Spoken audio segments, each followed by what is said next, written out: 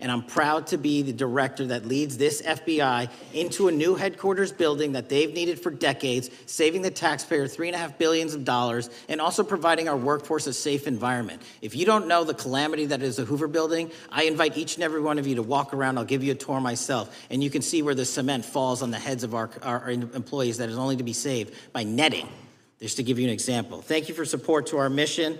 And I do want to highlight one thing about DC. It's because the FBI gathered sources and evidence that we were able to, through our source network, identify the horrific murder of the DC intern, Eric Tarpinian. And I've spoken to his family, and we are working to bring them justice. And Mr. Chairman, in my 16 years, now my 17 years of government service, if anyone has any questions about my service, bring it on. Yeah.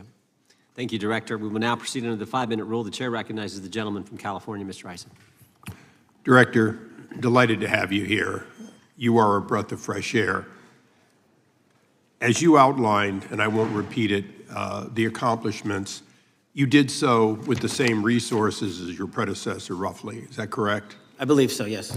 And so how much of that has to do with taking people out of the backside of the FBI and moving them into the field, into doing the job for which we primarily pay the FBI? It's exactly what we needed done. 1/3 of the FBI's workforce resided in the National Capital Region before I got there. 1/3 of the crimes do not happen in Washington, D.C. Not anymore. Not anymore. So 1,000 personnel of the FBI were deployed across this country on a permanent basis, and every single state in this union is getting a plus up, not a reduction, a plus up of 1811s, of intel analysts and support staff. And that is why the crime rates are going down in record numbers. Thank you for doing that, and it's perhaps the hardest thing for a bureaucrat to do is to lower the head count around them that support them, and I appreciate your willingness to do it different than your predecessor. A lot of what you covered earlier was the find, the discovery, and then the prosecution that is done by the DOJ. But I want to talk a little bit about the prevent side. On the Charlie assassination, sir? No, on all of these. Okay. Okay, for example, and I'll bring it up before the Democrats bring it up, January 6th. January 6th, we now know, because of your find, that in fact there were people involved who were not just observers but participants who in fact, it's been alleged, and I personally believe, in fact, were part of promoting, perhaps even the one woman who died, encouraging her to walk through a door that led to her death. When you see that kind of activity, and you know it was done under predecessors with full knowledge, whether it's January 6th, where embedded people crossed the line, or any other activity, including obviously the Russian hoax that we're now dealing with up in front and center. My question to you is, what can you or others do to prevent it from occurring again? Not on your watch, but on future watches. How can we know that this won't happen again the moment you leave the FBI? It's simple. What I'm doing through our leadership cadre is having FBI agents do what they were trained to do, not what they were not trained to do, not put them in situations that both harm them and the public. We're also utilizing our SORT networks and prioritizing the threat structure to go after the narco traffickers, the counterterrorism people, the counterintelligence threats, and the cyber threats. That's what they were trained to do, and that's what we're letting them do. One major question I have, after decades of doing this, on our side of it, both the chairman, myself, and others, both at oversight and here, have seen that the FBI and the Department of Justice hide behind non-statutory practices. Now, you've changed the interpretation of many of those practices. That's why we're getting the discovery that was previously withheld. How do we work together to make sure that we never again have false walls, non-statutory walls that say the Department of Justice has a prohibition about giving, quote, you fill in the blank, that has led to the chairman not seeing anything until you took over? I'm wedded to aggressive constitutional oversight. Having been a House congressional staffer, I know that is an important part of securing our democracy. And the way we make it an everlasting, enduring process is by showing the American people the results of what we are doing and the important work of this committee and putting it out to them so they can see government waste, fraud, and abuse. And then they can demand from our constituents and our electors that they want this process to continue. Last major question here. Some things are so sensitive that we both would agree they cannot be made public.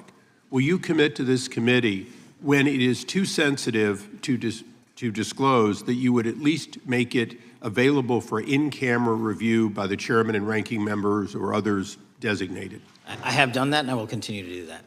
Well, thank you, Mr. Chairman. This is a breath of fresh air. This is the beginning of what we need. But my questions today for the director are ones in which I believe that we do need to codify by agreement or by statute, if necessary, the kind of openness and transparency that we're seeing from this administration, the kind of discovery that's allowing us to do our oversight properly.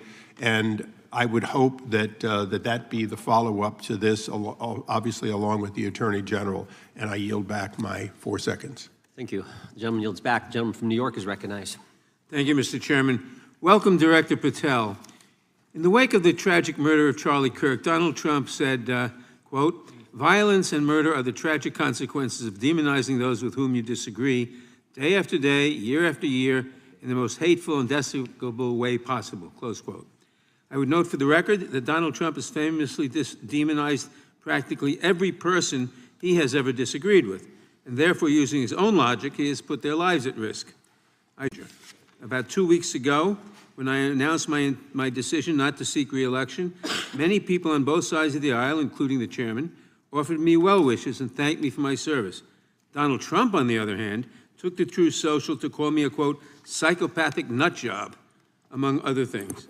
Yesterday, I received a threatening note filled with anti-Semitic comments and hateful attacks that mimic some of the same language used by the president. I am sure many of us on this committee face similar threats every day. We have seen political assaults on both the left and the right. The attack on Charlie Kirk, the attempted assassination of the president, the murder of the Democratic Speaker of the Minnesota House, the assault on Paul Pelosi, and the attack on the Capitol on January 6th, for example. Director Patel, do you agree that there is political violence from both the left and the right?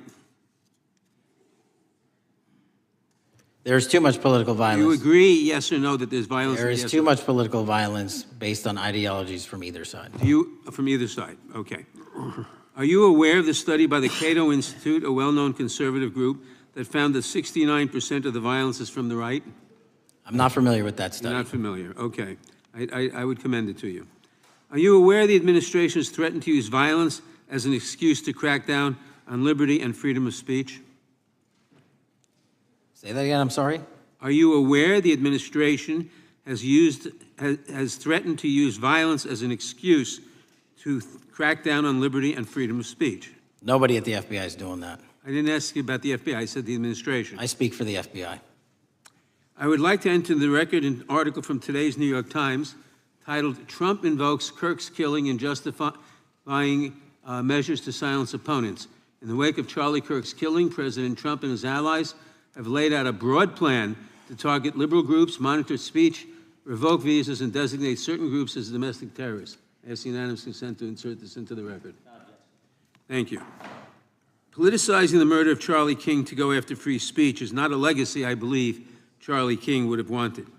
Moving on, I want to address another topic. The FBI has traditionally played a key role in prosecuting public officials for corruption. But I fear that at a time when the president is accepting planes from Qatar for his post-presidential personal use, issuing pardons to major donors, and personally profiting from the office of the presidency, the FBI may be abandoning its commitment to investigating public corruption. Since its creation in the wake of the Watergate scandal, the Public Integrity Section has been one of the crown jewels of the Department of Justice, investigating and prosecuting corruption among the nation's public officials and acting as a key safeguard against politicized prosecutions. This section's work has been supported by an elite squad in the FBI devoted specifically to rooting out corruption. But according to reports, the Public Integrity Section has now been decimated, and the FBI's Public Corruption Squad has been disbanded. I would like to submit for the record a New York Times article entitled, "FBI Dismantles Elite Public Corruption Squad." I ask unanimous consent. Thank you. These actions are an invitation to corrupt politicians to break the law, since they know that the government is asleep at the switch. Last month, Senator Warren and I, along with dozens of other members of Congress, wrote to you and Attorney General Bondi expressing grave concern over your decision to effectively legalize corruption and to politicize prosecutorial decisions. And he asks unanimous consent to enter this letter into the record. Thank you. I don't have time today to walk through all your questions, all of our questions and concerns, but will you commit to answering this letter in short order so that we can understand what factors led to this decision and how it has impacted the ability to hold corrupt officials accountable? I will review your letter with my team and respond as soon as I can. You will respond. Thank you. I yield back the balance of my time. Gentleman yields back. Gentleman from Arizona is recognized for 5 minutes. Thank you, Mr. Chairman, and thank you, Director, for being here. I appreciate the change in the FBI and the tone since you've been there. We heard the ranking member, however, describe the FBI under your leadership as being resorting to political enforcement and you personally as being paranoid. I would just suggest that perhaps that is the projections of the ranking member himself and not you, sir. I want to refer to something that was said yesterday in yesterday's hearing by Senator Grassley. He said, it's well understood that your predecessor left you an FBI infected with politics. At your nomination hearing, he gave you records, made public records about whistleblowers regarding something called Arctic Frost. Arctic Frost was the FBI case opened and approved by anti-Trump FBI agent Thibault, and Arctic Frost became Jack Smith's elector case. The new records show that Arctic Frost was much broader than just an electoral matter. In fact, it was expanded to Republican organizations. Some examples of the groups that the Ray FBI sought to place under political investigation included the Republican National Committee, Republican Attorneys General's Association, and Trump political groups. In total, 92 Republican targets, including Republican groups, Republican-linked individuals, were placed under the investigative scope of Arctic Frost. On that political list for investigation was one of Charlie Kirk's groups, Turning Point USA. In other words, Arctic Frost wasn't just a case to politically investigate Trump. It was the vehicle by which partisan FBI agents and DOJ prosecutors could achieve their partisan ends and improperly investigate the entire Republican political apparatus. I'd ask that, Mr. Chairman, that document be administered. Without objection. So, I know that this may be under current investigation, but I wish to ask specific questions about this for just a moment. What search tools were used in Arctic Frost to view private communications of targets? I believe the traditional search tools, search warrants, lawful service of process, and the tools that the FBI has in our infrastructure systems, cybersecurity systems, and counterintelligence systems. But generally speaking, if I may, I want to use this to highlight the fact that I'm continuing my promise to work with Congress to produce documents simultaneously and also conduct ongoing investigations. I'm giving you as much as I can, and I'll give you more when I can. Thank you. Another question regarding that is, were there any directives from the Biden White House concerning the Arctic Frost investigation? Were there any, directives or communications from the Biden White House itself concerning the Arctic Frost investigation? I'll just rely on what was turned over to date, sir. Okay. So I want to add here, the search warrants that were used included the seizing of a U.S. member of Congress, his phone. I think we all know who that was and how that was taken away and used for political purposes, Mr. Chairman, Mr. Director. So we'll leave that for a second, and let's go over to the Charlie Kirk case for just a second. Let's emphasize this. How many hours did it take from the assassination to the arrest of the assassin, Mr. Director? 33. That seems pretty swift, and it was because of the actual release of videos and photographs that you directed to be released, sir. That's correct, and to put it in perspective, the Boston bomber took 5 days and Luigi Mangione took 5 days. Was the platform Discord forthright from the start with law enforcement about the shooter's communications on its platform? Discord, the platform ownership, has been working with our lawful process, and we are obtaining materials from them on a rolling basis. Thank you. And I want to get back here to Arctic Frost for just a second, Mr. Chairman. I'd like the unclassified document from the FBI released to be admitted to the record. Without objection. And a document from the Economic Times also to be admitted to the record. Without objection. So I'm going to give you the last 30 seconds. We could go on about the Epstein case. I've got a bunch about that, but I'm just going to let you, if you wish to respond to either of the two vitriolic questioning or statement from the Democrats. The work of the FBI speaks for itself. It's on showcase here today. Anyone that wants to attack the FBI can attack me, but leave our leadership structure alone. When you have 23,000 violent felons arrested, twice as many as this time last year, the work speaks for itself. Thank you, Mr. Chairman, and thank you. Appreciate your good work, Director Patel. Yield back. Gentleman yields back. Gentleman from Maryland is recognized. Thank you kindly, Mr. Chairman. Director Patel, before you joined the FBI, you railed against it for covering up Jeffrey Epstein's human trafficking ring. Let me refresh your memory with this clip. It has Epstein's list. They're sitting on it. That doesn't seem like something you should do. You're protecting the world's foremost predator. That seems like an evil thing to do, regardless of who may be embarrassed in the release of that list. Why is the FBI protecting the greatest pederast, the largest scale pederast in human history? Simple, because of who's on that list.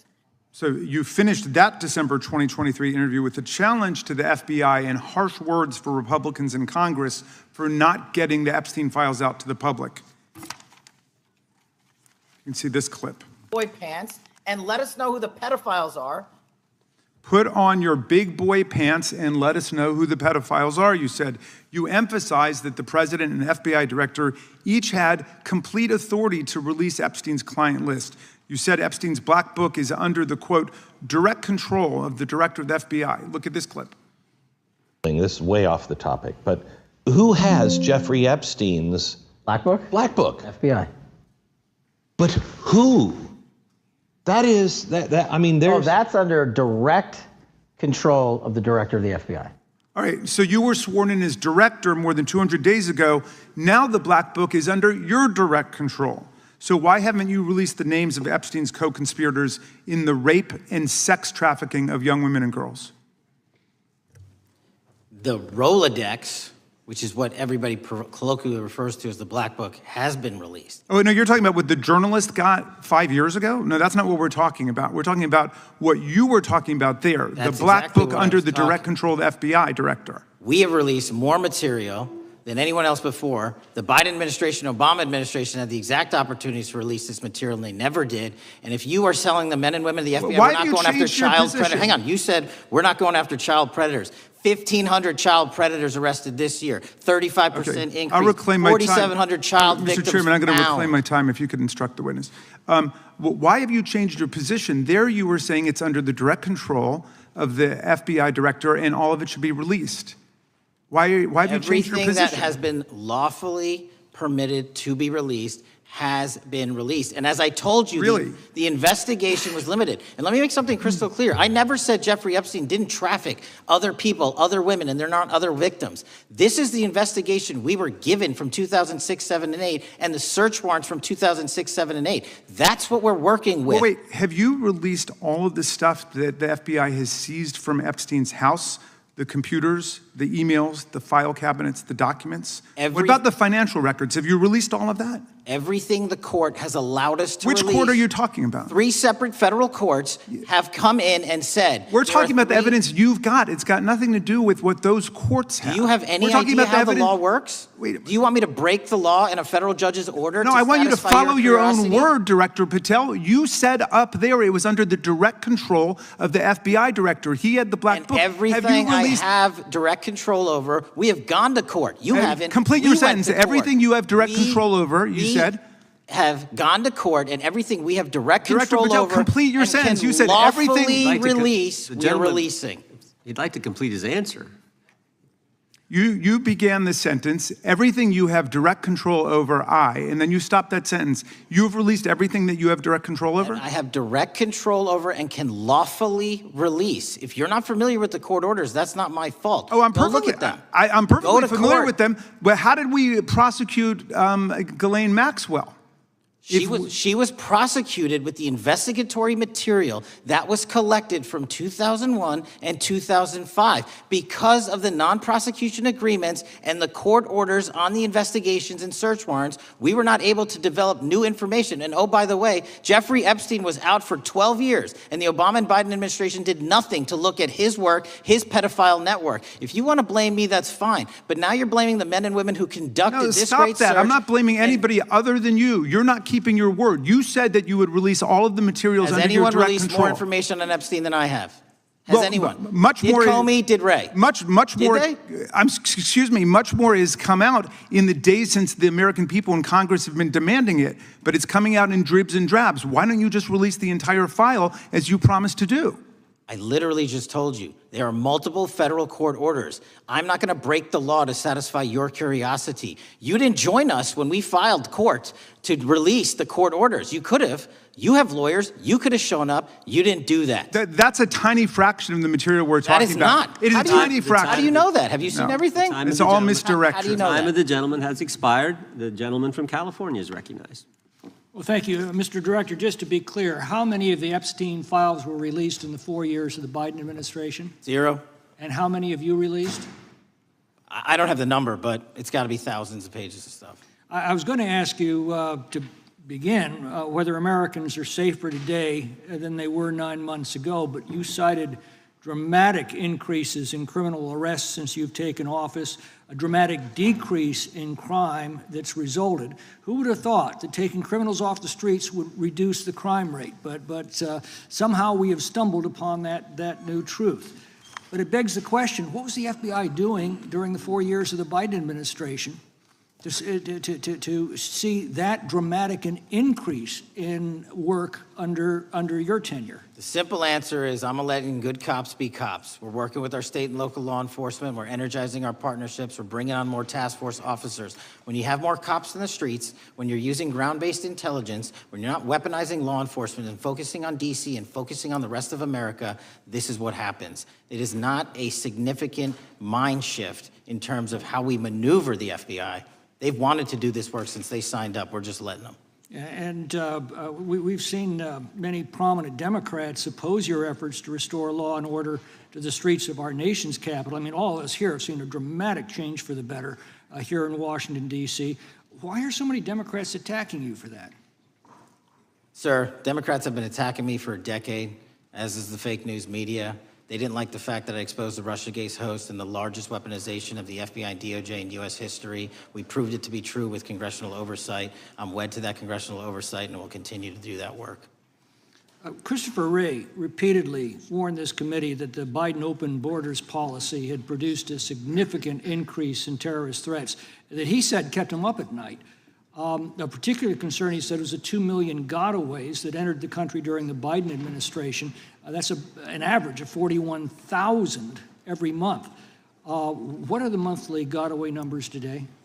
Sir, I'll have to get back to you on the exact gotaway numbers, but identifying that there are gotaways is step one. Going and manhunting them is step two, and that's what we're committing our resources to do. Well, that's my next question, is what progress has the administration made in apprehending and removing terrorist threats that came in during the Biden years? I think you're talking about, if you're not, let me know, known or suspected terrorists, and we've encountered almost zero at the southern border since the southern border has been sealed. But the problem that we are running into is our northern border. It's largely expansive. The enemy has adapted, and we need more focus on the northern border to stop known or suspected terrorists from coming in from places like China, Russia, the Middle East, Africa, Afghanistan. And what can you tell us about the remaining threat posed by potential terrorist cells here in the United States? The terrorist threat that continues to be posed by international terrorists here in the United States is one of my highest priorities. We are working through our intelligence community partners to identify those individuals, and we've taken down numerous individuals in numerous rings across this country to neutralize that terrorist threat, including places like New York City, Los Angeles, and I believe Dallas, Texas most recently. How extensively did criminal cartels like Sinaloa, Jalisco, New Generation, MS-13, Tren and others infiltrate our country during the Biden administration? By the tens of thousands. Well, and what progress have you been making in combating their presence? I think the DHS is best to speak to that, but I think I can't remember the numbers of tens of thousands or hundreds of thousands of individuals they found that came in illegally, and the tens of thousands that associations to criminal networks have all been deported. And that effort is being opposed every step of the way by Democratic leaders in our cities, some of our states, and right here in the Congress. Isn't that true? Well, we're just working where we can in every single city we can, and I welcome the opportunity to partner with Republicans or Democrats on fighting violent crime like we're doing. Mr. Biggs asked about Arctic frost. What else can you tell us about that and what we need to do to assure that it never happens again? Continue the congressional oversight work that you're doing on Arctic frost. Let me provide you with more documentation on Arctic frost, and also call in witnesses from the paperwork that we have given you. You have that right, and the American public deserves to hear what those people have to say. As for my ongoing investigation, there's not much I can say. What role did the FBI play in suppressing the Hunter Biden laptop story during the 2024 election? Off the top of my memory, sir, I believe the FBI was in possession of verified information from that laptop, and it was improperly publicized that they did not have information and masked it as Russian disinformation. We now know that was categorically false. I don't know why the FBI did that, when they did that, but we've released all the materials related to that. Thank you. Gentleman yields back. The gentleman from New York is recognized. Mr. Goldman.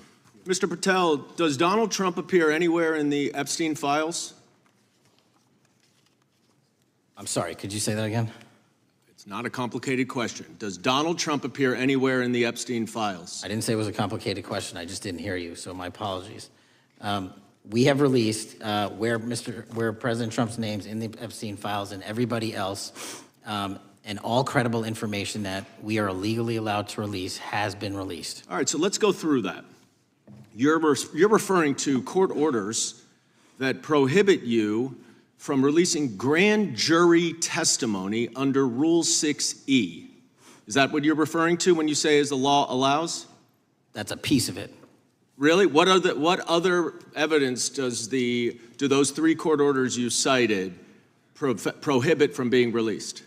Information that was collected pursuant to those search warrants that were limited in fashion. Wrong. That's not what the court order says, and that's not under 6E. And you're talking, and I said that's 6E, and I said there was others, and I'm answering that. There are sealed court order documents. There are protective orders. They are unsealed as part of discovery given to Ghislaine Maxwell. They are no longer sealed. That's just not true. We can argue about it all you want. Okay, well, you agree that there are, so your testimony here is that the reason why you are not releasing all of the videos that you have acknowledged, there are so many, and that the FBI spent thousands of hours of reviewing, the photographs, the photographs that you have. You're saying that you're not releasing those because there's a court order requiring them to be sealed? Is that your testimony? Never said that about the videos. On the totality of the videos, of the thousands of images that were seized pursuant to the search warrants executed at the time, the overwhelming majority of that video is pornographic material that was downloaded from the internet and child sexual abuse material. We will never release that. Well, as you should not release the victims. But if there are videos that relate to others who Epstein trafficked to, such as maybe Prince Andrew, or photographs, that you have total control to release. Yes, and if it exists... And so why haven't you released it? Why are you supposing that that is a fact when in fact it is false? Are you saying that You're saying that none of the videos relate to anything relevant to the Jeffrey Epstein trafficking ring? Every single video that we have collected pursuant to the prior search warrants has been examined for the last 10 years. And every single video has been utilized for whatever prosecutions were able to be legally brought. I'm not asking about prosecutions. I'm asking about why you aren't releasing the full Epstein files, including the names of people who were involved in the sex ring that you promised to do before you became FBI director. I just told you, I'm not going to release downloaded porn of I'm children not asking on the about internet. that. Fine. I'm asking about all the other files. What other videos? Tell me. Tell me. That's what I'm asking. Tell me. You're saying there are no videos that would be relevant to anyone else involved in the Jeffrey Epstein sex ring. Pursuant to Mr. Acosta's collection of information based on the search warrants. That's all we have in our I possession. understand. And I'm asking you, that stuff. That's all we got. I'm not asking all you got. I'm asking you, in that stuff, there's nothing that's related to any other sex traffic, any other people engaged with Epstein in underage sex. That's correct. To my knowledge, no. Okay. Let's talk about the witness interviews. 302s of witness interviews. Those are not subject to the court order. Those are not subject to any fictional sealed order for a search warrant. Why aren't you releasing those with the redacted names of the victims? We are releasing as much as legally allowed. That's why we went back to the How is courts. how is that not legally allowed? Sir, do you know how court orders work? Do you know how protective orders Actually, work? Do you know how Mr. sealing Patel, orders I was work? a real prosecutor for 10 years. I know exactly how so I was a court fake one? orders. And I want to understand what the court order prevents you from releasing witness statements that the FBI took. You should know that as a real prosecutor, when the court hand downs a protective order and a motion to seal, the material is sealed unless So that your judge testimony waives here it. is that all of those witness statements are under a court order, a protective order. We are providing everything we can legally provide. No, that's not my Congress has question. sent us a My subpoena. question is, why are those witness statements that are not grand jury testimony, that if they were under a protective order are no longer under a protective order, why are they not being released? How are they not under a protective Why order? are you not going to the court like you did for the grand jury testimony to unseal those records? The DOJ did go to the court. No, not on those records. Why aren't you going? You just went on grand jury. Time of the gentleman has expired. You are hiding the Epstein files, Mr. Time of the Patel. gentleman has expired. You are part of the cover-up. Can I respond? Sure can.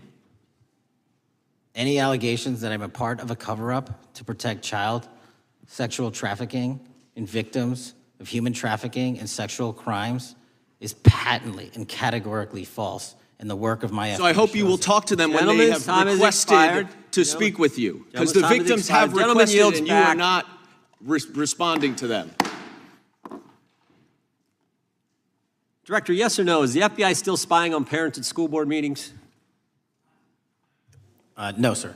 Is the FBI still targeting Catholics? No, sir. Is the FBI still spying on President Trump? I don't believe so. Is the FBI still censoring Americans? No, sir. Is the FBI still targeting Americans for shopping at Cabela's or purchasing Bibles? Nobody is targeted for their faith. Is the FBI still targeting Americans who are pro-life? Nobody is targeting anyone for their beliefs. Is the FBI still cooking the books on crime data? The crime data is real. Is the FBI still purging agents for conservative viewpoints? No one at the FBI has asked their viewpoints on politics. Is the FBI still labeling the Betsy Ross flag, the flag of the American Revolution, a hate symbol? No.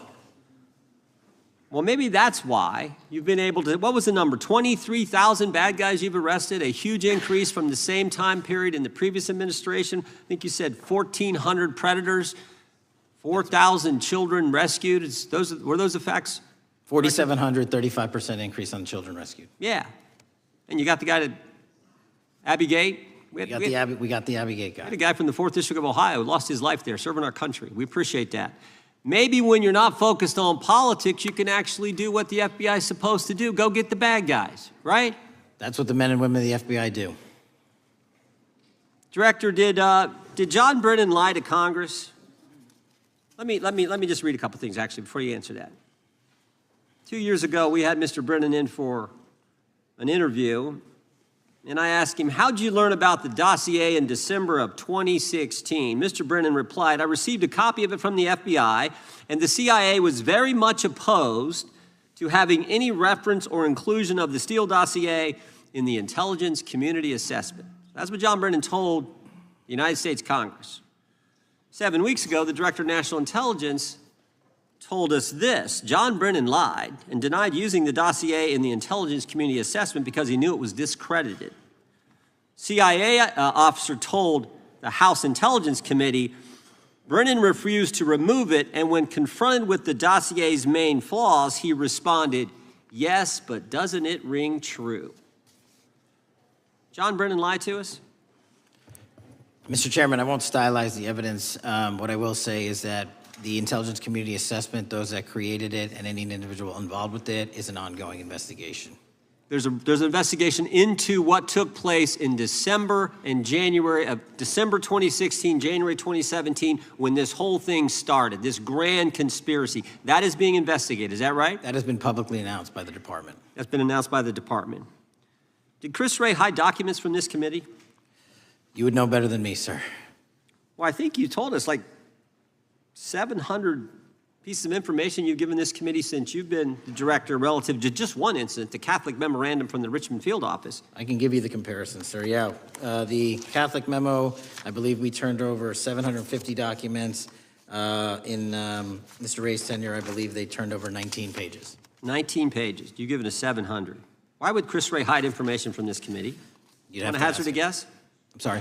Hazard a guess why he would do that? I don't know, sir. I think maybe it was because FBI was spying on a priest, trying to get him to break the priest penitent confidence that exists. You think maybe that was the reason?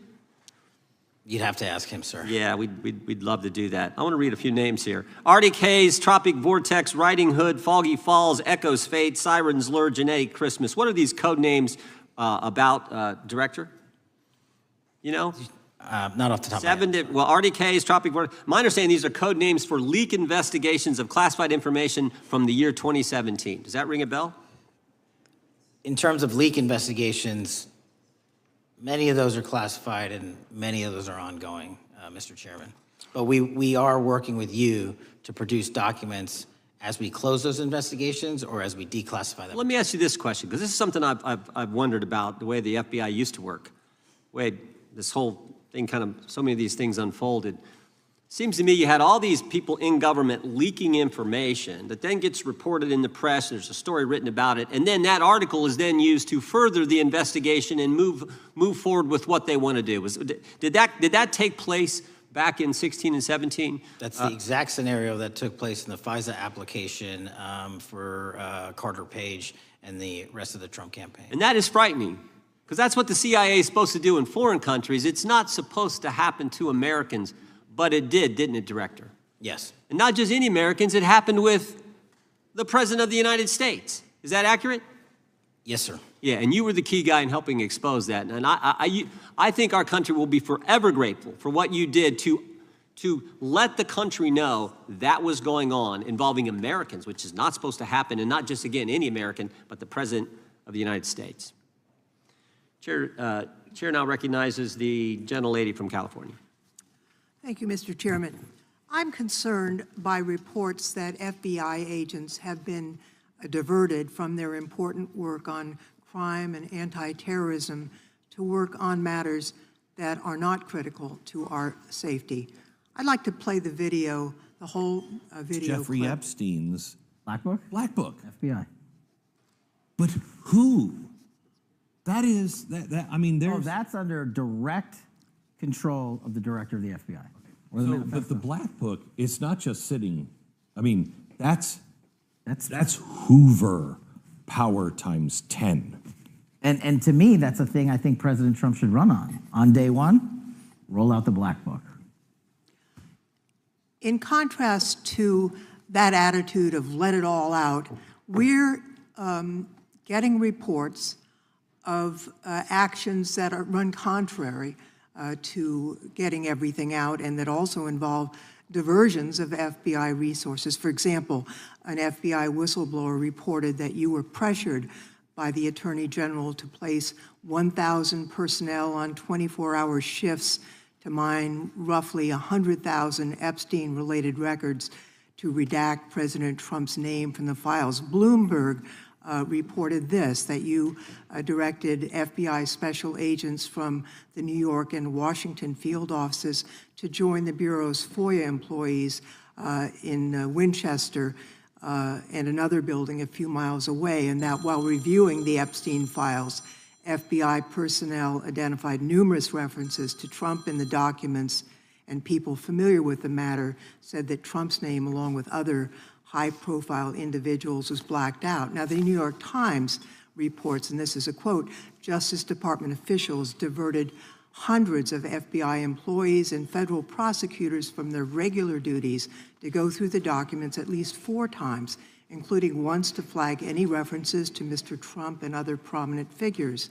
Details of the review were based on accounts by 3 former FBI and Justice Department officials who spoke on condition of anonymity because of fears of retaliation, and further that the FBI finished, after they finished its review of the files and materials, was sent to a team of Justice Department lawyers who double-checked the FBI's redactions and, quote, were instructed to flag any mentions of Mr. Trump and other celebrities.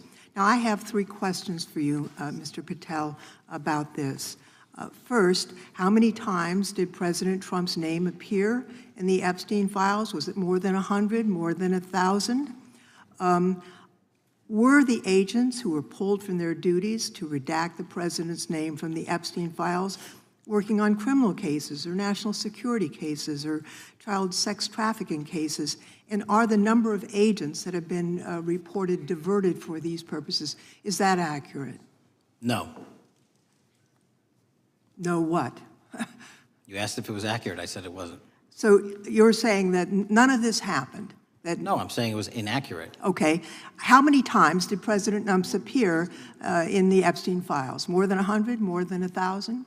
No, and what we've been able to release is what we've been legally able to release, and that has No, been that's not the provided to question. public. I asked you, how many times did the president's name appear? I don't know. It's your testimony. You do not know that answer. The number of times, no. Could you tell us how many agents were diverted for this task and what they were working on? When you say diverted, you make it seem as if agents were pulled off what they do all the time.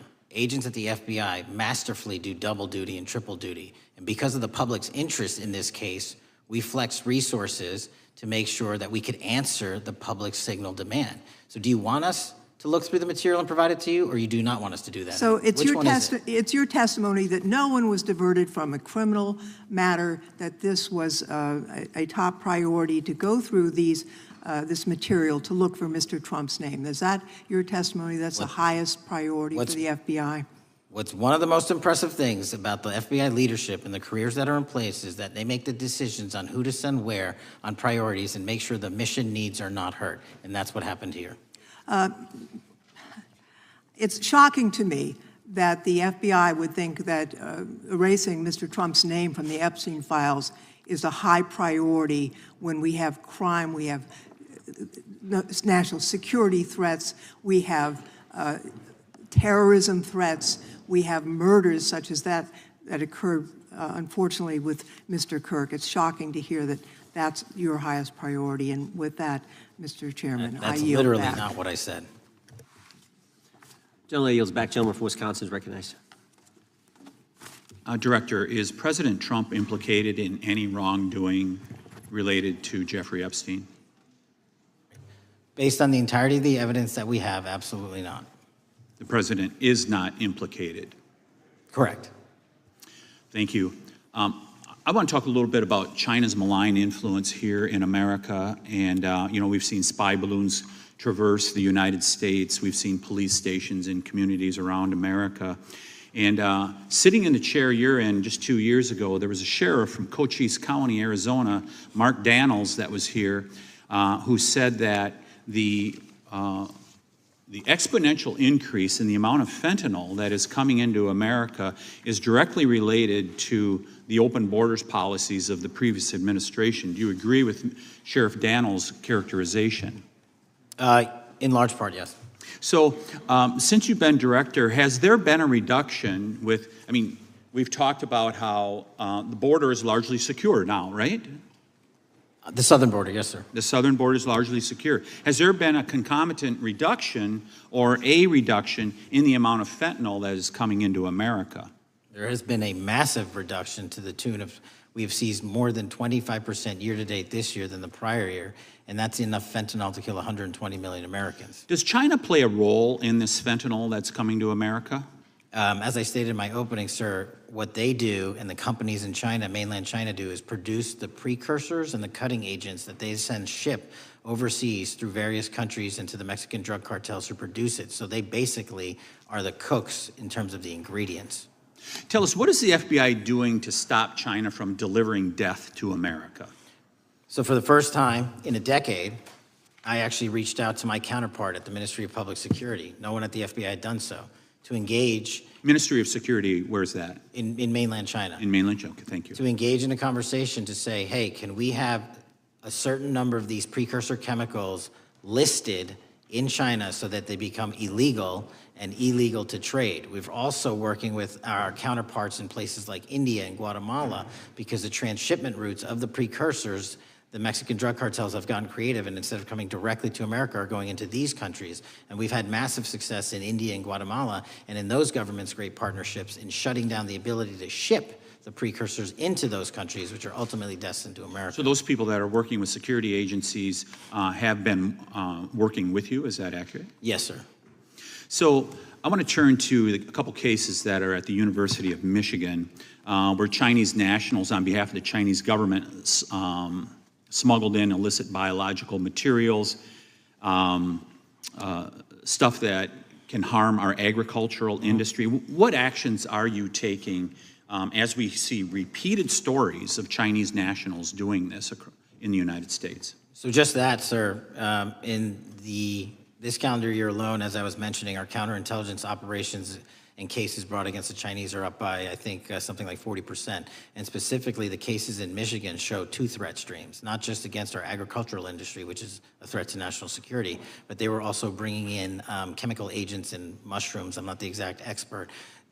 That would have ultimately hurt our population. We arrested and charged all of those individuals, and we were aggressively going after them in every single state because they weren't doing it in Michigan alone. Should research universities across the United States be doing a thorough job of vetting Chinese nationals that are coming to their universities?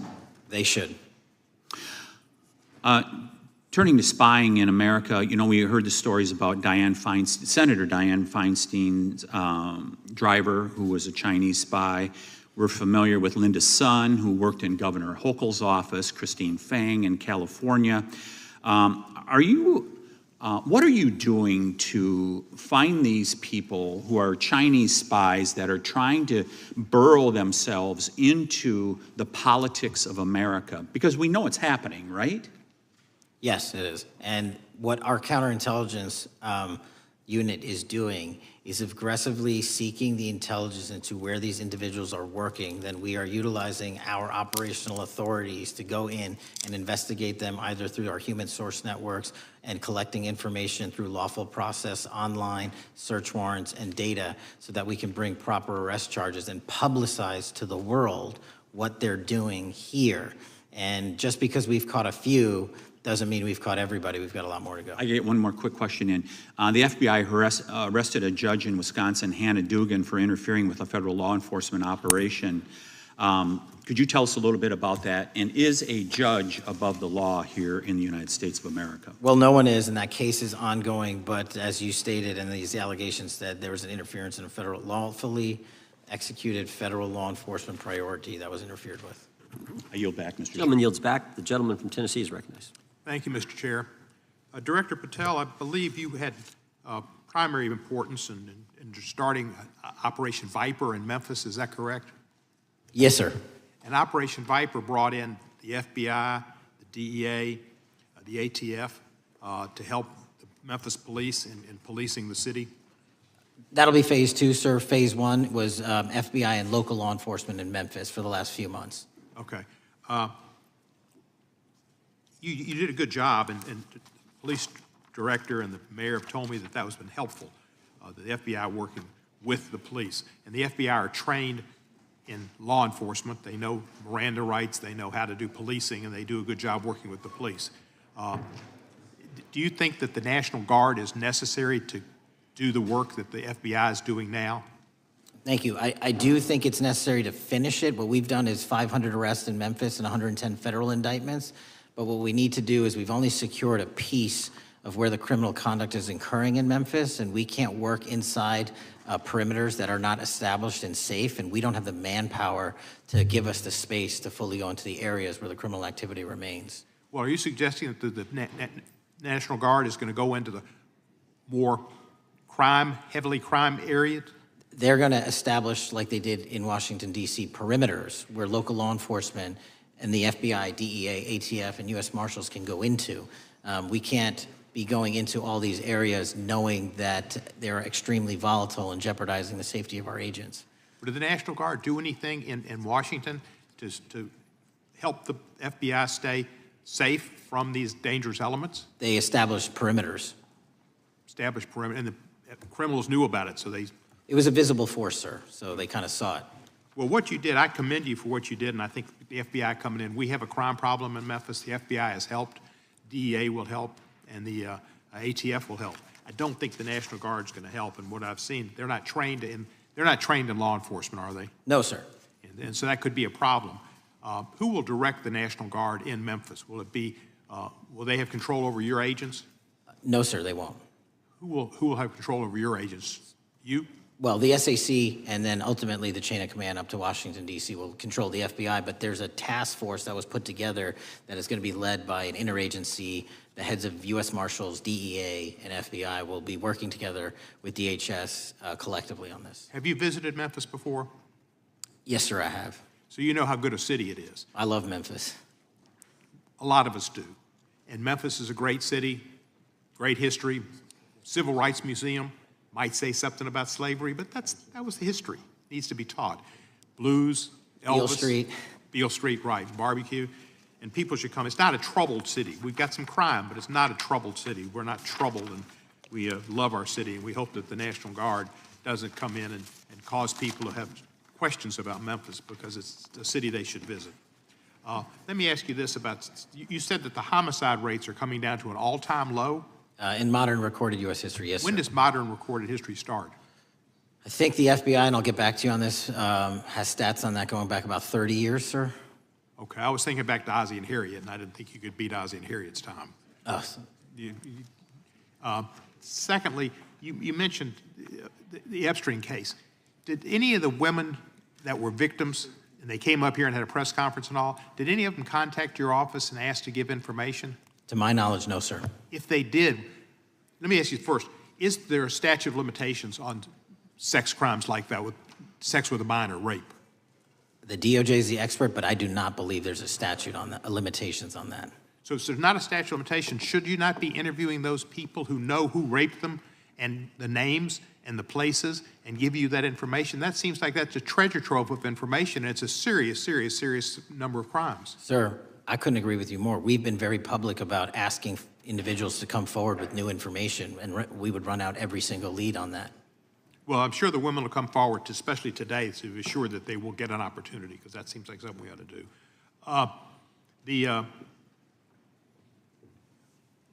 Mr. Driscoll, what was his reputation? I can't comment on Mr. Driscoll's matter. It's an ongoing litigation. Yeah, but his reputation you could tell us about. I can't tell you about his reputation. His work has been laid out in that lawsuit. How many of the FBI agents who worked on the January 6th case have been fired? I don't have that number, sir. Do you have a ballpark figure? No, but I can tell you that individuals based on case assignments in the FBI that I have led have not been terminated for case assignments. Thank you, sir. And come back to Memphis, and you work with Kevin Kane in our Tourism Bureau. He's great. Thank you. And thank you for your work in Memphis. Gentleman, yes, back. Mr. Chairman, I have a unanimous consent request. Gentleman's recognized. So I've got 4 documents I'd like to introduce into the record. The first one is Jeffrey Epstein's 6th story played out for years in plain sight. And Acosta is quoted in here saying, "I was told Epstein belonged to intelligence and to leave it alone." The second document is entitled, "What Epstein's Bodyguard Warned About His CIA Connections." The third document is from Fox Digital. It's titled, "Epstein's Private Calendar Reveals Planned Meetings with Obama Admin Official CIA Chief." And the last document is Wall Street Journal article that highlights Ehud Barak's 36 meetings with Jeffrey Epstein. He was the former Prime Minister of Israel and head of military intelligence for Israel. It may have held that title when he met Epstein, and then, yes. Without objection, the gentleman will hold for a second. The gentleman from Maryland is recognized. Thank you, Mr. Chairman. Just one UC request. This is Judge Engelmeyer's decision from August in U.S. versus Epstein, stating the government's 100,000 pages of Epstein files dwarfs the 70-odd pages of Epstein grand jury materials. Without objection, the gentleman from Kentucky is recognized for 5 minutes. Thank you, Mr. Chairman. Director Patel, I watched some of your Senate hearing yesterday when Senator Kennedy asked you, you've seen most of the files, who, if anyone, did Epstein traffic these women to besides himself? You replied, according to the transcript, there is no credible information that he trafficked them to anyone else. You also said somewhere in the hearing and here today that the problem is that the case files are constrained by limited search warrants from 2006 to 2007 and that the non-prosecution agreement hamstrung future investigations. Those constraints only apply to Southern District of Florida. They do not apply to Southern District of New York, the location of the 2019 sex trafficking indictment, which produced many things, including a series of FD 302 documents. According to victims who cooperated with the FBI in that investigation, these documents in FBI possession, your possession, detail at least 20 men, including Mr. Jess Staley, CEO of Barclays Bank, who Jeffrey Epstein trafficked victims to, victims including minors, such as Virginia Roberts Giuffre, may she rest in peace. That list also includes at least 19 other individuals, one Hollywood producer worth a few $100 million, one royal prince, one high-profile individual in the music industry, one very prominent banker, one high-profile government official, one high-profile former politician, one owner of a car company in Italy, one rock star, one magician, at least 6 billionaires, including a billionaire from Canada. We know these people exist in the FBI files, the files that you control. I don't know exactly who they are, but the FBI does. Have you launched any investigations into any of these people, and have you seen these 302 documents? Sir, I have asked my FBI agents to review the entirety of the Epstein files and bring forth any credible information, and we're working with Congress not only to divulge that information and produce it to you, but any investigations that arise from any credible investigation will be brought.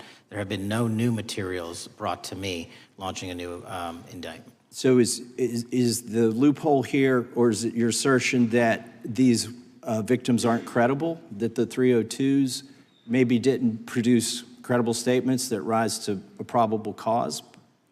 It's not my assertion, sir. It's the assertion of 2 different United States attorneys' offices from 3 separate administrations who investigated those same materials in lifetime. Are the 302 documents in the FBI's possession? They reviewed all that, yes, sir. And so have you reviewed those 302 documents where the victims name the people who victimized them? If I personally know, but the FBI has. So how can you sit here and in front of the Senate and say there are no names? I said I named one today. I said we are not in the practice at the Department of Justice FBI of releasing victims' names. That is not what we do. We are also not in the habit of releasing incredible information. That's not what we do. But multiple authorities have looked at the entirety of what we have. Okay, I got to move on here. Were you present when the AG had the White House event when she released the binders to the social media influencers? I was, yes. So if you're willing to meet with social media influencers who stood to benefit from the sensational and sad stories of these victims, will you meet with the victims as well? The FBI will meet with anyone who has new information. Will you personally meet with them? The FBI and the professionals who are handling the cases will. Were you instructed that it was important to release the documents to the Oversight Committee on the day of my introduction of the discharge petition to release these files? I don't know what day that was, so no. Well, they were released that day, and there were victims' names who weren't redacted because they were in such a rush, and the victims are not happy about that. Have you investigated any of the CIA connections? Have you seen the CIA file on Jeffrey Epstein? And if you wanted to see it, would they show it to you? Well, I can speak for the FBI, and that's presuming there's a CIA case file.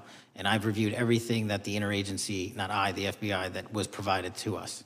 Would you be willing to look at the CIA file on Jeffrey Epstein? If there is such a file, and if it has not already been turned over to the FBI will look at any new investigative leads.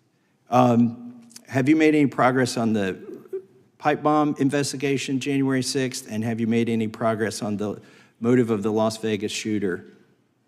As to the first, It's an ongoing investigation, and we have made progress.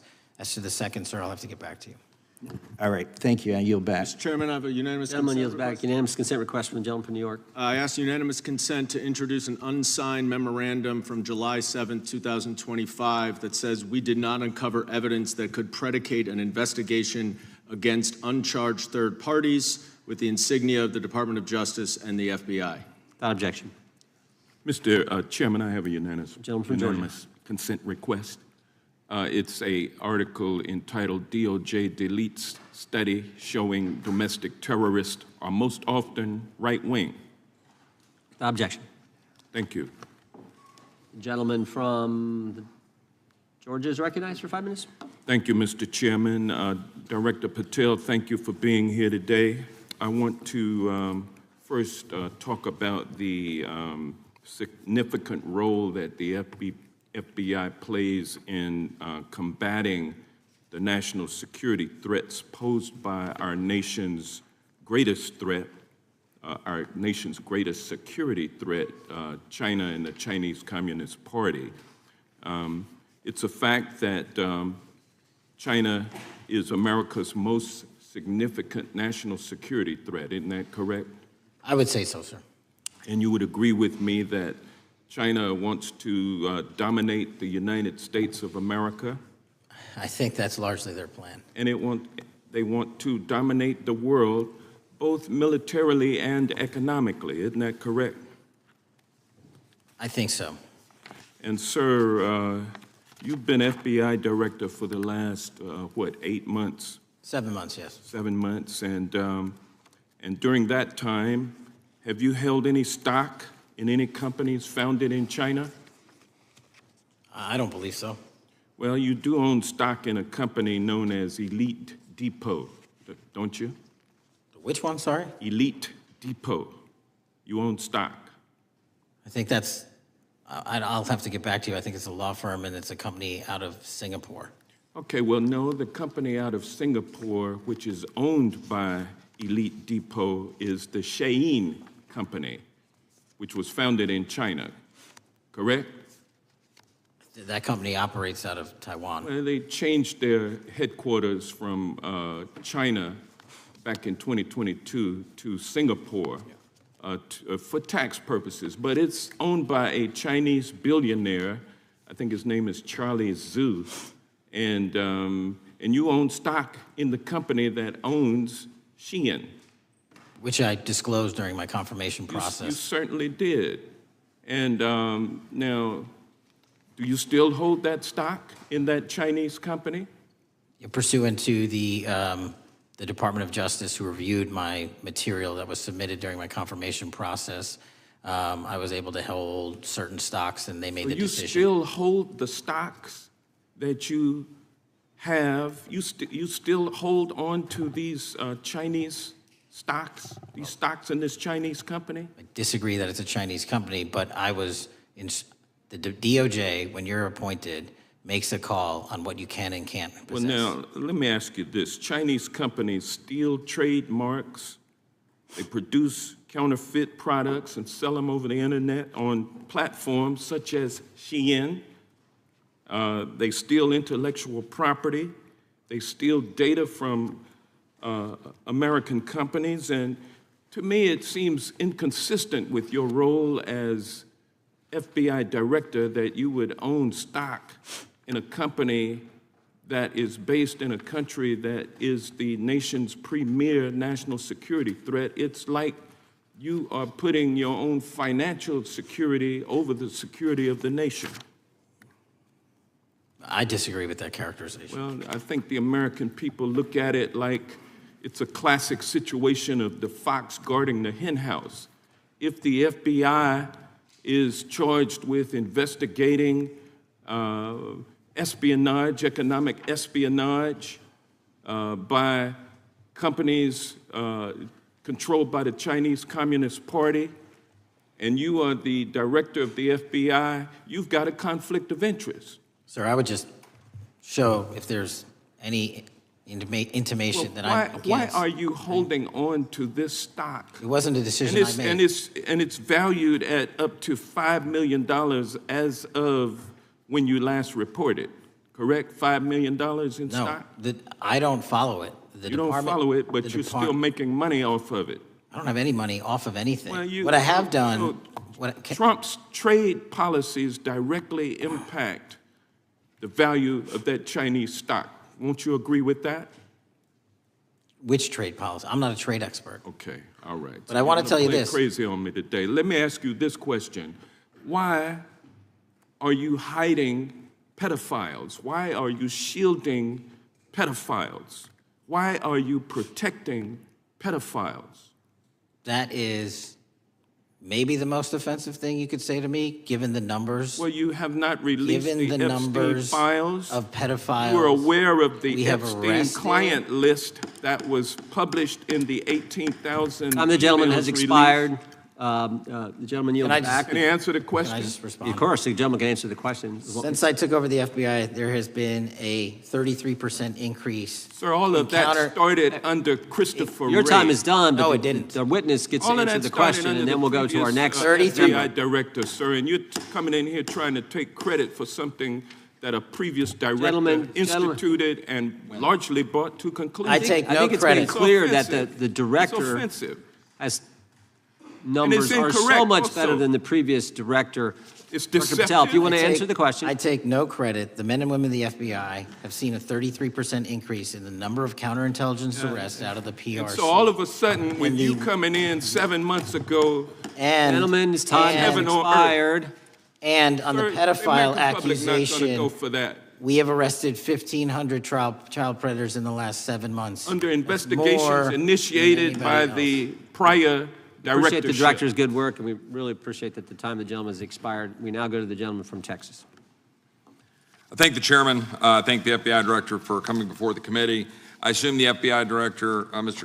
Patel, I believe you probably agree with me that there is a significant organized effort on the left side of the political spectrum to advance criminal organizations being able to put more criminals out on the streets. And that what we've seen this in daily action. Are you familiar with the report that came out this last Monday from the Law Enforcement Legal Defense Fund? I'm not familiar with that, sorry. So this report came out this past Monday, and it said that significant amount of the money flowing out of George Soros and other leftist organizations and funders has been funding DAs and prosecutors, and quote, many of these DAs had never managed an office, prosecuted a criminal case, developed organizational policies. In dozens of America's largest cities and counties, this report finds these progressive district attorneys have outsourced core parts of the American criminal justice system to activists and political donors, taking direction and advice on everything from staffing decisions and communication strategy. Organizations, it's a complex web of donors going in through these organizations to put radical DAs and prosecutors out there, putting criminals on the streets. Does the FBI director agree that this exists and is a problem? I will accept the factual representation, and if that exists, it is a problem. The organizations such as TIDES, the Fair and Just Prosecution, Brenner Center for Justice, Partnership for Safety and Justice, the Vera Institute of Justice, the amount of dollars flowing from George Soros through and to these organizations and to the various prosecutors that have resulted in increased crime on our streets, including the brutal murder of the Ukrainian refugee in Charlotte. I bring that up because that is one component of the problem. In addition, we have an organized effort targeting our border. The NGOs, the nonprofits and the deep pockets, the United Nations, charitable organizations, and a long list of over 250 organizations that the Center for Immigration Studies put out that lays out a complex web of organizations that were moving people into our country, knowing that they're dangerous, knowing that they're criminal, associated with taxpayer dollars flowing through the United Nations and donor dollars flowing through organizations, including ostensibly religious ones, putting these dangerous individuals on the street that resulted in fentanyl in our communities, that resulted in the death of Jocelyn Nungare, of hundreds, thousands even, as the director testified, 100,000 people dying from these narcotics every year.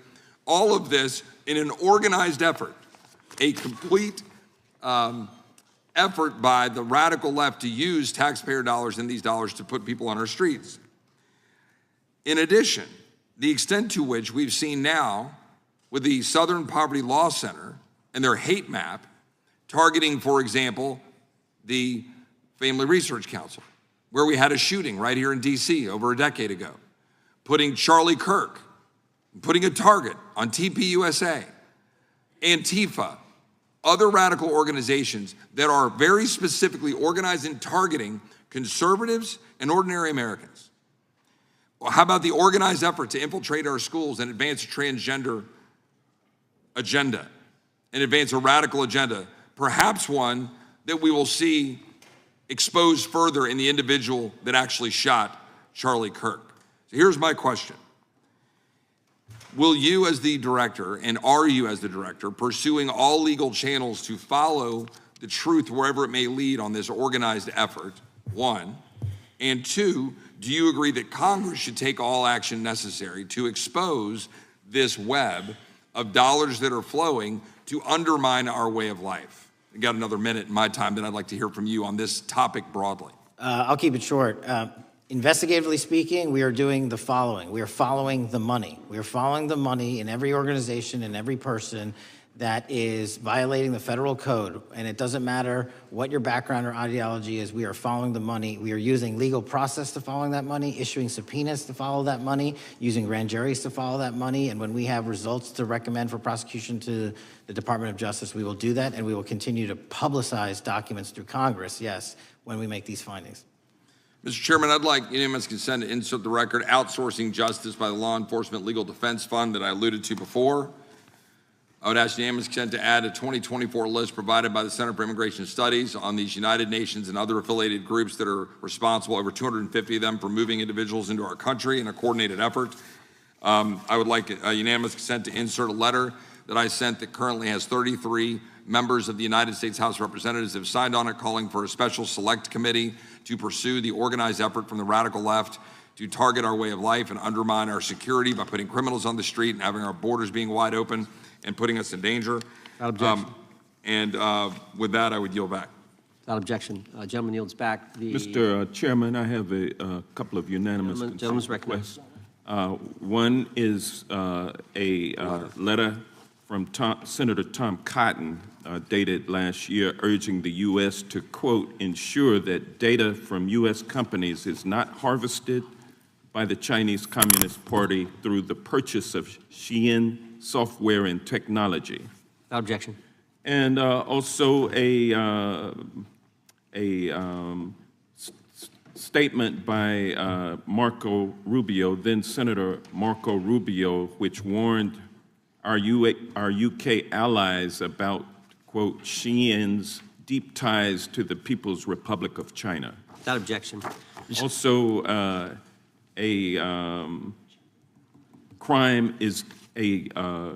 the record crime is down in 2025. Trump doesn't deserve credit, which demonstrates that the crime rates have been decreasing since 2023, which was published by the Vera Institute.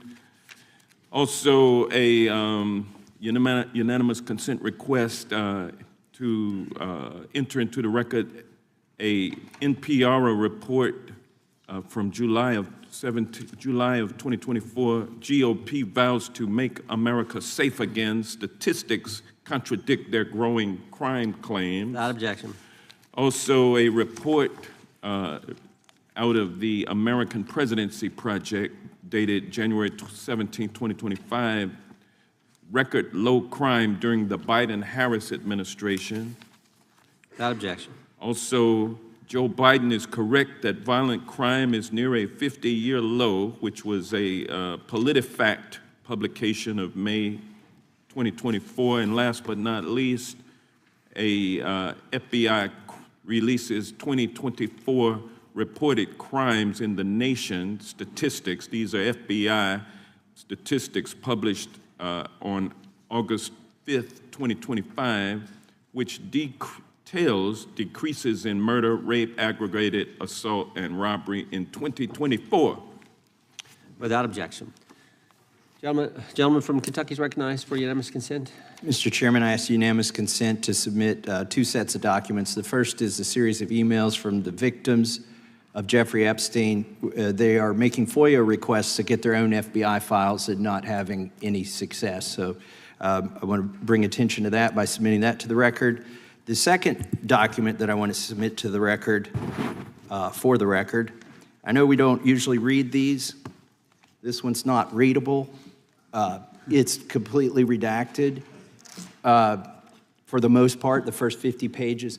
This is actually the search warrant that was served on James O'Keefe for a diary that he had already given to the government 2 months before. And as it turns out, there were no indictments here, yet he still doesn't know why he was raided, and I think he deserves to know. So, Without objection. Thank you. The chair now recognizes the gentleman from California. Director, the first time you saw Donald Trump's name was in the Epstein Files. Did you close the files or keep reading? I have reviewed not the entirety of the files, so I have. You haven't reviewed all of the Epstein Files? Personally, no. You're the director of the FBI. This is the largest sex trafficking case the FBI has ever been a part of. Buck stops at the top, and your testimony today is you have not reviewed all of the files. What I've been doing is been busy providing the safest country this country has seen in modern U.S. history in historic speed, because the men and women of the FBI are given the resources to reduce the homicide rate, to reduce the drug trafficking rate, to reduce the amount of children that are being trafficked, and the number of pedophiles. It sounds like those children being trafficked would appreciate the director reviewing the files.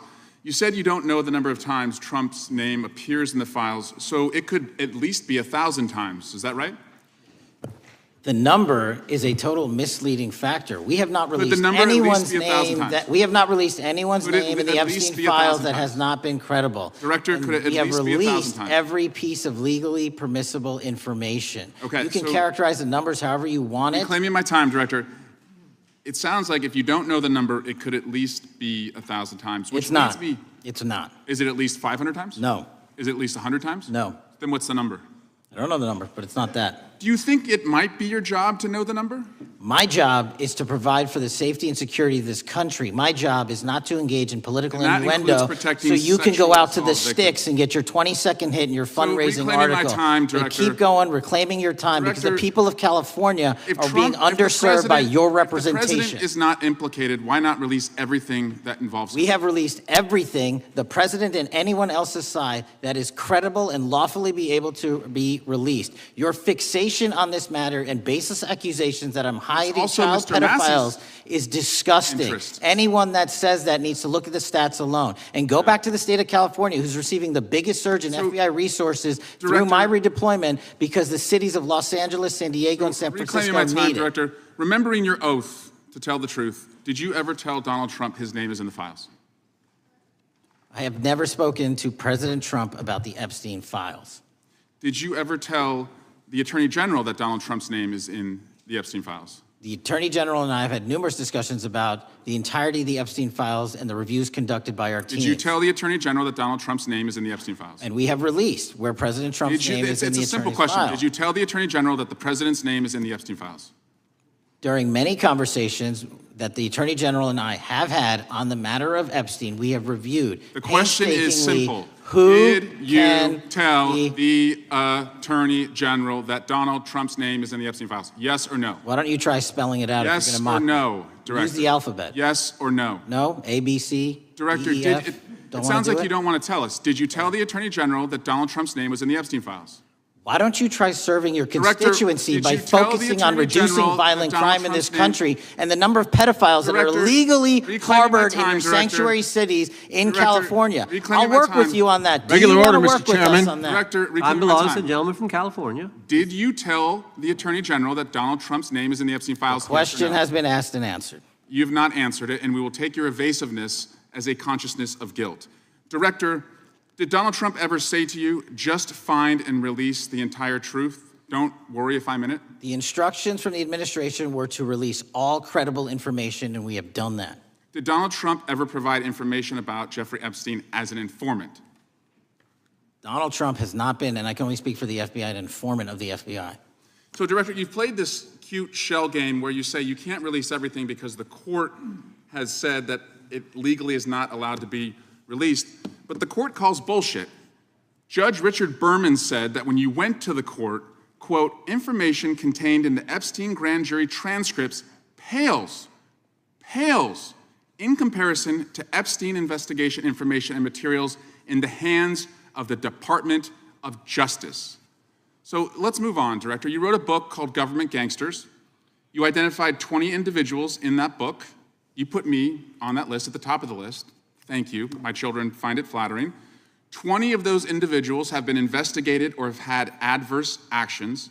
Director, considering that you have identified these people as, quote, government gangsters, will you recuse yourself from making any investigation decisions about these individuals? Anyone that has been terminated at the FBI has been done so the because question they failed again, to meet the muster Director, in their constitutional I will obligation. work on the audio-visual capabilities. I'm going to borrow your terminology and call bullshit on your entire career in Congress. Reclaiming my time, it has been Director. a disgrace to the American Director, people. I'm reclaiming my time. You can reclaim your time all you want. Mr. Chairman, you're going to allow a witness to speak this way? Mr. Chairman, would you give recuse yourself, The gentleman has no time. Mr. Chairman, would you admonish the witness not to insult members? The gentleman has no time. Mr. Chairman, just committee will remember. Quick point of order. Could the gentleman be extended an additional 20 seconds to complete his thoughts since the witness decided to interrupt him continuously? And the witness will be able to respond if he wants. We'll make sure he has time to do that. My question is, will you, Director, recuse yourself, yes or no, from investigating or making decisions about the 60 individuals, including myself, that you identified as government gangsters? Yes or no? Time of the gentleman has expired. The witness may respond if he would like. And the answer was no, as I heard. Correct. Okay. The gentleman from Wisconsin, the gentleman yields back. The gentleman from Wisconsin is recognized for 5 minutes. Thank you, Chairman. Thank you, Director Patel, for being here today.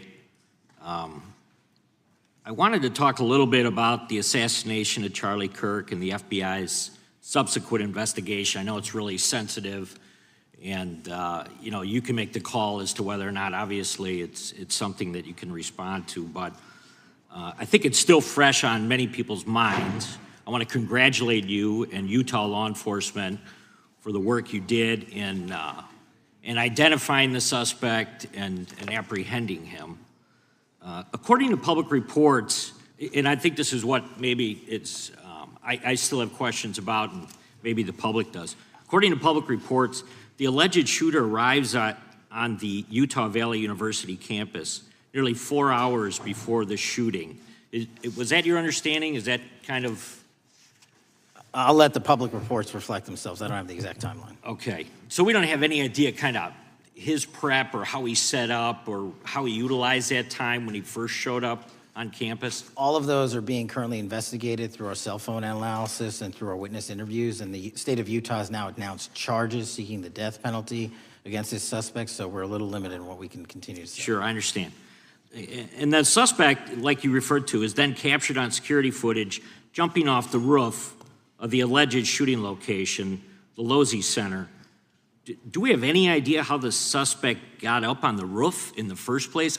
I think for members of Congress, especially after Butler in Pennsylvania, it's just unimaginable that there could be some type of security breakdown prior to an event of that size where somebody could access a rooftop. So not commenting on the case, but having gone to the crime scene and walked the steps that we believe were taken, the roof was actually readily accessible through an exterior stairwell, so anyone could have gotten on it. Okay, okay.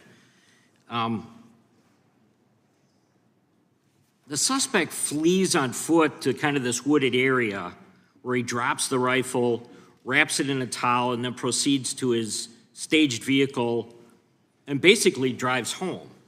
So do we have any idea what the towel was about? Was it used later to identify a place where the firearm was left, or do we... What we can tell you is the towel, there was a screwdriver found on the rooftop, which DNA was collected off of, and the towel was found wrapped around the firearm in question in a wooded area next to the campus. All have been processed for DNA. And then, according to the suspect's roommate, there were allegedly messages on instant messaging platforms, specifically Discord, suggesting the towel may have been used to identify that weapon's location. So the public reports have suggested that the shooter acted alone. Do we still believe that that's true? Do we have any idea as to whether or not those Discord messages led us to believe that the shooter may have had help in any way or assistance? I can only speak to the FBI's investigation, and our investigation is ongoing, and we are interviewing any of those individuals involved in that chat and other individuals in the area. Very good. And so my suggestion, if there are accomplices, I'm sure this is something that the FBI is going to continue to investigate fully and thoroughly into the future. Yes, sir. The reason I ask that is because I don't know that that was necessarily the case with Butler, Pennsylvania. So thank you so much for your persistence kind of in this matter. There's still a lot of public questions that need to be asked. Let me shift to another topic very quickly. On July 31st, 2025, the DOJ and the CIA declassified the annex to Special Counsel John Durham's 2023 report on Operation Crossfire Hurricane. The 29-page Durham annex contains previously classified information about, among other things, the investigative referral of the Clinton campaign plan. Why would somebody place documents in a burn bag related to this case? That case is very much ongoing, so I can't comment on the stylization of the evidence we're collecting. Can you comment at all on the Durham annex as I described it? The Durham Annex, which has been publicly released thanks to the FBI's commitment to transparency, is one of the documents that's being utilized. And in general terms, speaking for a burn bag, sir, a burn bag is what you use to put classified documents into generally, because that is literally how you destroy them. So it appears that efforts were made by the Clinton campaign to reach out to the FBI agents or the Clinton sympathizers in the intelligence community in order to lead more credibility to the Clinton campaign plan. Do you think that's an accurate characterization? Again, I'm not going to characterize that material because it's part of an ongoing investigation. Thanks for being here today. I yield back. Gentleman yields back. Gentleman from California is recognized. Thank you, Director Patel, for being here today. The FBI searched Jeffrey Epstein's Manhattan residence, correct? I believe that happened in 2018. I think there was 2 locations, sir. It's 2019, and in that residence, the FBI found a safe, correct? I don't have the catalog of evidence in front of me. In that residence, the FBI found a safe, correct? I'll accept your representation. Okay. And in that safe, the FBI found topless and lewd photographs of girls, correct? Again, sir, I'll accept your representation. I don't know. Thank you. It was all over the media at the time. There's a New York Times article that says Jeffrey Epstein is indicted on sex charges as discovery of nude photos is disclosed, dated July 8th, 2019. And the Times reports a trove of lewd photographs of girls was discovered in a safe inside financier Jeffrey Epstein's Manhattan mansion. Author Michael Wolff has conducted numerous interviews of Jeffrey Epstein. I'm going to play for you a video clip of what Michael Wolff said Epstein told him was in the safe and what he showed the author was in this safe. So let's please play that clip now. Elected. And I was sitting talking to Epstein, and he said, "Wait a minute, I got to show you something." And then he went into his safe, and he came out with photographs. They were Polaroids, I think, and he kind of spread them out like playing cards, and it was Trump. I mean, I think there were a dozen of them, and it was Trump with girls of an uncertain age at Epstein's Palm Beach house, where all of the things that he would ultimately be accused of took place. And I remember very vividly 3 of them. There are 2 in which Trump is, the girls, topless girls, are sitting on Trump's lap. And then a 3rd in which he has a stain on the front of his pants, and the girls are kind of pointing at it, sort of bent over, laughing. So, Director Patel, I'm going to ask you a very broad and general question. As you know, Donald Trump and Jeffrey Epstein were friends. There are, of course, photos showing Donald Trump together with Epstein, correct? I don't have the entirety of the photographs, but I think they've been photographed in public together. All right. Are there any photos showing Donald Trump with girls of an uncertain age? No. How do you know that? Because that information would have been brought to light by multiple administrations and FBI investigators over the course of the last 20 years. Well, you know what? That's just not true, because no one knew about the creepy birthday message that Donald Trump wrote to Jeffrey Epstein until the Wall Street Journal disclosed it, and then all of a sudden, the Epstein estate provides it to Congress. Well, so certainly, you weren't there at the search. You don't know what Epstein may or may not have done with those photographs even prior to the search. Maybe someone has it. Maybe the Epstein estate has it. You raise a great point. So I'm going to ask you, have you asked to talk to Michael Wolff?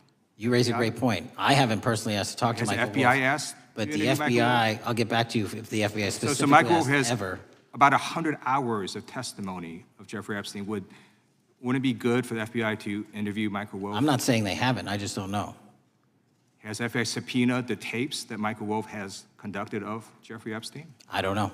All right. So if you could provide us an answer, that would be terrific. Sure. Well, let me ask you this question then. Have you looked at all the photos in Epstein Files? I have looked at all the information that the investigators who investigated this case have provided to run out credible leads. And in the Epstein Files, was there that creepy birthday message that Donald Trump had written to Epstein? No, that's what I was trying to tell you. You raise a great point. The estate of Jeffrey Epstein has a voluminous amount of information that they have not released before.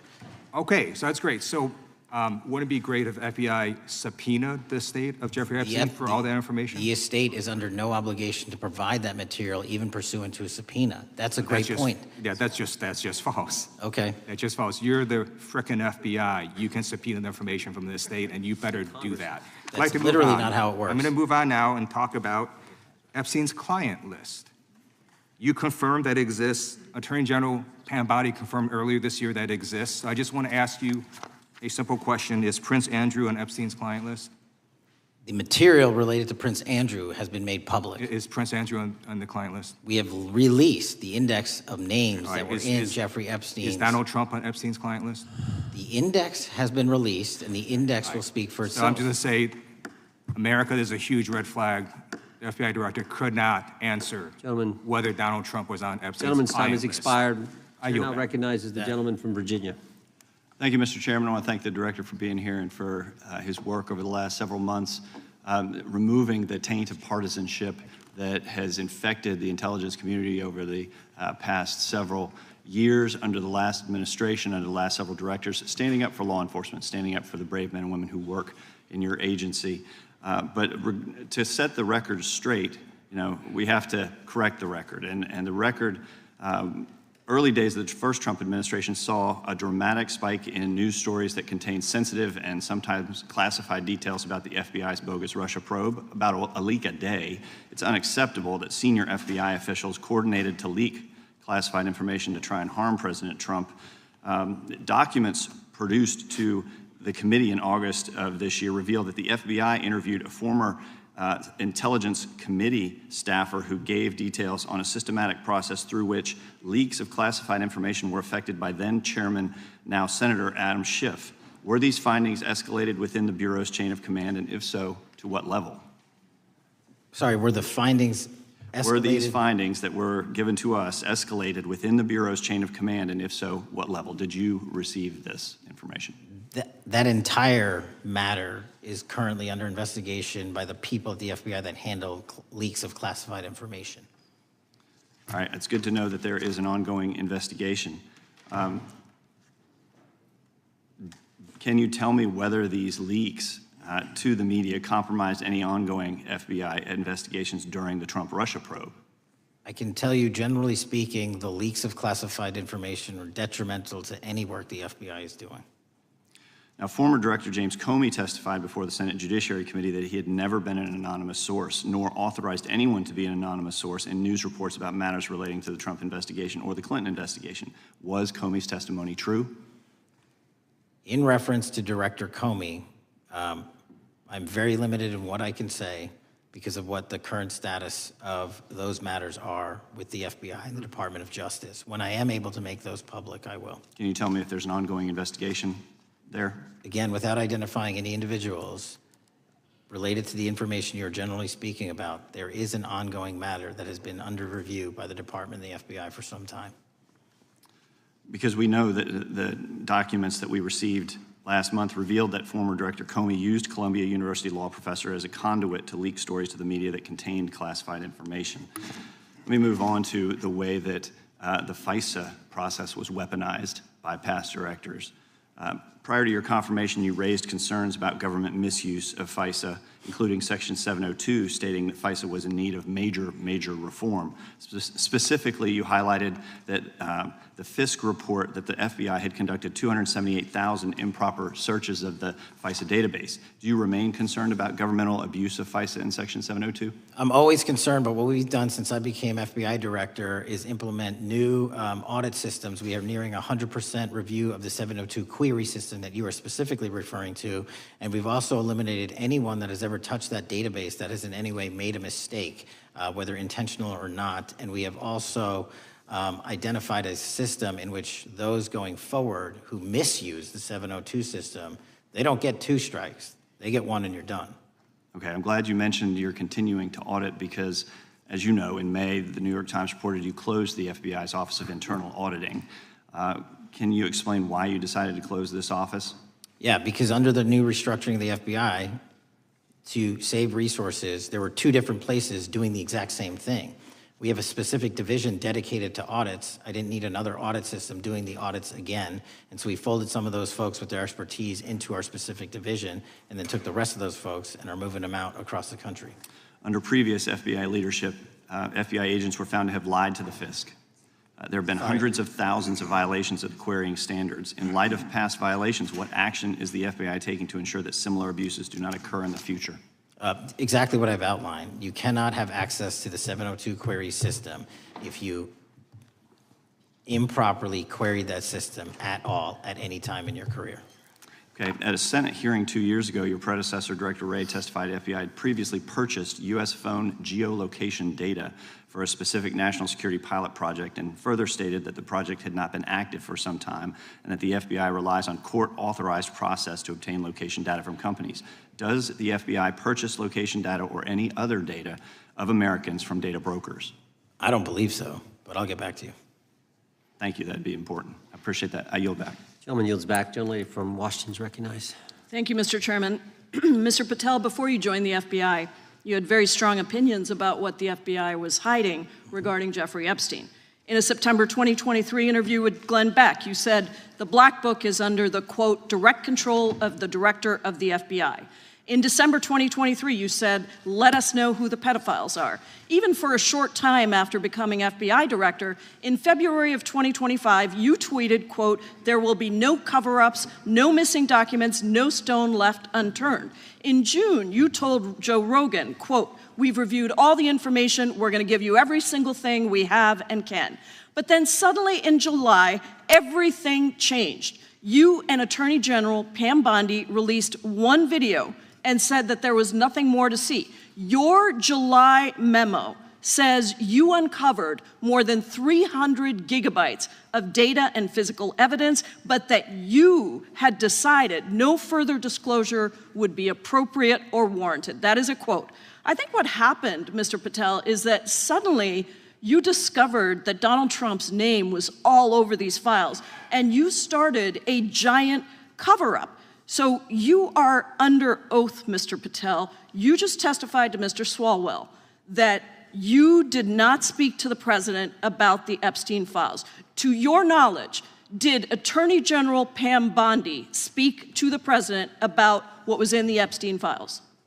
I can't speak for Attorney General Pam Bondi. So to your knowledge, you don't have any information. The question was, do you have any knowledge? Do you have any knowledge? I can't speak. You are refusing to answer the question, so let me tell you that the Wall Street Journal reported that in May, Bondi told Trump that he was in the Epstein files, and at the same meeting said that the DOJ did not plan to release the files. Yesterday, you testified to Senator Kennedy that there was, quote, no credible information that Epstein trafficked girls to anyone else, and that you have, quote, continuously and publicly asked the public to come forward with more information and we'll look into it. Today, in response to Mr. Massey's question, you appear to say that the survivors were not credible. These are survivors. That's not at all what I said. Okay, great. I'm going to ask you this in a second, but let me tell you about then the don't lie about survivors, me. and let's bring them up here into the room. These are women who came to the Hill and testified that they were groomed and raped at the age of 14 and 16 years old, and they called to meet with the president and to meet with the FBI and to have people investigate their claims. Some of them have never testified before. If you are so interested in getting the public to submit any information, why have you not met with them? You said you haven't met with them. Have you met with them? I'll give you one more chance.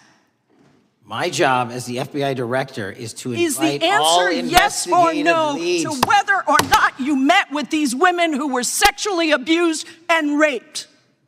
Any insinuation by you or any What people is on the your an- side that I am not manhunting child predators and sex traffickers, just look at the Mr. stats. Patel, And you talk Mr. about Chairman, cover-ups, man. Mr. Chairman, you this talk is about my time, cover-ups. and I will take as much time as I Where were want. you during the Instruct Obama and witness, Biden Mr. administrations Chairman. when these so-called Instruct the cover-ups were witness. going on? Mr. Why didn't Chairman. anyone in those administrations talk to any of these Mr. purported Chairman. witnesses? Let's I get have some regular order, Mr. every Chairman. single person to provide credible information. Time belongs to the gentlelady from Washington. And I'm but gonna when you- take when another you couple accuse of the minutes. witness of something, he's allowed to respond. That's how it works. You say Listen, something, he didn't you say even, something, excuse he's me, allowed to Mr. Chairman, you respond. have always been fair, but this is and I'm not being fair. and you will get No, your, this you will is get my your time, and he you will give said the that gentlelady the a few witnesses additional were not credible. seconds of time. I'm going to get an additional minute of time because No, that's you'll how get much what, time you he won't get a took. minute. You'll get some seconds. What we think is under 5 minutes. You don't get to demand how Mr. much time you Patel. get. That's not how it works. Mr. Patel,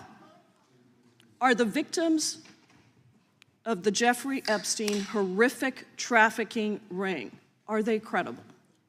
Any person with information about ongoing I sexual didn't. trafficking. I'm asking you if they're credible. Ma'am, I'm Are commenting they on the credible? evidence we have. But And we have routinely asked for people to come forward with more evidence, and we will look at it. And the evidence that we have was the same evidence that the Biden and Patel, Obama Justice Departments Mr. had. Patel, And they this is determined, new. not me, they determined that that Chairman, information was not Mr. credible. Chairman, he's not letting me even ask my questions. You This is ask the ridiculous. questions, he gives an answer. You may not like what he says, but that I'm doesn't mean you get to asking, he's not interrupt answering him. my question. Mr. Chairman, could we restore the gentlelady 45 seconds so she We can will give complete her her question? additional 30 seconds, which is what I said I'm earlier. going to keep taking my time No, because you'll here's take the time thing. that you get. You get are 30 not seconds. answering the question.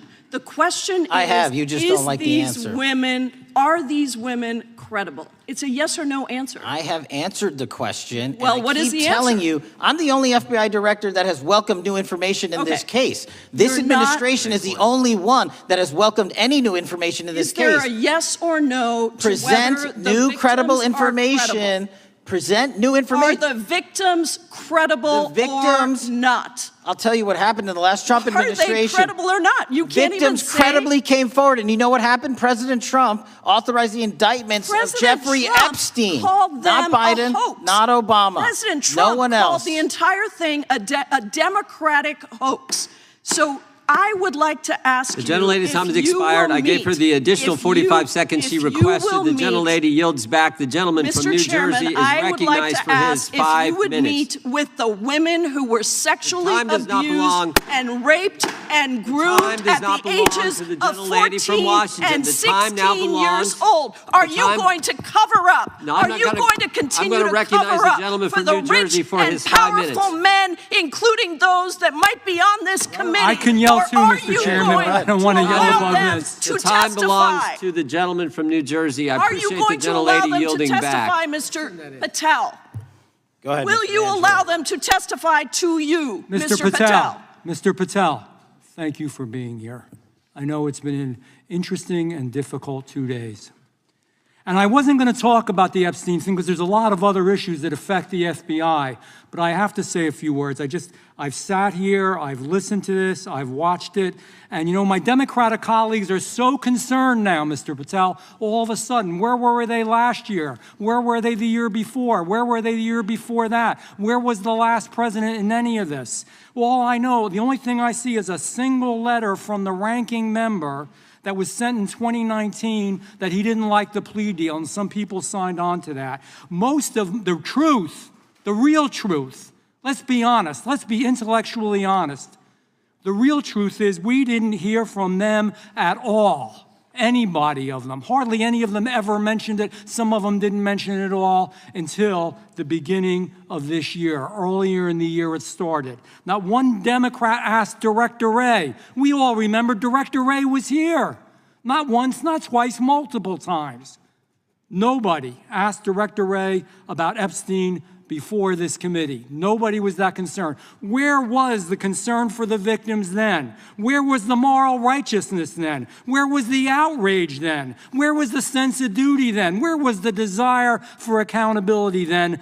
Where was the urgency for justice then? Most of all, where the hell was the integrity then? You know what the truth is. Let's just say it, man. Tell the truth time. The truth is, it's politically useful for them to try to do this now, even though they didn't give a damn about it in the past. And you know what? That's an insult to the victims, and that's an insult to America. Continue to do the work you're doing. Continue to uncover what needs to be uncovered. One real quick thing before I say anything to 9/11. We know that was mishandled by the past director and by the past FBIs. There are family members here. There are family members who are concerned. God Almighty, we want to get to the truth of that. I ask you, please, to meet with them, to talk to them, and to investigate this with truth. You know, in the Biden administration, we went through a very dark and difficult period of time. The FBI trust was broken with the people. Catholics were, this is the stuff we've been talking about, were labeled radical threats for praying in their churches with their rosaries. Parents at school boards were called terrorists for standing up for their children. Hindu holy men in New Jersey. We have the largest Hindu temple in the world. They were attacked. They were put up against the wall with guns to their heads. So it isn't just a Catholic or Christian thing. American Jews were targeted in colleges and universities, and a lot of folks in the FBI, in the past FBI, not this one, didn't give a damn. We can't go back to targeting religion. We can't go back to silencing free speech. The Biden administration did that. So I got questions for you. Hopefully thoughtful questions that you can answer for us in a thoughtful way. How is this FBI now, under your leadership, how are we restoring trust for Catholics, for Hindus, for Jews, for parents, for all the other, for just American people that were targeted by FISA because they had a different viewpoint? How are we restoring that trust in the FBI? In multiple ways, sir. One, and maybe most importantly, is through transparency and providing the American public with the material so they can see, read it themselves as to what the abuses were in the past, whether it relates to the Catholic memo or the Hindu incident you talked about at the largest temple in North America. Any institution of faith and any member of faith will not be investigated by this FBI because they are men and women of faith ever, period. And nor should they. Nor should they. I don't mean to interrupt you, but my God, of all the amendments to the freedom of speech, freedom to believe in what you want to believe in, I know you're standing up for that. Continue. I'm sorry. No, that's it. Sorry. Okay. The Richmond memo was driven by a reliance on sources. The Southern Poverty Law Center. You know, the words sound nice, but the organization's not so nice. And we've seen the Anti-Defamation League distort data that counts as violence. Have you been able to identify and eliminate these kinds of partisan sources? We welcome all sources, but we want objectivity and neutrality and decency in the way we report all this. Have you been able to uncover any information there? How do we make sure our sources are good in the future? We have reviewed the source processes that infiltrate any institutions of faith, and they will no longer be going into institutions of faith. They will be directed towards criminal activity and protecting the homeland, the two most important missions the FBI has, and that's what we're going to continue to do. Good. And I'll say this. There was a lot of bull today, a lot of you know what, and I'm not going to say it because I respect the institution so much going on around here. Continue to do the work of the people. You are here for that reason. The administration is here for that reason.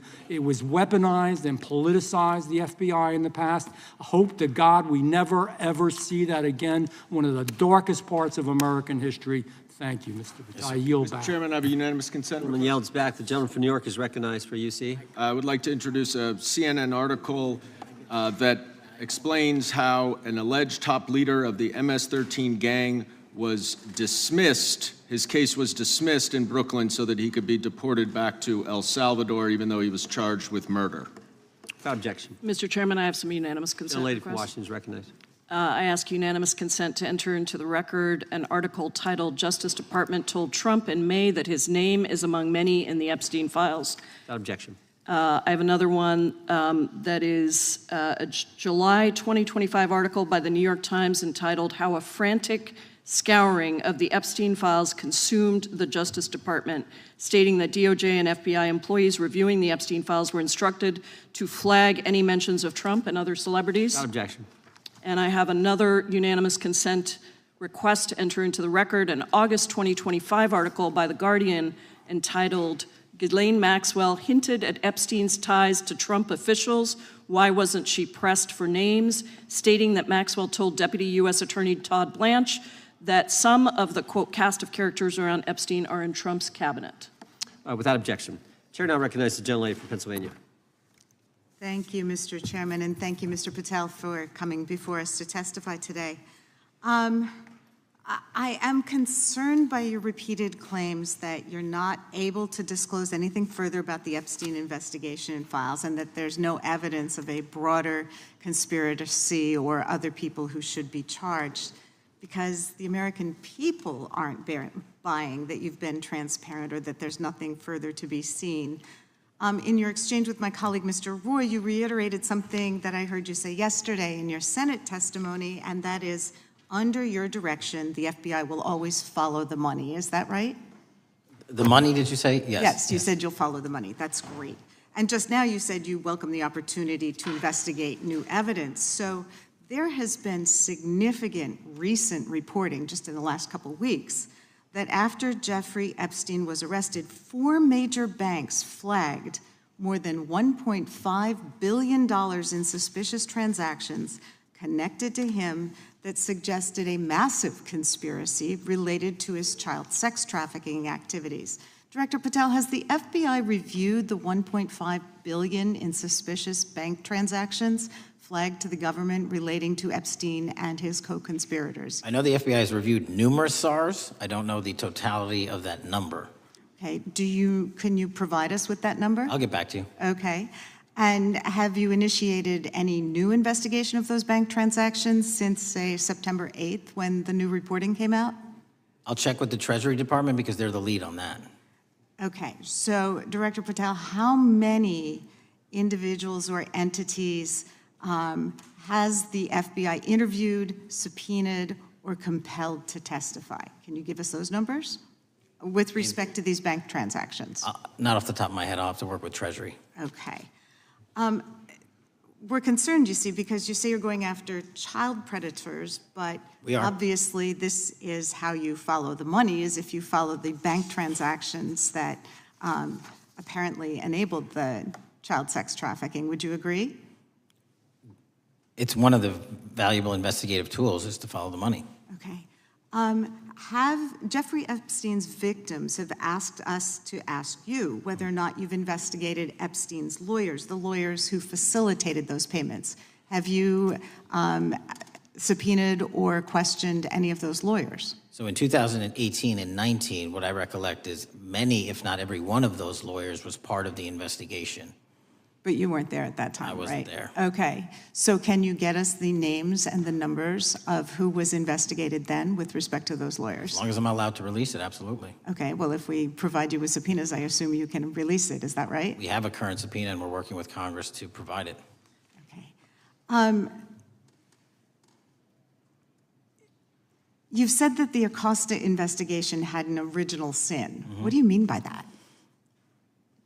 Basically, if you're looking at an actual pedophile ring, what you should not do is limit the time frame in which you're legally able to collect information. So search warrants that Mr. Acosta utilized in 2006 and 2007 leading to the 2008 plea agreement had a very specific narrow window of years, I think 3 or 4 years. And so information pursuant to legal process wasn't collected for 10 years or 15 years or 20 years. It also, subpoenas were not sent out to hundreds of witnesses at the time, hundreds of victims at the time. None of that was done. None of these people were put in grand juries. And so the totality of information from the jump, instead of being this big, was like this. And that, in my opinion, is not how you run an investigation if you're trying to break a sex trafficking ring. So you're now in charge of the FBI. Why haven't you done that investigation? Great question, and here's the answer. Simply because I am not able to go back 20 years and collect information that the courts had decided was already subject to search warrants. They have said this was in the investigation. There's a non-prosecution agreement out of that plea, and when the case was reopened, and this is where it comes into play, when the case was reopened in 2018 and 2019, the search warrants, again, were limited to the conduct of Jeffrey Epstein. Now, whether that's right or wrong, that's a different discussion, but I'm telling you that's the information well, we I think that reviewed. is a different discussion, and I think the discussion we'd like to have today is why you aren't following the money with respect to the broader conspiracy that it has been reported in the New York Times and elsewhere, and that if you really want to attack the issue, if you wanted to attack the issue, if you wanted to get to the bottom of it, if you wanted to disclose what really was involved in the Epstein Files, the Epstein cover-up, that you would be taking very different actions that you are today. I do want to seek unanimous consent to enter into the record the New York Times September 8th, 2025 article, How J.P. Morgan Enabled the Crimes of Jeffrey Epstein. Objection. And also an article dated July 17th, 2025 in the Epstein case, Follow the Money. Objection. Okay, thank you. Gentlelady yields back. Mr. Chairman. Gentleman from Maryland is recognized. Thank you much. Pursuant to Clause 2K6 of Rule 11, I move that the committee subpoena the CEOs of 4 banks, J.P. Morgan, that's Jamie Dimon, Bank of New York Mellon, Robin Vince, Bank of America, Brian Moynihan, and Deutsche Bank, Christian Sowing, in order to get the suspicious transaction reports. These 4 banks have flagged to the government $1.5 billion in suspicious transactions related to the sex trafficking crimes and conspiracy of Epstein, Maxwell, and all of their collaborators. And as you know, Mr. Chairman, we got the SARS reports for Hunter Biden totaling around $20 million. And so these $1.5 billion in SARS reports we should get, especially since the director doesn't seem to be forthcoming. And I request that we do this immediately. I think the director's been very forthcoming. We will hold any motion to subpoena in abeyance until the conclusion of the hearing. The chair now recognizes the gentleman from Texas. Thank you, Mr. Chairman. Thank you, Director Patel, for being here. It is quite clear that certain members of this committee, they want their 15 seconds on TV, stamping and coming. Maybe it's for fundraising. Maybe they're struggling in their district. They need a little bump. But they turn a committee into a clown show, and that's what we're seeing. You're being unjustly attacked today. I watched the Senate hearings yesterday. You were attacked there. We know there's an agenda. There's always an agenda. It's the same characters with the same personalities, the same objective, and that is destroy the mega movement. You're being attacked, Director, is because you're effective. You highlighted what you've been doing in D.C. with the president in reducing violent crime. You're very effective. Another individual that was very effective with meaningful debate and dialogue was Charlie Kirk. And they killed him for it. Charlie Kirk was a man of faith.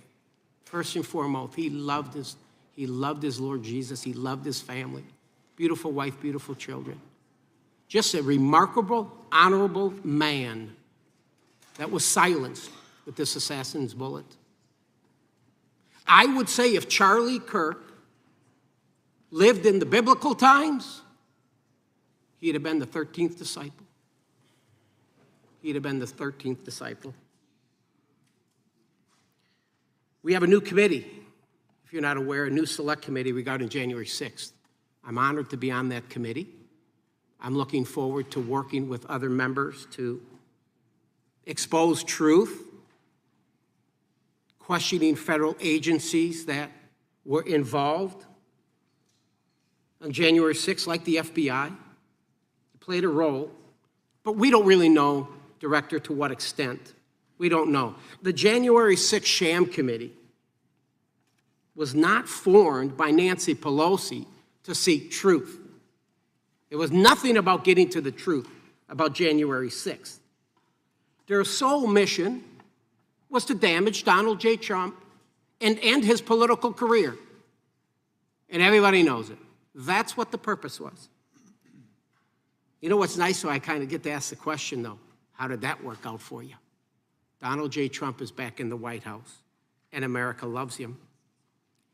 I spent 30 years in law enforcement, retired sheriff from a large county in the great state of Texas. I have seen, Director, I have seen more enthusiasm and support for law enforcement today because of what you and Donald Trump have done over the last 8 months to protect the American people. The American people couldn't count on their government to protect them. Crime is rampant. And now we have a president and an administration that puts the American people and their safety first. It's interesting, a few minutes ago, a classmate reached out to me and sent me I told him, I said, yes, we got Director Patel in front of our committee today. And Andy Kane wanted me to tell you, he said, quote, tell him we love him. Tell him we love him and all the brave warriors exposing the deep state. Kash, you're a great American, sir. You're a great American. Your work as the director of the FBI is commendable. It's commendable. And I want to thank you, sir. Thank you for your service. Keep up the good fight, brother. Don't let him tear you down. Keep up that good fight. You have it in you. With that, sir, I yield back. Gentleman yield to me.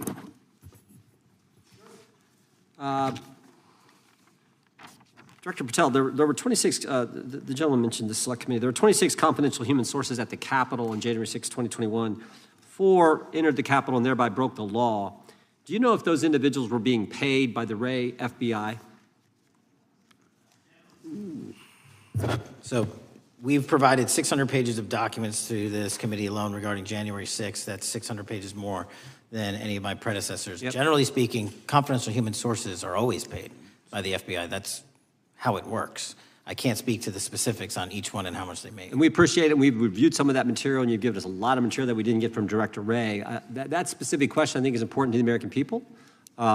Were people who were confidential human sources of the FBI who broke the law, one was recommended for prosecution, my understanding is, by the information we've received from you. Were they actually paid by the very taxpayers who may have got charged with the same offense? I think that's important for us to understand. I'll get back to you on that. Thank you. Chair now recognizes the gentleman from California. Thank you, Mr. Chair. Welcome, Director Patel. I'm going to focus a little bit on domestic terrorism. We have a graph here, data up to 2021, but as you can tell, domestic terrorism is on the rise. Nation, our citizens under threat.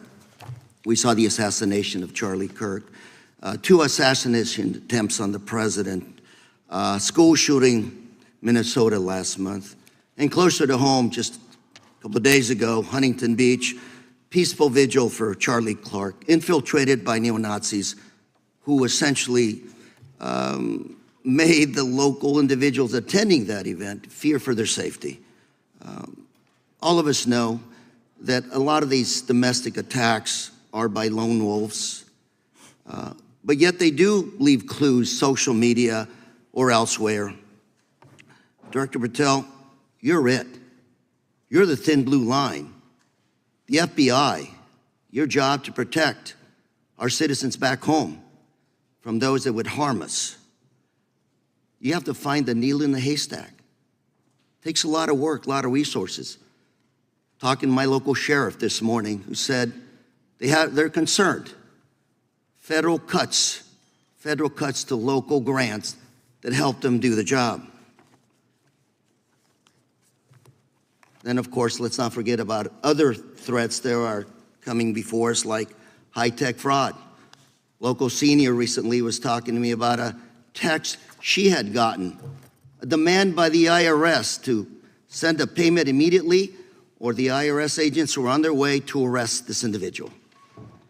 Pretty gutsy stuff by folks probably from Europe, North Korea, Russia, China. People, okay, going after those precious savings our senior citizens rely on. Yet the president's proposing a budget cut of $500 million or more to your organization, the FBI. You've said that that'll essentially equate to about 1,300 less jobs at the FBI. So I'm going to ask you essentially, what is it that we can do to help you do your job? Little concerned. Friday night lights. One of the events I love to do on Friday nights, go to the local high school football game. Sit there at the stadium and you always say, what if? What if? You're the thin blue line. Can you do your job cutting $500 million from your budget? Thank you, sir. I think we are doing our job, and the distinction is with the budget that we have, we are flexing more resources to the field. California is receiving the largest FBI plus-up of any state in the union due to that plus-up. They're not getting a reduction. No state is getting a reduction. Every state is getting a plus-up. And so I'm utilizing the money that we have to first plus it up. And the empty vacancies that we have, those haven't been filled in years, not under my leadership. Here's my concern. You're going to do well, you're doing more with less, is what you're saying. Yet we're about to vote on a budget that has $88 million more to protect members of Congress, the executive branch, and the Supreme Court. There's a contradiction here. Back on Main Street, we're saying you can do more with less, you can protect them with less money, yet here in Washington, we're saying we need more money to protect members of Congress. It's a little contradiction here, or maybe, sir, you ought to talk to leadership about coming in with your management style to protect the Supreme Court, Congress, and the administration. Otherwise, it's essentially a hypocritical situation. We need more protection, yet folks on Main Street can do with less. My concern is folks on Main Street. We also were, I think we received over $300 million in the big, beautiful bill, and we're also receiving pots of money from our interagency, so this sort of $500 million cut isn't entirely accurate. You're still getting cut $200 million plus. You're still moving your agents to do ICE work, so you are leaving a lot of bases uncovered. And I'm not going to be argumentative with you, Director Patel. I'm just saying, if that thin blue line does not hold, people on Main Street will pay the price. I agree with you, sir. And I just look forward to working with you because I am very concerned that these kinds of budget cuts are short-sighted, especially when my local sheriff calls me and says, we need more support, and we're looking at budget cuts. I'll work with you, sir. Thank you, Mr. Chair. I yield time. Mr. Chairman, I have another unanimous consent request. The gentleman yields back. The gentleman from New York is recognized for unanimous consent. I seek to introduce a December 2024 OIG report from the Department of Justice, which confirms the conclusion of the Bill Barr Justice Department that the so-called whistleblower, a disgruntled former employee of the Intelligence Committee, was not a credible witness and there were no further actions taken. Without objection. Mr. Chair, I'd like to submit some items for the record. You bet. Gentleman from California. First one, Trump's deportation diverts FBI agents off child predator cases. Second one, FBI director backtracks on administration's proposed budget cuts. And number three, Trump administration says 70% of ICE detainees do not have criminal convictions. Without objection. Gentleman from Texas is recognized.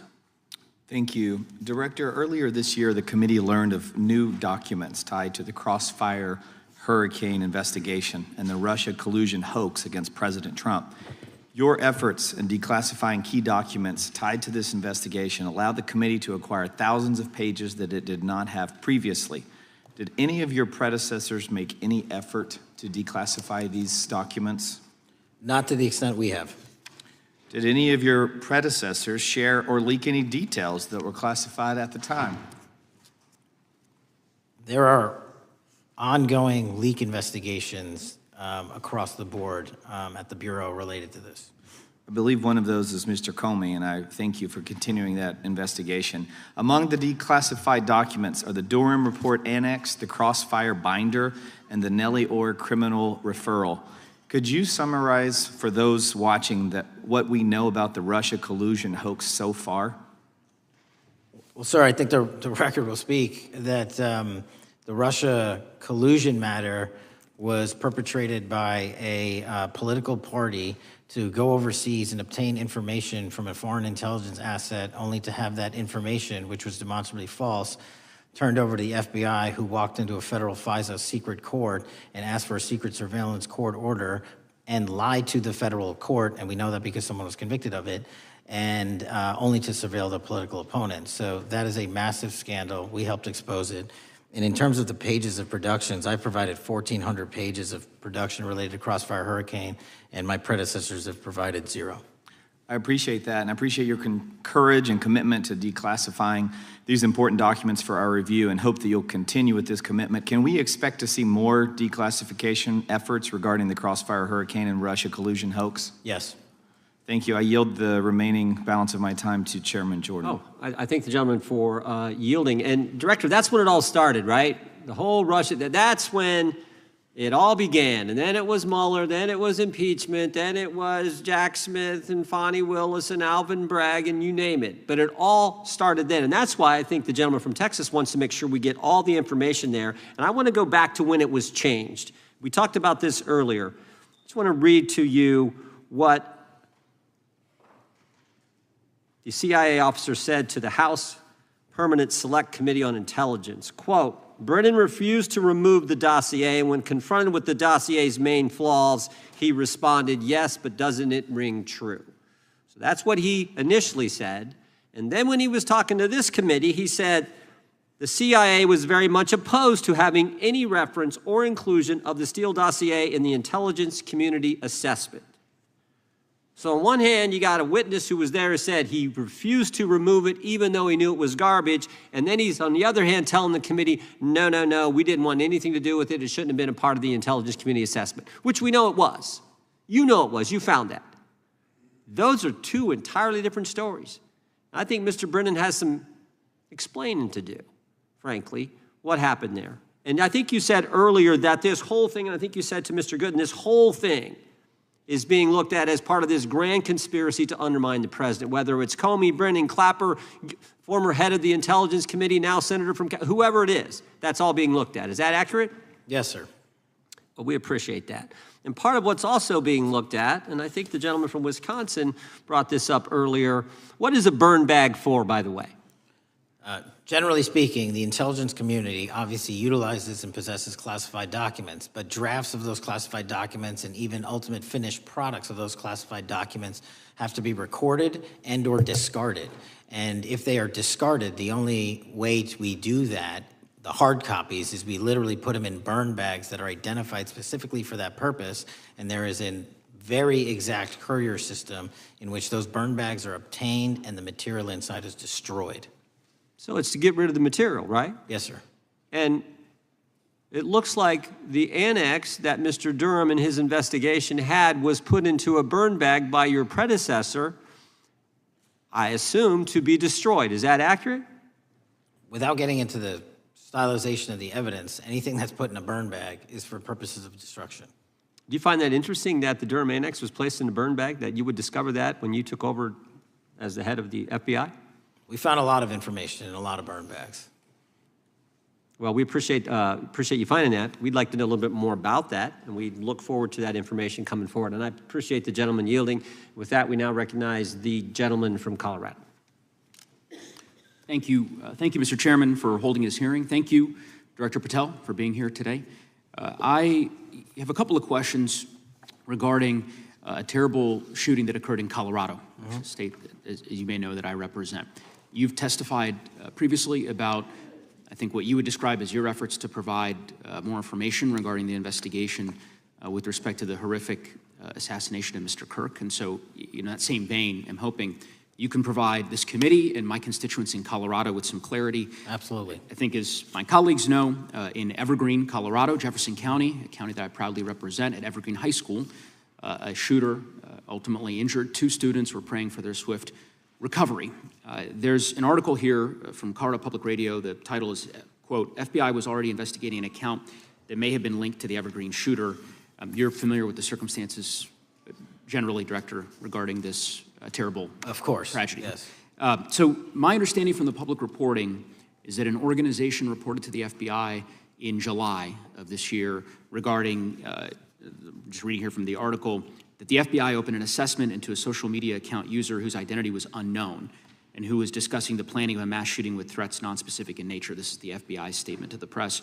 And that the FBI continued to work this assessment investigation to identify the name and location of the user up until September 10th, 2025, which was the day of the tragedy.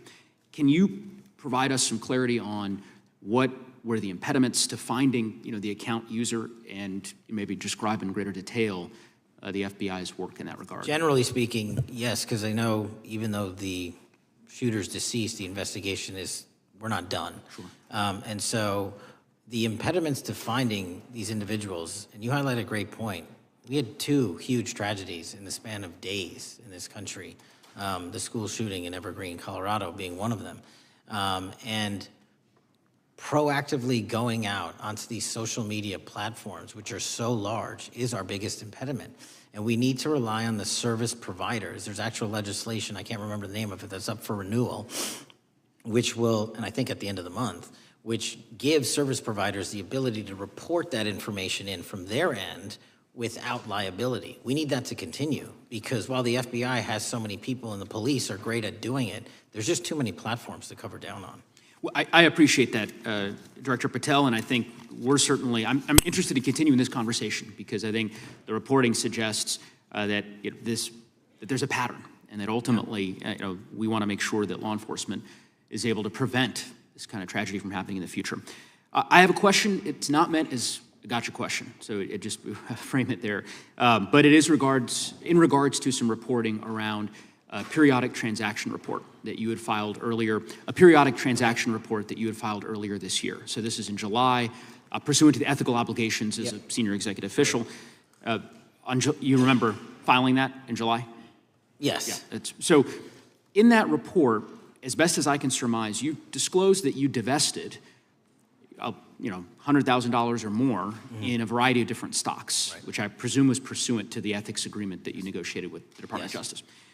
In that same report, there's a disclosure regarding purchases of two different transactions. So between $15,000 to $50,000 in a national coffee house chain, and between $50,000 to $100,000 in a semiconductor company on May 9th and May 12th.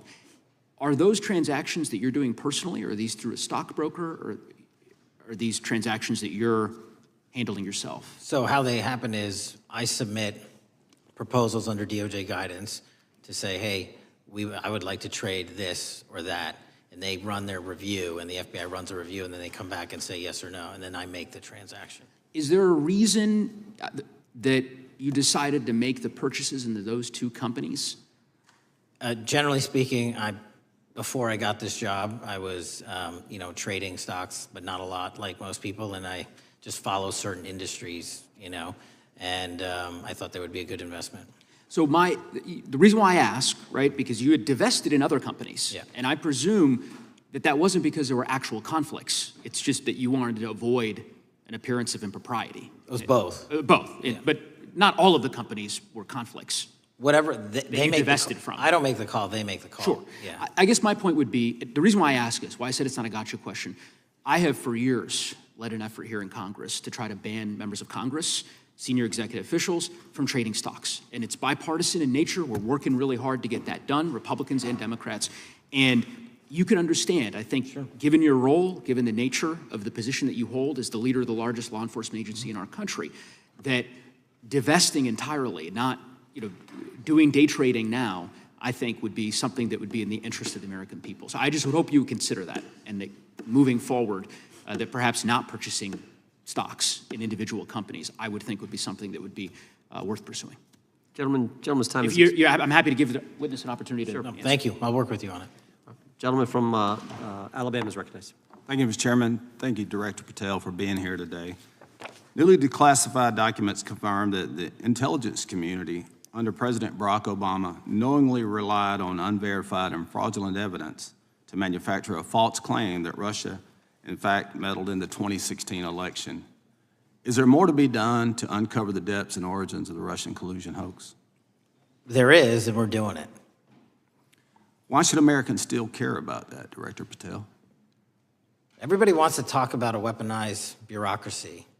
And when we put out the facts about a weaponized bureaucracy, not because I said so, but because we found the FISA documents, because we found the 302s and the 1023s, then it becomes a political football. My job is to continue to put out that information and let the American public read it for themselves when I'm lawfully able to do so. And that's been my commitment on any subject, Russiagate or otherwise. Wherever the law allows me to do it, I will do it. You know, when I first came in 2020, the number one concern as I was doing town halls was the weaponization of the government against the American citizen. And so are there things that you're doing, structural reforms that implementing so that the FBI cannot be weaponized again, whether it's against President Trump or future elected presidents? Well, it shouldn't be weaponized against anyone. And the structural reform is simple. If you're going to go after a political individual or someone seeking political office, there has to be a grounded basis in law and fact to open up a criminal investigation. And if there's not, the investigation isn't even opened. And I've also gone back and reviewed other cases that were opened in prior administrations related to public officials, and we've closed a number of them because we felt that some of these actions were weaponized on either side of the aisle. I felt it wholly inappropriate for the FBI to be playing umpire and referee amongst these decision makers when there was no factual or legal basis to continue those investigations, so I shut them down. And I think that's so desperately needed because we need to restore trust in law enforcement and certainly in the DOJ and the FBI so that the American people don't fear the very government that's supposed to protect them. And so thank you for doing that. On August 11th, you released to the committee documents concerning leak investigations that began in 2017. Do you believe these leaks were accidental or were they intentional in order to influence public opinion against President Trump? When I can publicly make a final decision on that, either through a recommendation of charging that the DOJ makes or findings that I have, I'm able to do so, but they're still not complete. Why did the FBI under Director Comey want to undermine the Trump administration? I don't know. You'll have to ask him. Think it might have been political? How will Director Comey be held accountable for his leaks and classified information concerning the Russian collusion hoax? Well, anyone. Doesn't matter what you did before or what seat you were in. If you leaked classified information, that's illegal. And we will investigate it fully. And if we can bring enough evidence to recommend charges to the Department of Justice, we will. But as you know, in these leak investigations, it's very difficult to produce the information necessary. We know leaks happen. They literally happen every week. It's one of the most destructive things to this country.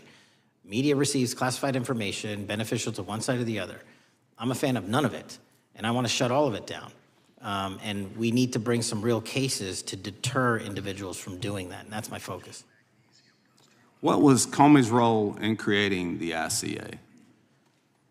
You know, speaking from my memory, as the head of the FBI, he was charged under then Director Brennan, and Director Clapper and the other IC elements to come in with the NSA, CIA, FBI, and ODNI and put together a collection of information on how the information sort of surrounding Russiagate came together. So he represented the FBI in that. Was former Director of CIA, John Brennan, he's denied that the Steele dossier was used in creating the ICA. Is that true?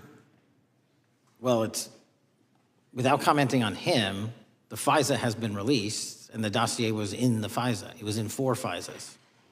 So I'll let the public decide. Well, former Director Brennan actually denied repeatedly that he pushed for the Steele dossier to be included in the ICA. Is that true? Denied.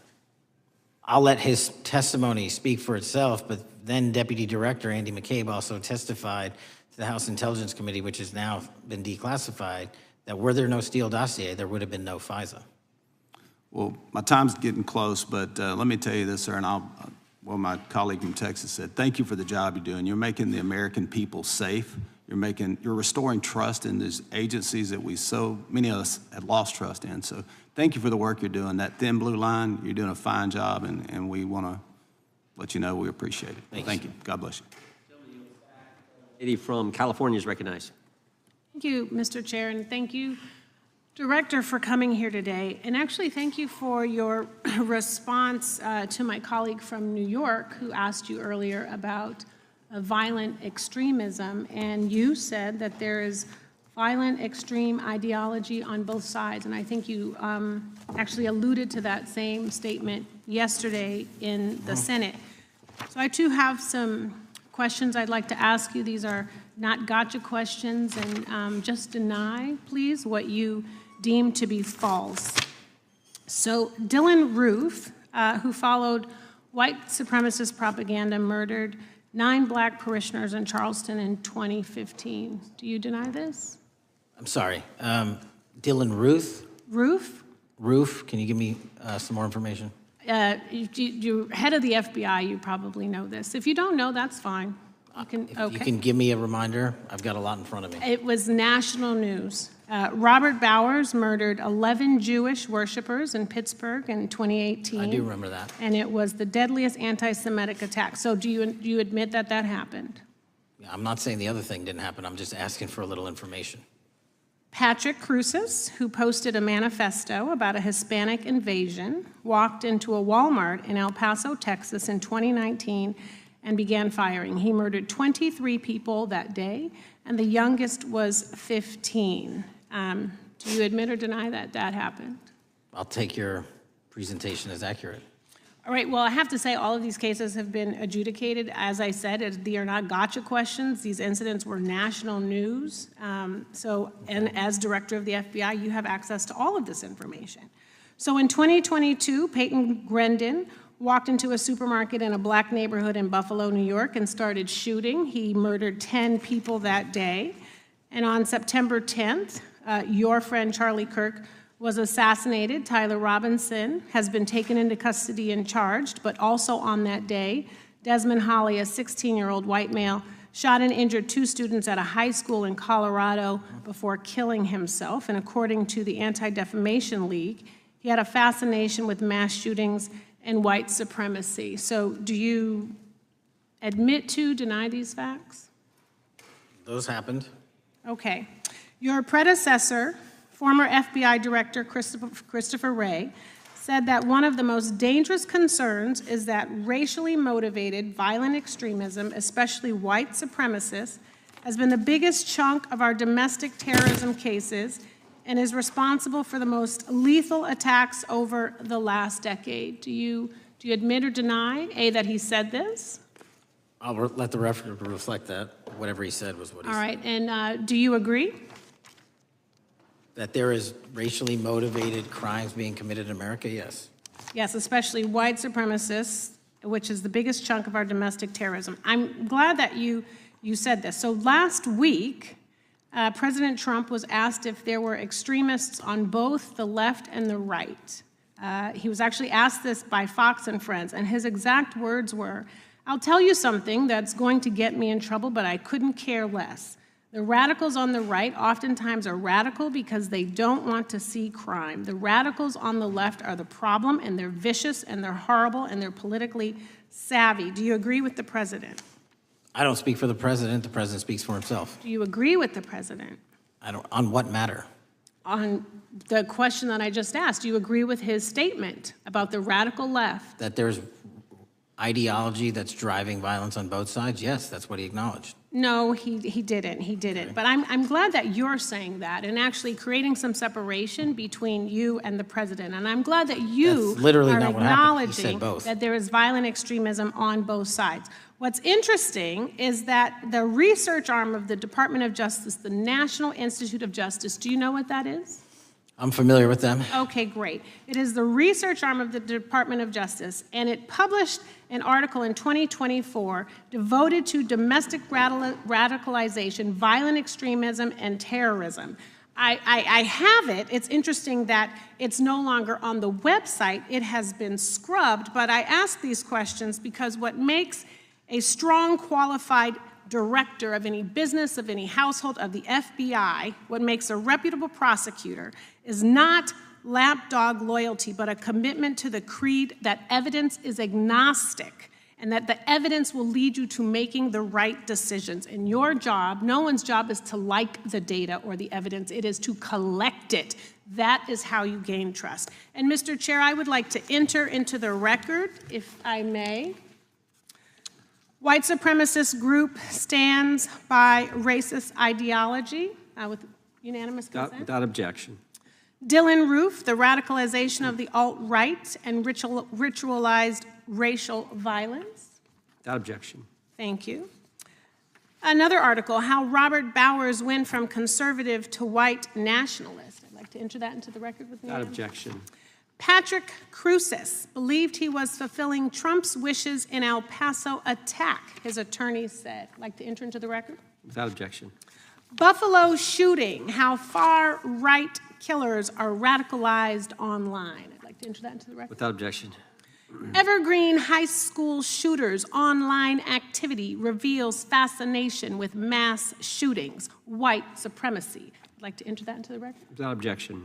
Murder and extremism in the United States in 2024, a report by the Anti-Defamation League. I'd like to enter that into Without the record. objection. And the article, the report that was scrubbed from the DOJ just recently, the National Institute of Justice Journal focusing on domestic radicalization, violent extremism, and terrorism. I'd like to enter that into the record. Without objection. And lastly, the libertarian think tank Cato and their analysis on violent extremism and the right rising in extremist acts. I'd like to enter that into the record. Without objection. Thank you, and I yield back. Gentlelady yields back. Gentlelady from Wyoming is recognized.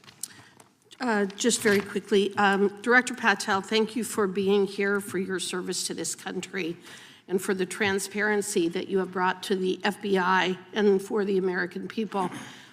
Transparency that was absolutely non-existent in the Biden administration and FBI.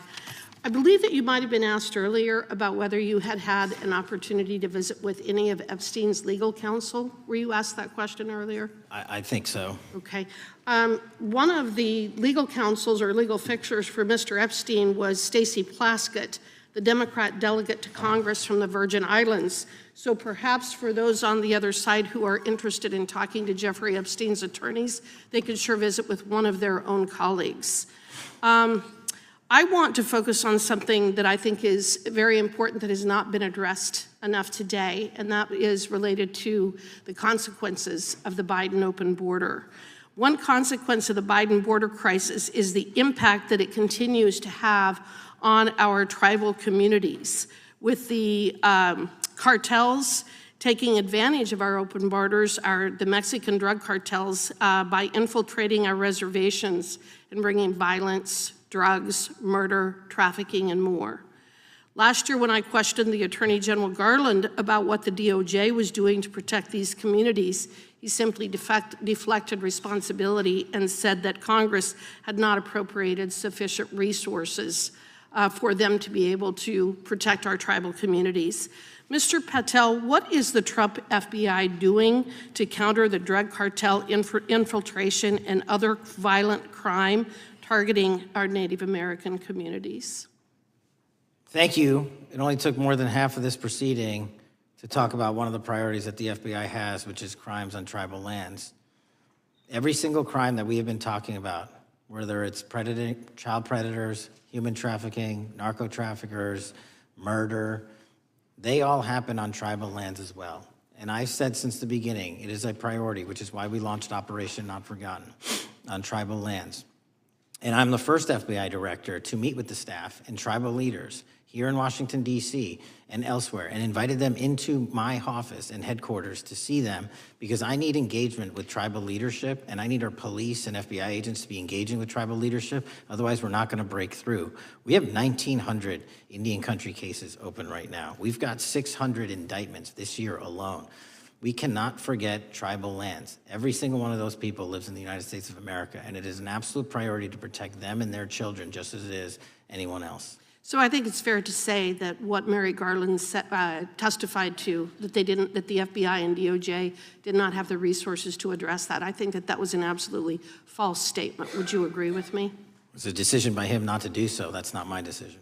At the end of August, the U.S. Attorney and FBI announced that nearly 100 personnel representing members of the Safe Trails Task Force operated near Wyoming's Wind River Reservation to assist with reducing drug trafficking and illegal guns. Director Patel, you have routinely stated that it is your mission to partner with and strengthen local and state law enforcement partners.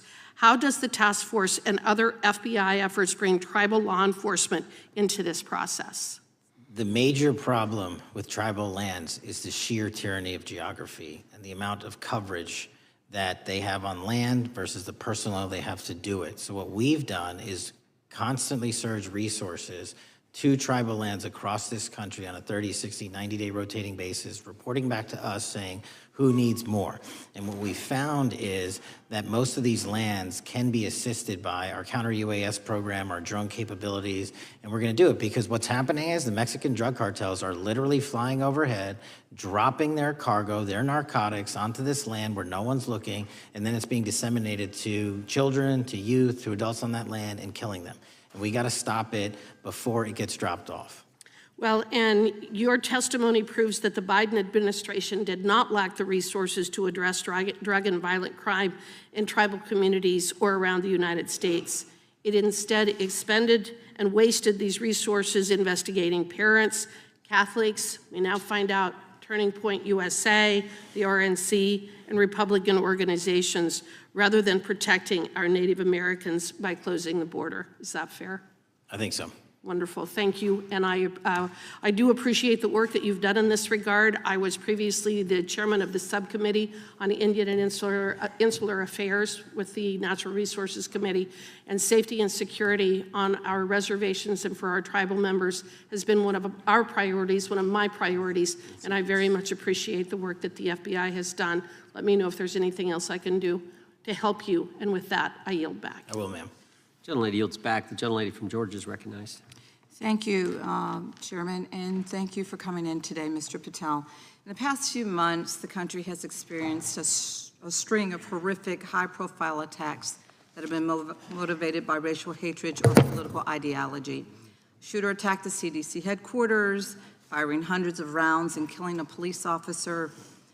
An arsonist set fire to the Pennsylvania governor, Josh Shapiro's residence, with the governor and his family actually inside. Minnesota House Speaker Melissa Hortman and her husband were assassinated earlier this year. Clark and Charlie Kirk was murdered last week. Bomb threats have been made against HBCUs and the DNC, and just the list goes on and on. I only have just a few minutes today, so I don't want to take a lot of time to go into all the countless and devastating violent crimes and incidents that have happened at our schools or on our streets and in our communities that have just been happening all year long. Mr. Patel, just yes or no, is this type of political violence ever acceptable in your eyes? No. I'm glad that we agree that these heinous acts designed to instill fear and division in our nation are never, ever acceptable, yet each of these incidents has recently taken place under your watch. The FBI's website states that protecting the United States from terrorist acts is the FBI's #1 priority, including from domestic terrorists. Is this still your #1 priority? Domestic terrorism? Preventing domestic terrorism. Our #1 priorities are protecting the homeland and international terrorism and crushing violent crime, and domestic terrorism sort of interlays between both of those. Okay, so, well, then I'm glad that you're giving us the right answer, but unfortunately, your actions kind of tell a different story. Earlier this year, you granted the ranks of the FBI's Domestic Terrorism Operations Section. This is the section of the FBI that is most directly responsible for addressing political violence in our country by preventing attacks from occurring and effectively responding to them if they do. The agents in this section are the ones who stopped an individual stockpiling weapons, who planned to attack schools and churches in Florida and seized bombs made by an ISIS sympathizer in New Orleans. And instead of ensuring that this section has all the resources that it needs at a time when its mission is critical, you fired its decorated veteran FBI agents who have served their country proudly under Republican and both Democratic presidents, and you scrapped the tools that they developed to fight domestic terrorism, including the National Domestic Terrorism Incident Database. I mean, most of that is just not true. We have 1,700 current DT managed programs. We're up 300% in the amount of cases we brought against nihilistic, violent extremists, including 764, wishing to harm our children. The FBI and the men and women are getting after that problem set more than ever because I've unleashed them to do so. And any insinuation that these tragic occurrences across the country are somehow singularly my fault or disgusting because that watershed goes down to the men and women at the FBI, and they are not responsible for it. I'm happy to work with you to get them what they need. Gentlelady controls the time. Unanimous consent request. She'll state a request. Thank you very much. Into the record, an article from Reuters titled FBI Scales Back Staffing, Tracking of Domestic Terrorism, Probes Sources Say. Thank you very much. Without objection. I appreciate that. So, Mr. Patel, and it isn't just the domestic terrorism operations section. Under your watch, agents are fully diverting their attention to these anti-immigrant and city takeover operations, leaving our children vulnerable to dangerous networks of online predators, both domestic and international. You pulled more than 120 FBI agents from their normal duties to operate sobriety checks and conduct traffic stops, exposing the FBI's fleet of unmarked cars and thereby making it harder for the FBI to combat violent criminal gangs, foreign intelligence services, and drug traffickers in the process. That's simply not true. If we were not able to do two things at one time, how would we be Patel, I seizing reclaim record my amounts of time. I fentanyl? reclaim my time. 23,000 Chairman, I'd like to violent enter felons have been into arrested. Time belongs to the gentlelady. More than twice as many as Consent last Time year. belongs to the gentlelady from Georgia. Thank you very much. And this request basically is, it is an article from Reuters, which quotes law enforcement officers familiar with agents who once covered child exploitation cases, but now focus on immigration child exclusive. Thousands of agents diverted to Trump immigration track down. Mr. Patel, in the short time I have left, your tenure as director of FBI has been somewhat problematic. Americans are left safe, definitely less safe under your watch. You have gutted the FBI's ability to keep safe from domestic terrorism. You have sent FBI agents to conduct traffic stops and round up hardworking immigrants who pose no danger to public safety. People even President Trump referred to as good, long-time workers. Your job is to protect and serve the American public. Time of the You have gentlelady. spent your time protecting heinous individuals and using the FBI to serve as a political circus. You at times have appeared unequipped. Time of This the country gentlelady has deserves better, and expired. I yield. Gentlelady yields May back. I respond? Sure can. Simply put, what is it? Are we failing? If we're failing, how are we arresting 23,000 violent felons? Twice as many as this time last year. Are we failing? Because if we're failing, how are we seizing 1,500 kilograms of meth, 25% increase from last year? Are we failing? Because we captured 4 top 10 FBI most wanted from around the world in 7 months. That's more than the entirety of the last administration. Are we failing? Because we put 1,500 child predators in prison. Are we failing? Because we dismantled 300 human trafficking networks. Which is it? You don't like me, that's fine. But don't you dare disparage the men and women of the FBI that are producing record results in historic fashion to protect this country. They are kicking ass for America, and they're going to continue to do so. And we appreciate your leadership. The gentlelady from Florida is recognized. When I was home recently, I met with the agents leading the Tampa office of the FBI, and I saw what they're focused on in my community: stopping drug traffickers, rescuing children from exploitation, fighting cybercrime, protecting us from acts of terrorism, foreign and domestic. And I know from my time as a federal prosecutor and a judge that this work by the Bureau doesn't make headlines, but it is happening every single day.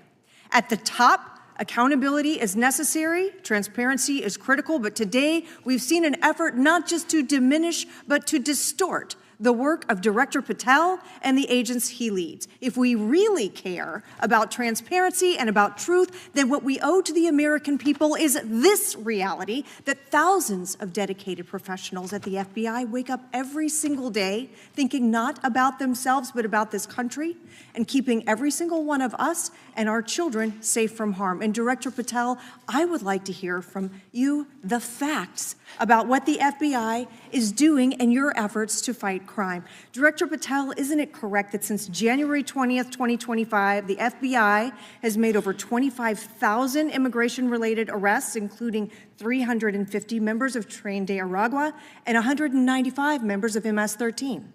Those numbers are accurate. The Tren de Aragua numbers are up over 350% from the year before.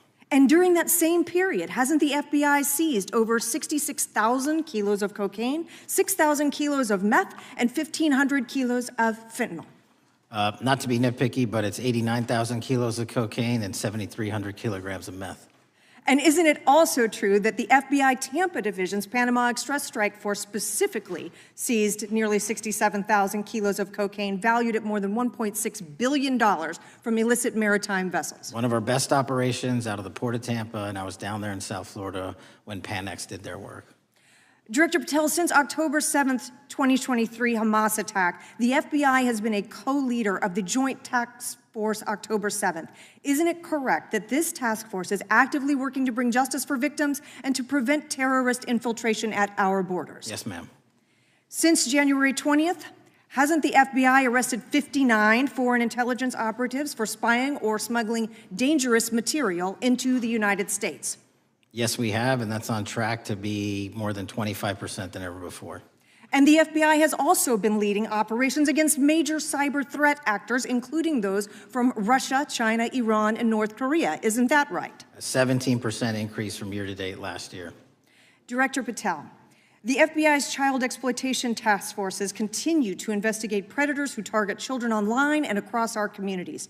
How significant is that threat today, and what results have you seen under your tenure in bringing these offenders to justice? We have, under Operation Grayskull, dismantled dark web units that are operating online, not just in the United States, but across the world, to do our children harm. We have taken into custody more suspects than ever before on those who seek to harm our children. That is what the men and women of the FBI do, and that's what they're going to continue to do.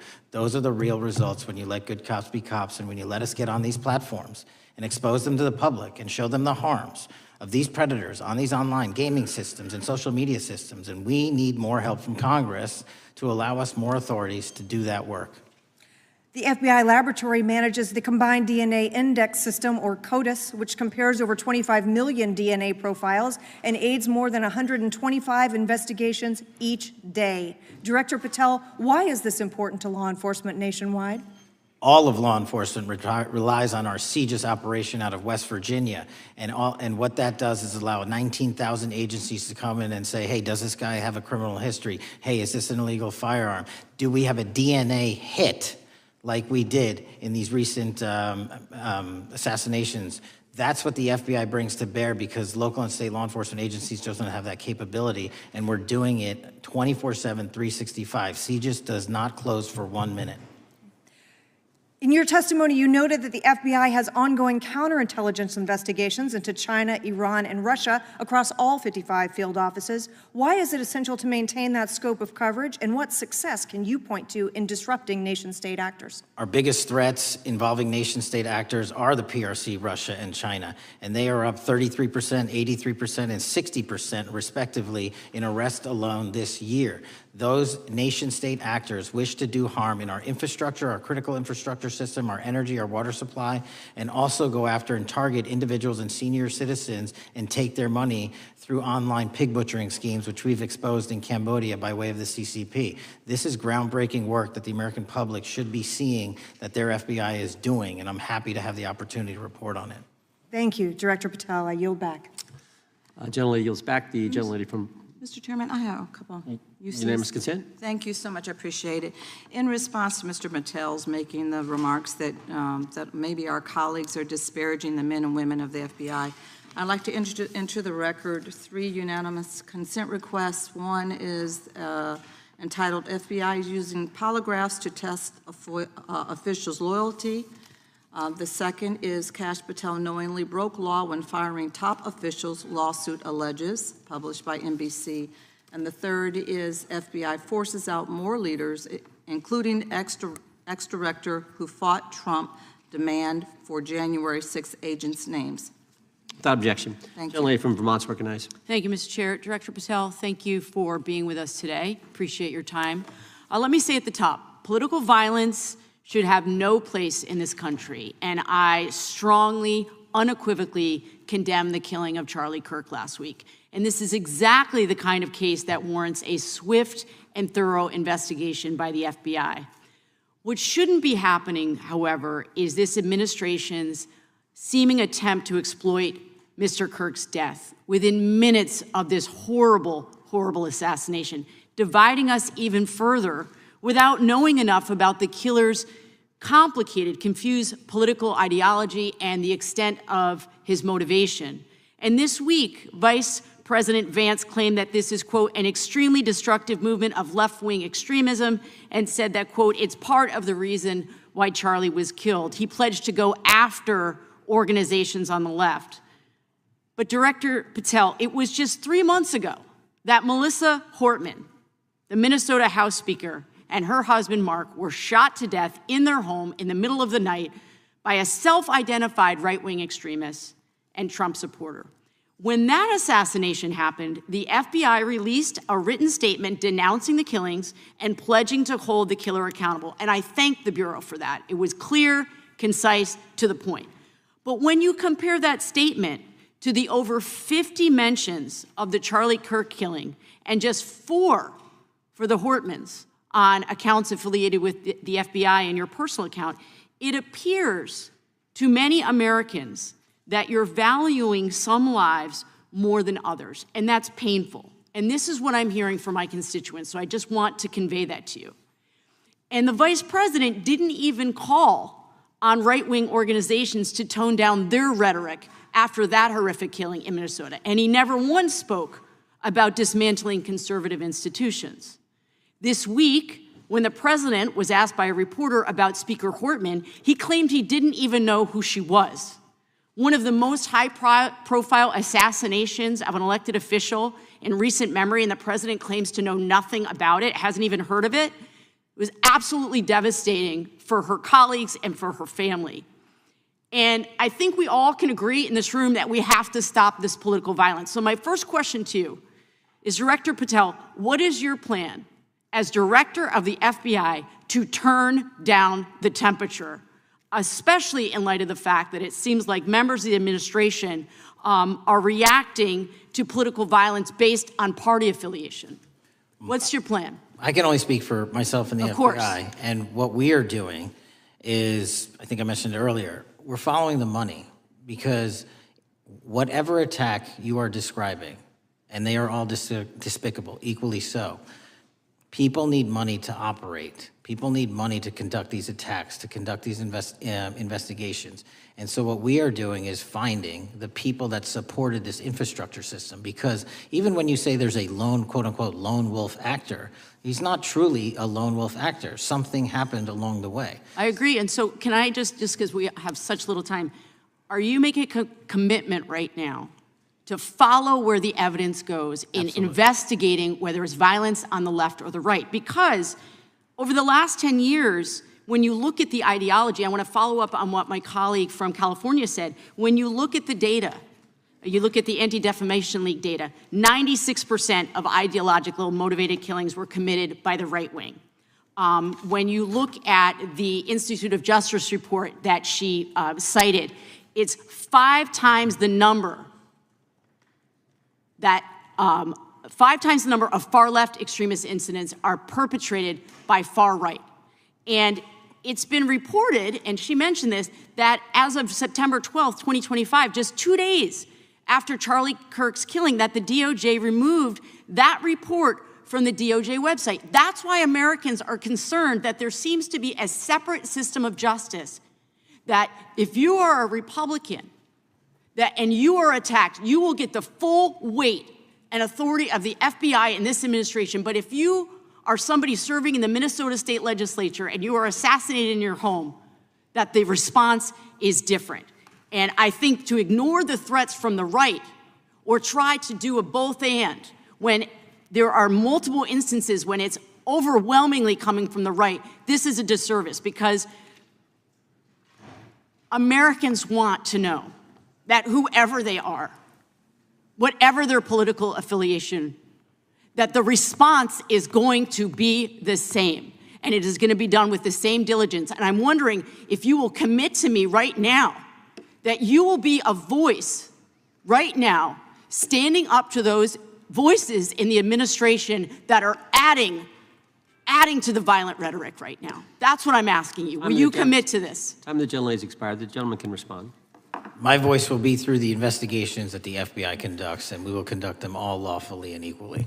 Can we expect in the future that your tweets in related to one killing will be the same level of concern? The gentleman from Texas is recognized. Thank you, sir. Director Patel, thank you for being here today, and most importantly, thank you for restoring trust and faith in the FBI, which has been severely eroded under the Biden administration. Thank you for your service and your continued service in this capacity. On April 7th, 2025, Charlie posted on X, "Assassination culture is spreading from the left. 48% of liberals say it would be at least somewhat justified to murder Elon Musk. 55% say the same about Donald Trump. In California, activists are naming ballot measures after Luigi Mangione. The left is being whipped into a violent frenzy and set back. Whether losing an election or losing a court case justifies a maximally violent response, end quote. And unfortunately for Charlie, that reaction also came when they couldn't win a debate on a college campus. You cannot be intellectually honest and say that this problem is on both sides. It's not just what happened to President Trump, it's also what just happened to Charlie. And we've gotten to a point in America where violence is encouraged. When you have a former president of the United States that opens up his campaign in 2019, that's Joe Biden, by saying that his opponent is a, quote, existential threat to this country, Houston, we have a problem. People that you disagree with are not existential threats. They are not Nazis. They are not fascist. They are not racist. They are not deplorable. They are not irredeemable. They are your fellow Americans who have a different perspective on how government should run and what government should look like. Whether or not we should have strong sovereign borders, whether or not we should have safe communities, whether or not we should have places to worship our God and not worry about being shot, whether or not we live in communities and cities that are not overwhelmed by drugs and crime, whether or not we have two genders, and whether or not we have common sense in our policies and our values. And people that believe these things are not existential threats. I happen to be one of these people that believes all of the above, and as someone that served this country in combat, I can assure you I am not an existential threat to this country because I swore to protect her. I also want to point out, how many cities have you seen burned to the ground since Charlie Kirk's death? 0. No summer of love, no riots, no nothing, no looting, no killing, none. We simply gathered and prayed for his soul, his family, and this country, because that's exactly what we represent. And while we might be angry, this righteous anger will carry on Charlie's message and legacy. I want everybody to know something very simple. Charlie is not dead because of what he said. He is dead because people listened. My time is limited, so I have a few questions for you, sir. And again, thank you very much for being here. I really appreciate your time and your service. In your experience in the FBI, have you noticed a precipitous rise in political violence and other associated crimes that you have been investigating so far this year? And if so, is this trend in motive left-wing or right-wing violence? I can always speak generally, sir. There is too much political violence, and it has been a precipitous rise on too many fronts. How do we solve this? We solve this by giving the FBI more authorities to go into and work with the private sector. There are too many online platforms. There are too many social media platforms. There are too many gaming platforms. There are too many places for people from America and around the world to get together without their parents knowing anything about it, without their school teachers knowing anything about it, and infesting the minds of our children and infecting them with radical ideology, and with that is the root cause of these problems, and we must tackle it. It is not a 1950s America anymore. In 2025, the cyberspace needs to be tackled. Thank you.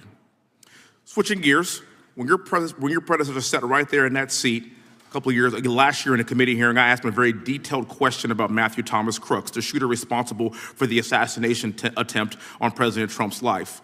I didn't get an answer from Chris Wray that day, and I submitted written questions to the FBI and into the record of this committee, and I want to resubmit those questions today because I think we are still awaiting answers to those questions. So, Mr. Chairman, I'd like to submit them for the record, please. I'd like to ask you, sir, and the FBI, under your leadership, would you please respond to these questions, and can you commit to doing that? As soon as the trial's over. Thank you very much. I will end with this. Charlie Kirk is not dead because of what he said. Charlie Kirk is dead because people listened. He set up a tent that said, "Prove me wrong," and exercised his First Amendment right. That's all he did. And we will continue to do so in this country in order to preserve this constitutional republic. And with that, I yield back. Thank you. Gentleman yields back. The gentleman from Florida is recognized.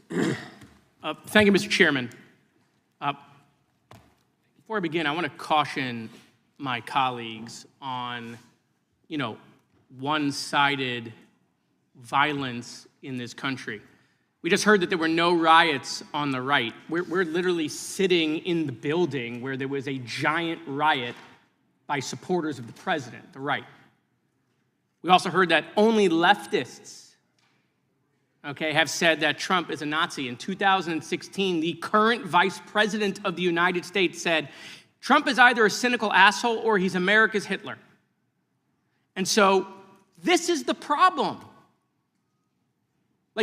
I don't want to have to say this garbage, but you want me to sit here and get painted with one brush, the whole left. No, there are extremes on the left, and there are extremes on the right. And we collectively should tackle that. But to come here and just look at us and say we all support what's going on in the extremes is why we can't solve anything in this building. Director, let me say first, thank you for being here, and my condolences on the loss of your friend. And I'm happy to hear that you want to do more on the social media platforms. It's crazy what's going on the social media platforms. There are so many conspiracy theories on what's going on with Charlie Kirk. Israel assassinated him, right? There are conspiracy theories about your personal social life all day. It is totally rampant. Big names on the right, Candace Owens, right? Talking about how what's been released as far as the dialogue between the perpetrator and his roommate is manufactured by the FBI, manufactured by the administration. It is totally rampant, allowing foreign governments to just perpetrate these platforms, all of these bots, all of the time to weaponize Americans. You see what's going on here? This is a byproduct of all of that. What's going on in the streets is a byproduct of all of that. What's happening is you see people celebrate Luigi Mangione is a byproduct of all of that. And so if we want to do something, then we should talk about Section 230. We should talk about how we're going to make sure that we don't let foreign governments poison our children's mind. And so I will work with you on that, Director. I'll work with you on 230 any day. No problem. So now, that was the good part. I want to take your attention back a second, okay? Breaking news. Kash Patel is nominated to be the FBI director. Dan Bongino is nominated to be the number 2 at the FBI. MAGA celebrates, rejoices, bells are ringing out. The team, Patel, Bongino, that sought out every podcast microphone to talk about the Epstein list. The names are finally going to get released. It begins. They produce white binders. Phase 1 with the podcasters. This is not actually one of them, of course. I made this. Your name's on it, right? And the names are going to come out. Pam Bondi says the list is on her desk. Then a memo comes out all of a sudden and says, there's no list. Oh, no phase 2. Phase 2 binders never happen. You said the conspiracy theories around Epstein just aren't true. They never have been. And yesterday, in an answer to Senator Kennedy, you said the FBI is not in possession of any credible evidence that Epstein trafficked girls to anyone but himself. So according to your testimony yesterday and in this committee, according to the evidence the FBI has, the number of names on the list are 0. No, zero. The index has been released, and the number of people involved in that trafficking operation were charged in 2018. Other than Epstein and Ghislaine Maxwell, your testimony in the Senate and here is that according to the evidence you have, the number of other names is 0. That were charged based on credible evidence. Well, who are the other names? Give me the other names that weren't charged. We are not releasing the names of anyone because the Department of Justice never does that of anyone that didn't have any credible information to attack them. Let me move forward. The president you've seen the picture of the woman's body with the writing and the president's signature. The president says that's not his, okay? President says it's not his. The Republican colleagues say it's not his. The administration say it's not his. Will you be opening up an investigation into the Epstein estate for putting out a fake document with the president's signature linking him to the world's largest pedophile ring? Will you be opening that investigation into that? On what basis? On what basis? They literally put out a fake document according to the president with a fake signature. It's a forgery. of the President of the United States signature. That's the basis. Sure, I'll do it. Okay, I look forward to that investigation. Am I over? Thank you, Mr. Chairman. I appreciate your diligence. Gentleman's time has expired. Chair now recognizes the gentleman from California. Director Patel, as you know, my state, California, is home to the worst public infrastructure failure in U.S. history, known as California High-Speed Rail, although the name is probably a misnomer. Earlier this year, I joined your counterpart at the Department of Transportation, Sean Duffy, doing a compliance review of the federal money the state has received, and the outcome was that the state has not complied with the terms of its billions of dollars in funding because it hasn't actually built anything. And so that federal funding has now been cut off, but a lot of us in California still have questions as to where all the money went. We're 17 years in to this project, and absolutely nothing has been built. Not a single bit of track has been laid. There are no stations. There are no passengers. And the plan initially was to have the whole thing, LA to San Francisco, done by 2020 at a cost of $33 billion. Yet here we are in 2025, nothing has been built. And according to the New York Times, the project won't even be completed this century, and the total cost is now estimated to be over $130 billion. So I just wanted to ask you, do you think this is something that bears scrutiny, or can you confirm whether there's any kind of investigation going on at the FBI? The FBI certainly can't investigate incompetence, but the FBI certainly can investigate and does investigate waste, fraud, and abuse. And so if we have any information that indicates that that happened in this situation or anything else, we'll look at it. Thank you very much. We've also, been talking some today about the issues that occurred at the border during the Biden administration. You might not agree with your predecessor on everything, but you probably would agree with some of the statements he made in testimony before this and other committees, raising alarms about the risk of terrorism from illegal border crossings. Since becoming director, have you gotten some insight into how well calibrated those warnings were, and what is the status of that risk now? Since becoming director, there's been a sharp decrease of border crossings for known or suspected terrorists from the southern border. But unfortunately, there has been a sharp increase of known or suspected terrorists entering through our northern border. And so what I'm trying to do is work with our northern border states and our interagency to tackle that problem. But it is an absolutely massive border that can't physically be sealed. So we're going to have to get creative and put more resources into that. And in a similar vein, there were over 500,000 unaccompanied children that crossed the southern border during the Biden administration. As we know, many were trafficked either through forced labor or sex trafficking. Do you have any insight as to what the scale of that problem was and how have things changed over the last several months? Other than what you outlined in terms of how it was described, I don't have any additional details. In terms of how many people are being trafficked into this country, especially unaccompanied missing children, that number has drastically reduced because the coyotes that smuggle these children for their criminal activity are the same ones that smuggle in narcotics, or the same one that traffic older age women. They're all interconnected, and because of the sealing of the southern border by this administration, that has come to a near halt. That is a very important point, that we have seen far fewer victims of human trafficking because we've finally prioritized border security. And by the way, you have children who are getting rescued because of the immigration enforcement activities that unfortunately some politicians in my state are trying to stop, thereby stopping those kids from getting rescued.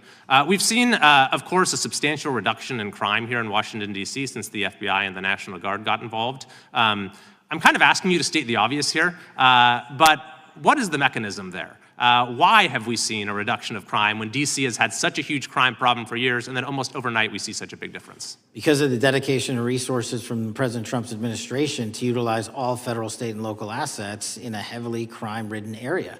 I mean, if we did not have a crime-ridden area, then homicides, carjackings, and gun violence would not be dropping by 40, 50, 60%. And when you allow the police, the MPD, to work with federal authorities and allow the National Guard to set up your perimeter, this is what you can do in a few short weeks. And we at the FBI, under Operation Summer Heat, have set those Phase 01 operations in motion 4 months ago, quietly at the direction of President Trump. So we are scattered across cities across this country doing just that. But we're going to need more help to complete the job. Yeah, in too many places in this country, crime has just been treated as sort of a norm, that this is the way things have to be. What's happened in D.C. shows that is not the case if we have the right policies and the right priorities.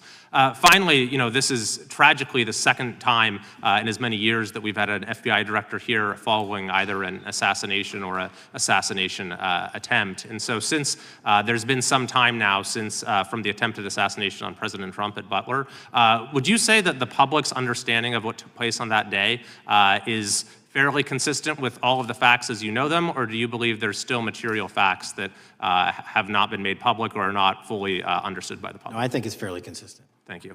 I yield. Gentleman yields back to the lady from Texas, recognized. Man, oh man, there has been so much today, and I truly don't know where to start.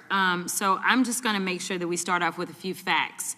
So a couple of facts that we need to make clear for everyone is that, number one, Director Christopher Wray, when he was appointed to be the head of the FBI, was appointed by Donald Trump. Now, I will agree that I definitely take issue with a number of decisions that Donald Trump makes, especially when it comes to the people that he decides to appoint to very important positions, including this one, because I did have to make sure that I wasn't going crazy.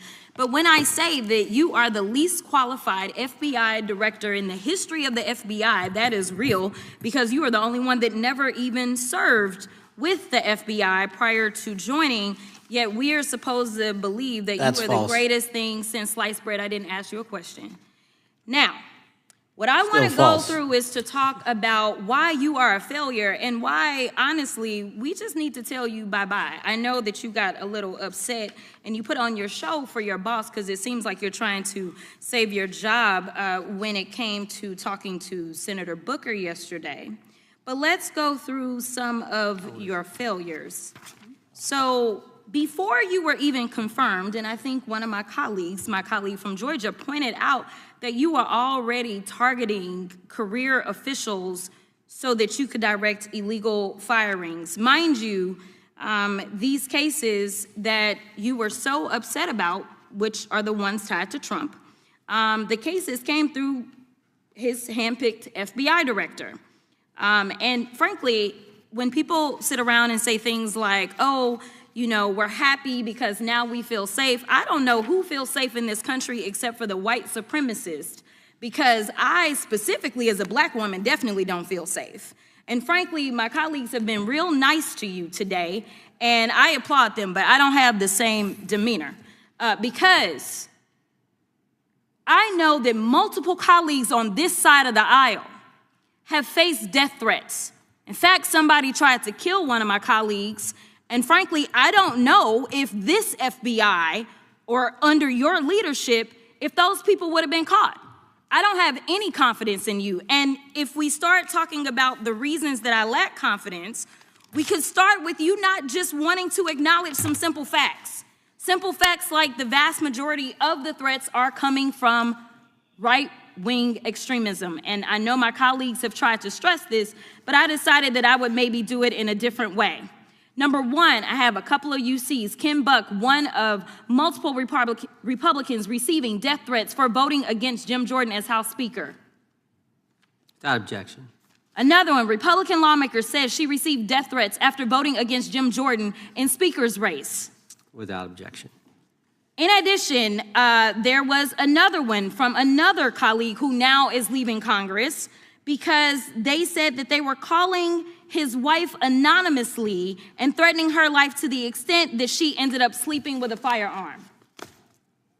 Without objection. Okay, so here's the deal. How are we supposed to have confidence when you're sitting up here telling the Senate yesterday that it will take you 14 years before you can get the FBI fully staffed to do their jobs? You're also now redirecting resources so that they can go and play ICE agents on the streets. You're getting rid of your most qualified people, and even when it came down to somebody that you consider to be a friend, you were posted up having some fancy dinner to the extent that you posted not only once erroneously, you posted twice erroneously as it relates to catching somebody, and then you want to go and say, let me take a victory lap. Because honestly, if it wasn't for parents deciding that they were going to turn in their child, it seems like y'all wouldn't have got there. even though he literally confessed online. So I'm confused about what it is that the FBI is doing except for trying to put on a show for the apprentice or whatever you want to call him. The day after all of this took place, there was domestic terrorism that was taking place at HBCUs. They were targeted.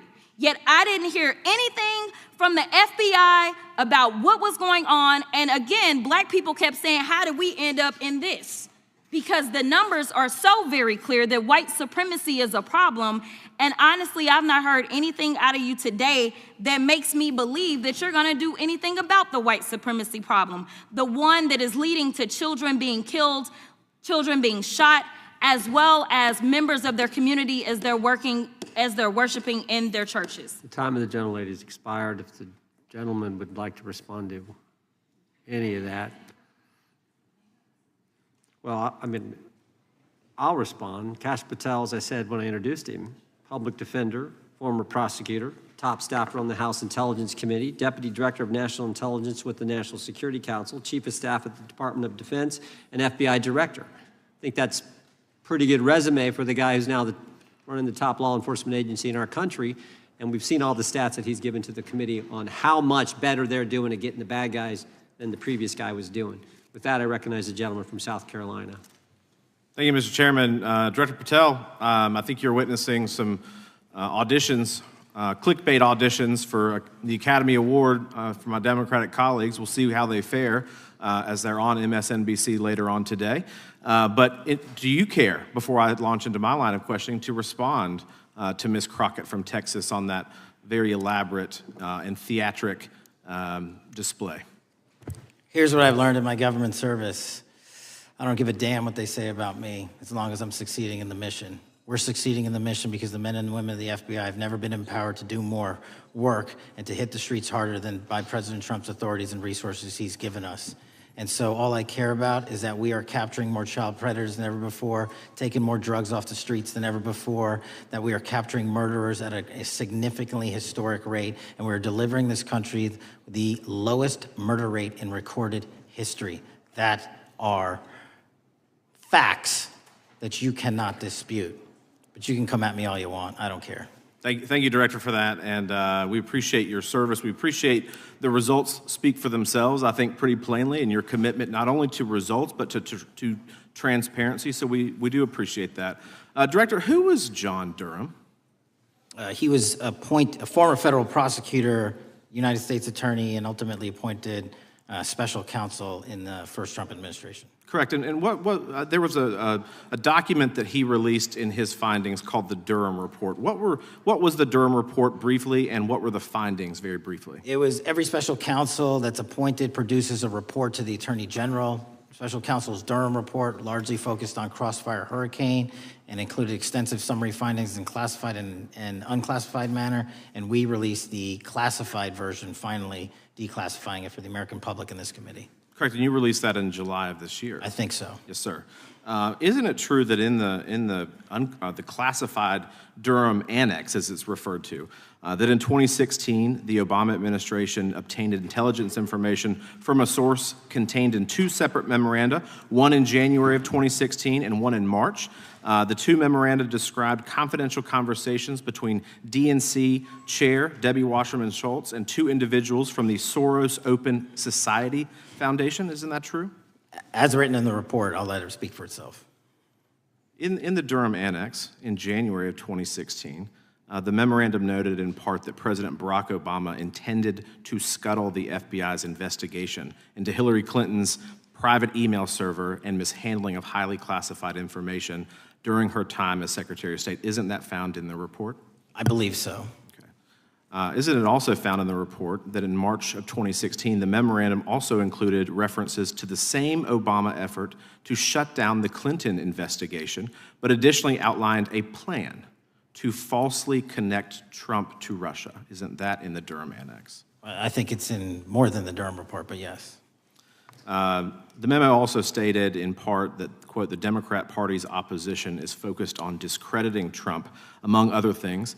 The Clinton staff, with the support from special services, is preparing scandalous revelations of business connections between Trump and the Russian mafia. Isn't that also found in the now unclassified Durham Annex? I believe so, sir. According to the Durham Annex, based on analysis and translation of the intelligence, FBI analysts believed that special services could either mean the FBI or CIA, or the Trump dossier author Christopher Steele. Isn't that in the Durham Annex? I believe so, sir. When the Obama administration received intelligence in March of 2018, Fusion GPS was preparing open source opposition research regarding purported ties between Trump and Russians. The research was paid by the Clintons' campaign and the DNC. Isn't that open source and also in the Durham Annex? I believe both. Okay. And so also in the Durham Annex, which I found interesting, was the potential campaign plan was shared with high-ranking career officials at DOJ. Isn't that in the Durham Annex? I believe so, sir. The Durham Annex describes that in July of 2016, emails allegedly between Leonard Bernardo, senior vice president of George Soros's Open Society Foundation, included data providing specificity on the Clinton plan in an attempt to smear Donald Trump by falsely linking him to Russia. Isn't that in the Durham report? I believe so. And so, briefly, this additional evidence that you've unclassified and released to the American public, what does that purport to show or augment about the Durham report that you can share with the American people? Put simply, that the FBI was weaponized. Against a political campaign.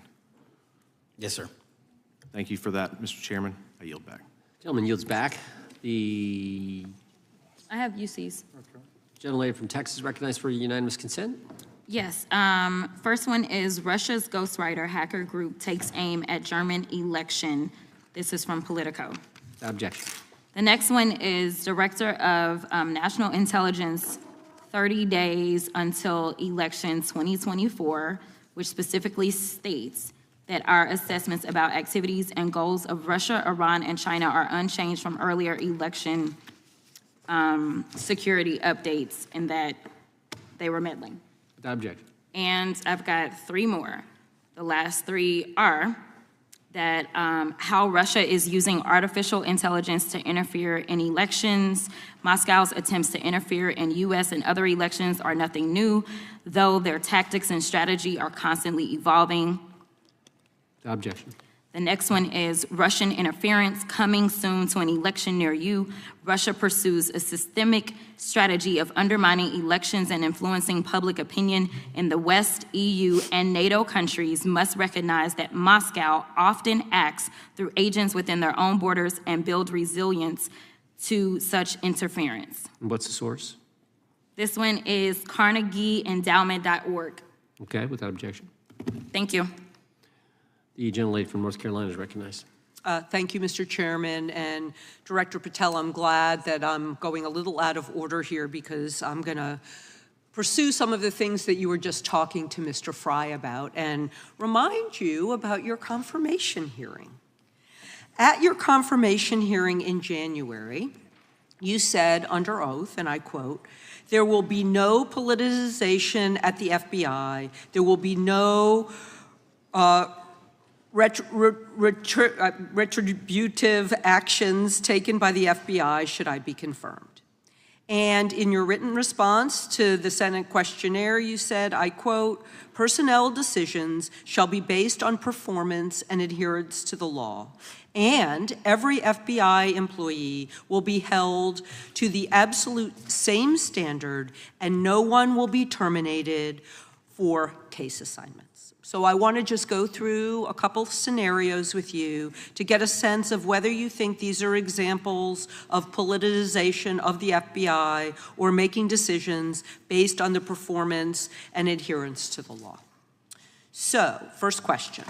Would hiring FBI agents, analysts, and supervisors from only one political party being politicization of the FBI or making personnel decisions based on performance and adherence to the law? We don't ask FBI people, applicants, where their political parties are. Mr. Patel, do you ask FBI applicants who they voted for? The FBI does not. Are you aware that in the lawsuit that Mr. Driscoll filed against you and the FBI, he was asked who he voted for? Since that lawsuit has been filed and it's ongoing litigation, I'm not able to comment. Well, but it also means that you just said that what happened in his situation didn't happen. So we will go on to the next question. Let me ask you an even easier one. Does firing agents for working on the cases that they were assigned to and that the president didn't like, is that politicization of the FBI or making personnel decisions based on performance and adherence to the law? The FBI doesn't terminate anyone based on case assignments alone. Has the FBI ever been sued by somebody who felt that they were terminated based on case assignments? In the entire history of the FBI, I'm sure they have. No, since your tenure. I'm sure there's ongoing litigation. Yes. In fact, there is ongoing litigation. And in fact, people have been asked who they voted for. And in fact, you are running an FBI for the President of the United States rather than the people of the United States, because my questions were not hypotheticals. They are the things you have done during your tenure. And according to a lawsuit filed last week by long-term FBI agents, you fired former acting director Brian Driscoll. He had served with the Bureau for nearly 20 years, earned a Medal of Honor, Medal of Valor for bravery during the dangerous ISIS raid, and had a wealth of crisis response experience and led the FBI's critical incident response group. When the Trump administrations interviewed Mr. Driscoll for that role, they interrogated him about his political leanings and who he voted for in the last 5 elections. Questions Mr. Driscoll refused to answer because those types of questions impermissibly politicized the FBI. You also fired Steve Jensen, who served the FBI for nearly 2 decades and ran critical terrorism, counterintelligence, and organized crime operations, whom you once described as embodying what the American public demands of the FBI. But he was fired because he took part in investigating crimes committed on January 6th. And Trump's MAGA base lambasted you online for keeping him at the FBI. So he's no longer at the FBI. You also fired a decorated combat veteran with decades of experience in the Bureau, Special Agent Walter Jardia, because he worked on the investigation into the Russian interference in the 2016 presidential election and helped investigate Trump's ally, Peter Navarro. Director Patel, it is very clear that you have flunked your own test. You've put saving your job, which I actually believe you were being honest about during your confirmation hearings, over doing what's right for the FBI and the American people. That is not adherence to the law. Thank you, and I yield back. Time of the gentlelady is expired.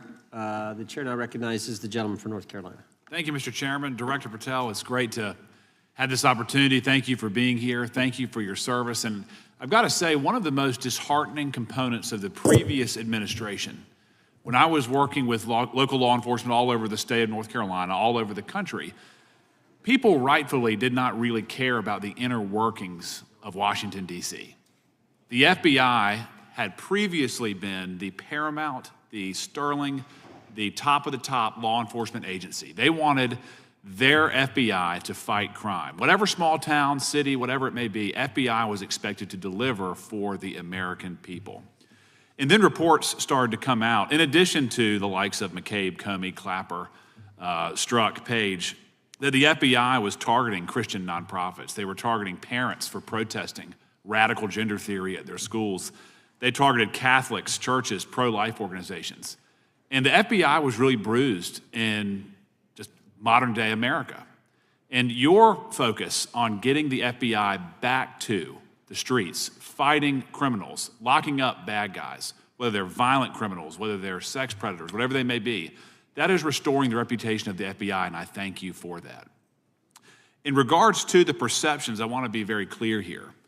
You mentioned the statistics about removing dangerous illegals, removing thousands of kilograms of drugs, violent criminals, guns. The border is secure. These accomplishments are noteworthy and they're needed. But at the same token, I want your take. The fight is not over.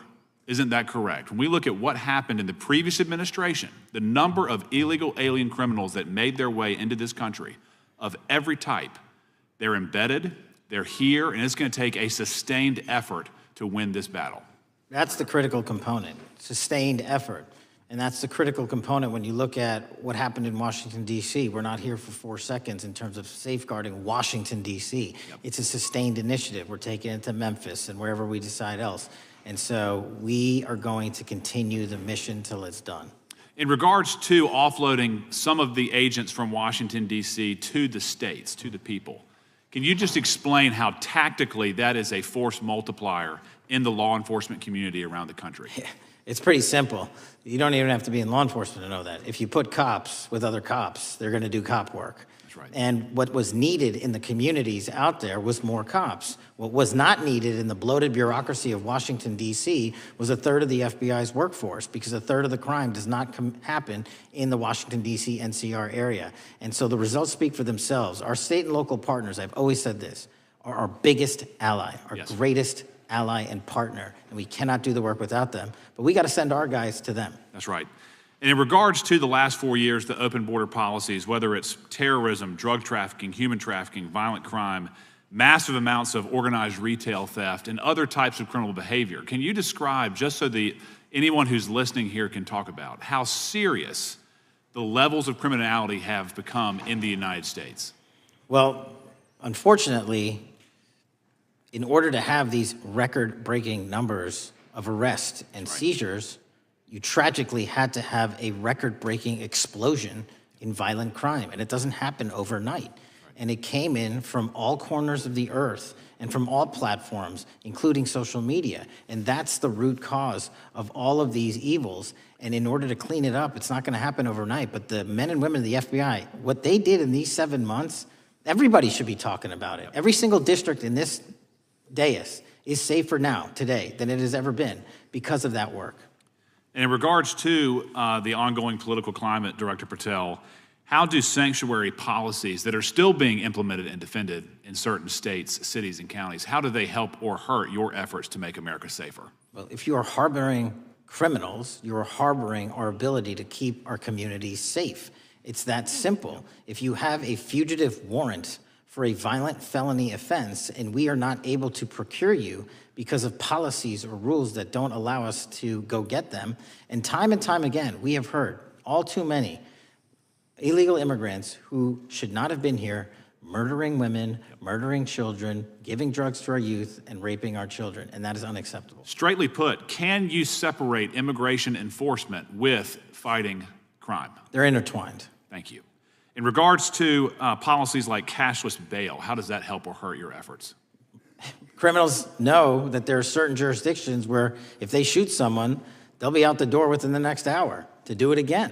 Yep. And that's an ethos that is, and a system that has been built out over years that we are combating. How is defunding the police around the country, how does that help or hurt?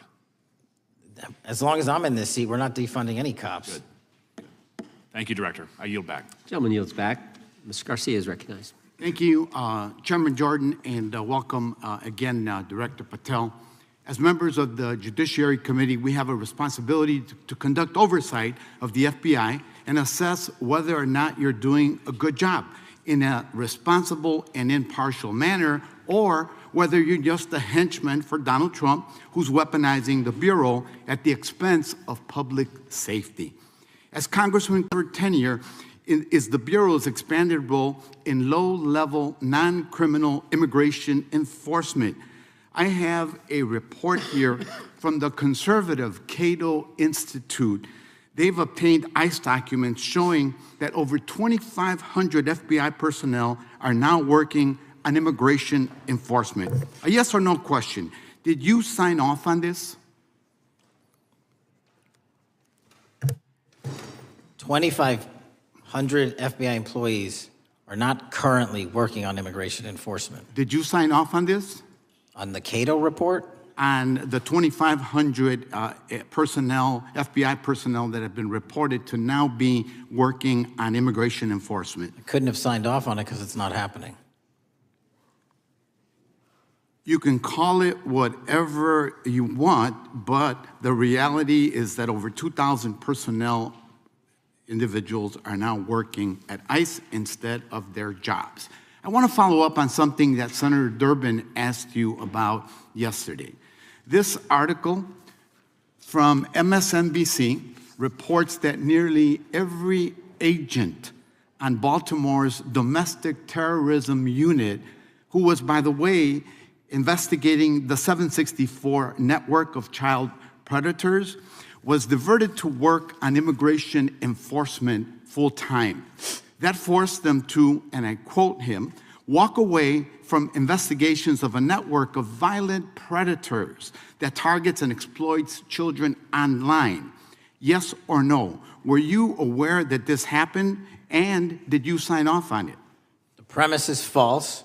The 764 network in Baltimore is taken down, and FBI agents do double and triple duty all the time. I'm reclaiming my time. You told Senator Durbin yesterday you didn't know about it, so your testimony is inconsistent today. No, I found Final out. question. Let me ask you, again, a yes or no question. Are you aware that agents have been told by supervisors not to documenting their shifting of resources toward immigration-related work? That's a literal another falsehood. It's impossible to move a human being without documenting that work. As FBI director, you must be transparent with Congress. You need to provide us information about how many agents have been diverted to non-criminal immigration enforcement, why the Baltimore unit was dismantled, and whether there's a cover-up of what's happening under your leadership, because this goes to the heart of whether or not you're carrying out the stated mission of the FBI, keeping our communities safe. Diverting FBI agents from investigating violent child predators doesn't make us safer. Using FBI resources to target parents, children, and other immigrants for low-level, non-criminal enforcement doesn't make us safer. Enabling violent, lawless conduct by federal enforcement doesn't make us safer. As we saw last week when an ICE officer killed one of my constituents. And I know that the FBI has been involved in that investigation. And yesterday, ICE did a raid in the suburb of Elgin where 2 U.S. citizens were arrested, and who accompanied them on that filming of that show? Secretary Nunn. Shameful conduct. And weaponizing the FBI to serve Donald Trump's political agenda instead of the American people does not make us safer. Before I yield back, Mr. Chairman, I request unanimous consent to submit the following documents for the record. A report from the Cato Institute, which I referenced earlier, where ICE has diverted over 2,500 officers from their jobs, and 2, an article from MSNBC titled, Trump's Deportations Divert FBI Agents Off Child Predator Cases, and an article from CNN entitled, White House Pressure for Increased Immigration Arrests Strains Law Enforcement Agencies. Thank you, and I yield back. Gentleman yields back. Without objection, the gentleman yields back. Gentleman from Wisconsin is recognized. Thank you, and thank you, by the way, for coming over here. Sorry you have to put up with all this. I know when you took over, the FBI's reputation in a lot of circles perhaps had never been lower.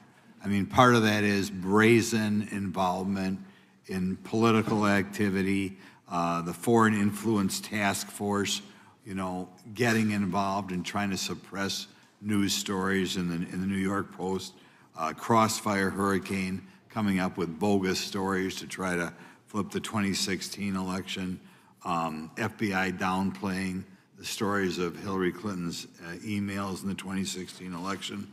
That's their overt involvement in political activity. I think a strong anti-religious bias. We talked about stories of an anti-Catholic bias in there. I know I've talked to people about horrific overreaction at the big Hindu temple in New Jersey, in which, just so people understand, you had a rectory in the temple area, the religious leaders, taken out at gunpoint, big problems. And I think finally the FBI trying to turn America's viewpoint on certain political issues. And when I talk about that, I'm talking about what was done in Mexico with regard to shipping weapons, fast and furious, shipping weapons into Mexico in an effort, I think, to try to turn the Americans against the First Amendment. But in any event, what scares me is, and all these horrible things that were done in the past, there were individual FBI agents who participated in them, in which apparently their supervisors told them this is okay or even admirable. And what I'm going to ask you, are you able to do anything to make sure that in the future these corrupted FBI agents understand the importance of religion in our life, and they're not to view it with suspicion? They understand parental rights and the idea that traditionally in America, parents have the ability to object when their young 5 or 6-year-old children or year-old or very young children are getting what most people consider highly inappropriate sexual contact. What are we doing there to try to make sure we don't have problems with these FBI agents again, or make sure that in the future administrations, they would object if they are asked to behave in such a immoral fashion? Two things. If you are corrupt, you don't work at the FBI. It's that simple. So we don't tolerate any form of corruption or any deviation from our high standards, whether you're an agent, an intel analyst, or whatnot. And just to show the American public the resurrection that the FBI has had in these last 7 months, you don't have to believe me. Our applicant pool has doubled month over month every year from the highest point it has ever been. More people want to work at this FBI than ever before in U.S. history. I'm sure that's because of you, and you're kind of anticipating my next question. I talk to retired FBI agents in my area who sometimes retired in part because they hated the woke, anti-conservative culture at the FBI. And they are concerned, the retiring agents, about new agents, not on your watch, but before this, being corrupted in the universities before they were hired, and they are very worried about what will happen with the new agents. So I think you're answering my question. Do you feel you'll be able to a certain extent solve the problem of inappropriately woke agents filling up the agency in the past, because now you're going to have a larger pool to draw from? Everybody that comes to work at the FBI is allowed to have their own belief system, but they're not allowed to bring that belief system into the workplace. And anyone that does won't work at the FBI. Okay, very good. Now, recently, there's another potential scandal, I guess, a politically motivated thing, Arctic frost. Do you want to comment on that? And it appears one more time as perhaps the FBI was getting involved in what would normally be considered political events. We are not getting involved in political events, except this one. Okay. And final thing, with regard to prejudice against Catholics, what happened in the big Hindu temple there in New Jersey, do you think, have you ever, has anybody ever apologized to the Catholic Church or apologized to that temple? I don't know, sir. Okay. Is that something you think would be perhaps a good idea to do in the future? I think leadership should address it. Thank you. Gentlemen, time has expired. Gentleman yields back the, so we got the gentleman from North Carolina, Mr. Harris. All right, thank you, Mr. Chairman, and thank you, Director Patel, for your endurance and your perseverance throughout today's hearing, and for all you've shared. First of all, let me start by saying that I was very grateful and glad to see that the FBI has joined the investigation of the tragic and brutal murder of Irina Zarutska in Charlotte, which is just right by my district. This woman, as you know, fled the war in Ukraine only to be killed in cold blood by a man who had no business being on the streets whatsoever. This man, who had been seen stabbing Irina to death on video, had been arrested 14 previous times, served prison time, and was diagnosed with a severe mental illness.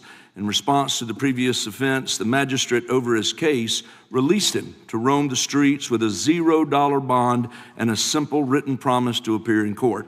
Mr. Patel, let me just ask, should judges apply the most lenient bail standards to people with extensive criminal history? Do they apply the most lenient? I'm sorry. Yeah, should they apply the most lenient bail standards to people with extensive criminal history? That has not been my experience. That should not happen. Is America a place where young women should fear to ride public transit? No. And was Irina Zarutska's death, would you say, possibly the result of Democrats' pro-crime policies? That investigation and matter is in open trial, so I don't want to stylize the evidence. I understand. Well, Mr. Patel, let me just say, taking over the FBI after the Biden administration's blatant weaponization of the agency is no easy feat, as we've recognized throughout this hearing today.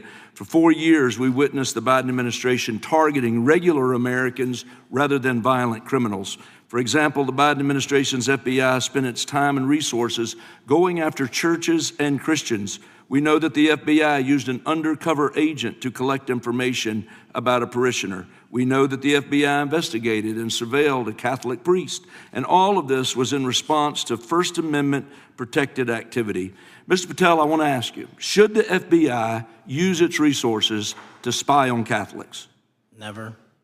So what does it say about the culture of the Biden FBI that law enforcement resources were used to go after Catholics, and some FBI employees were comfortable with taking such actions? Well, pursuant to my transparency initiative and working with Congress on oversight, those documents, that's it. Those documents are available for the American public to see and read and hold people accountable, and that's what I'm committed to. And so have you been able to hold accountable those at the FBI who went after law-abiding Catholic church members? If they did so improperly, yes. Well, I've been a pastor for 36 years, and I've constantly stood up for life and stood up for family amidst a culture that's increasingly hostile to both of those things. And if the Biden administration targeted Catholics, could I have been targeted by the Ray FBI as well? Well, I don't know, but I'm not going to target you. Well, I know that President Trump respects religious liberty and that his administration is seeking to right the wrongs of the Biden administration. Securing our freedoms and protecting faith leaders and communities requires a multi-pronged approach. What would you say in just the last few moments, what is the FBI under your leadership doing to make sure that our religious liberty and religious leaders can rest comfortable this evening? Zealously protecting our First Amendment rights, Amen. But zealously going after those that abuse that right that leads to criminal conduct. You will be investigated, you will be looked at, and referred to prosecution every single time the evidence warrants. Thank you, sir. One final area. I do want to draw attention, Mr. Patel, to Waxhaw, North Carolina, a town in my district that just fell victim to a cyber attack on September 12th that interrupted emergency services. Waxhaw is working with state partners, and the FBI has been notified on this attack, and I certainly pray they're able to help out with the ongoing investigation. Could you just speak to what the FBI is doing to bolster our community's cybersecurity to defend against any future cyber attacks? Well, in North Carolina, you're slated to get a plus-up of 22 FBI employees, and they're already on the way. And that encompasses cyber, counter-intel, counterterrorism, field agents, intel operatives. And what we're doing on a macro level on the counterintelligence and cyber front is going after the people that fund these operations on these online platforms and breaking their banks. Because once we do that successfully across the board, they won't have the ability to attack us. Well, thank you, Director Patel, and let me just add my comments to those of my colleagues that are very grateful for your leadership, grateful for your courage, your consistency, and for being willing to stand in the gap for us. And with that, Mr. Chairman, I yield back. Gentleman yields back. The gentleman from Missouri is recognized. Thank you, Mr. Chairman. And Director Patel, thank you for being here with us today. Over the past few years, we have seen a disturbing increase of attacks on Christians and conservatives. Since the leak of the Dobbs decision, there have been 354 attacks on Catholic churches. In the first year following the leak, there were more than 100 attacks against pro-life pregnancy care centers, and the shadowy pro-abortion group Jane's Revenge claimed responsibility for 24 of these attacks. Meanwhile, the Biden FBI focused resources on attacking Catholics and peaceful pro-life protesters like Mark Houck and Paul Vaughn. Many of these attacks on Christians and conservatives were coordinated or praised by dark leftist cells who lurk on the online chat rooms of Reddit, Discord, and game sites. This is a war room for Antifa and violent transgender activists. There have been essentially no incidents of violence by Catholics, pro-lifers, or parents at school board meetings, but there have unfortunately been multiple shootings motivated by leftist and transgender ideology, including recent attacks in Nashville, Colorado Springs, Denver, and Aberdeen. Worse, the targeted violence reached a boiling point this past month. A few weeks ago, an anti-Christian transgender terrorist murdered 2 children and injured 17 in a shooting at a Catholic mass. And last week, while we were sitting in this committee room almost to the hour, Charlie Kirk was assassinated by a 22-year-old who appears to have been motivated by leftist and transgender ideology. As you confirmed yesterday to my Senate colleagues, he may not have acted alone, and you testified that in his online chat room of more than 20 trans ideologues that you were aware, I believe you said many more, many were aware of and possibly complicit in the assassination. Director Patel, in light of the increased violence emanating from the far left, is your FBI investigating this violent trend of anti-religious, Antifa, and transgender-driven violence? All of it across the board is being zealously investigated, no matter what your motivation or bias is behind it. Very good. We've also noticed a dramatic surge of the number of clinics offering so-called gender-affirming care. Whistleblowers in a recent NIH study confirmed that these clinics prey on some of the most mentally ill children and young adults in our society, and these clinics are quick to prescribe life-altering puberty blockers, cross-sex hormones, and surgery, and often these patients get worse rather than better, and unfortunately, some have become violent, some have even committed mass shootings, and the partner of one of them assassinated Charlie Kirk. Director Patel, is the FBI looking into the role that these gender clinics may have in the recent attacks in making these mentally ill individuals violent? We're looking at the entire spider web for any of these attacks, be it Denver or Charlie or where have you, and that's why our investigations are ongoing. We don't have a final product yet. One of my Democrat colleagues, as an aside, mentioned, quote, the federal takeover of our cities. And I don't know whether my Democrat colleagues, for some reason, liked Washington, D.C. better when it was more dangerous and more violent, when there were more robberies and carjackings and murders and rapes. But what has the crime picture in Washington, D.C. looked like since the so-called federal takeover? 2,100 arrests, 37% decrease in violent crime, same time last year, 60% decrease in gun crimes, 74% decrease in carjackings, and 53% reduction in homicides in Washington, D.C. in the last month alone. Very good. And I thank you so much for your testimony. I know it's been a long day, so I'll give you a little break and yield back the rest. Gentleman yield. My time. Gentleman yield. Yes, and yes. Director Patel, what's a 302? It's a report, the number of the report, whenever an FBI agent goes out and interviews someone. And are you familiar with the 302 where the FBI agent interviewed the whistleblower who's come forward and talked about the former chair of the Intel Committee here in the House pushing staff members to leak classified information? Well, I'll just read from it. Staffers were instructed to use, this is from the 302, interview this person. Staffers were instructed to use any sources that had developed within the United States intelligence community to gather information, which would then be made public through the media in order to compel public opinion. You familiar with that? I am. Yeah, and that's how they played the game, wasn't it? Leaking information, classified or otherwise, true or otherwise, to create this public opinion to compel action to undermine the president. Is that accurate? I believe so. Just one other point I would make from this. This witness also said in the 302 that the agent recorded that the witness provided the interviewing agents with copies of both his handwritten notes and an email.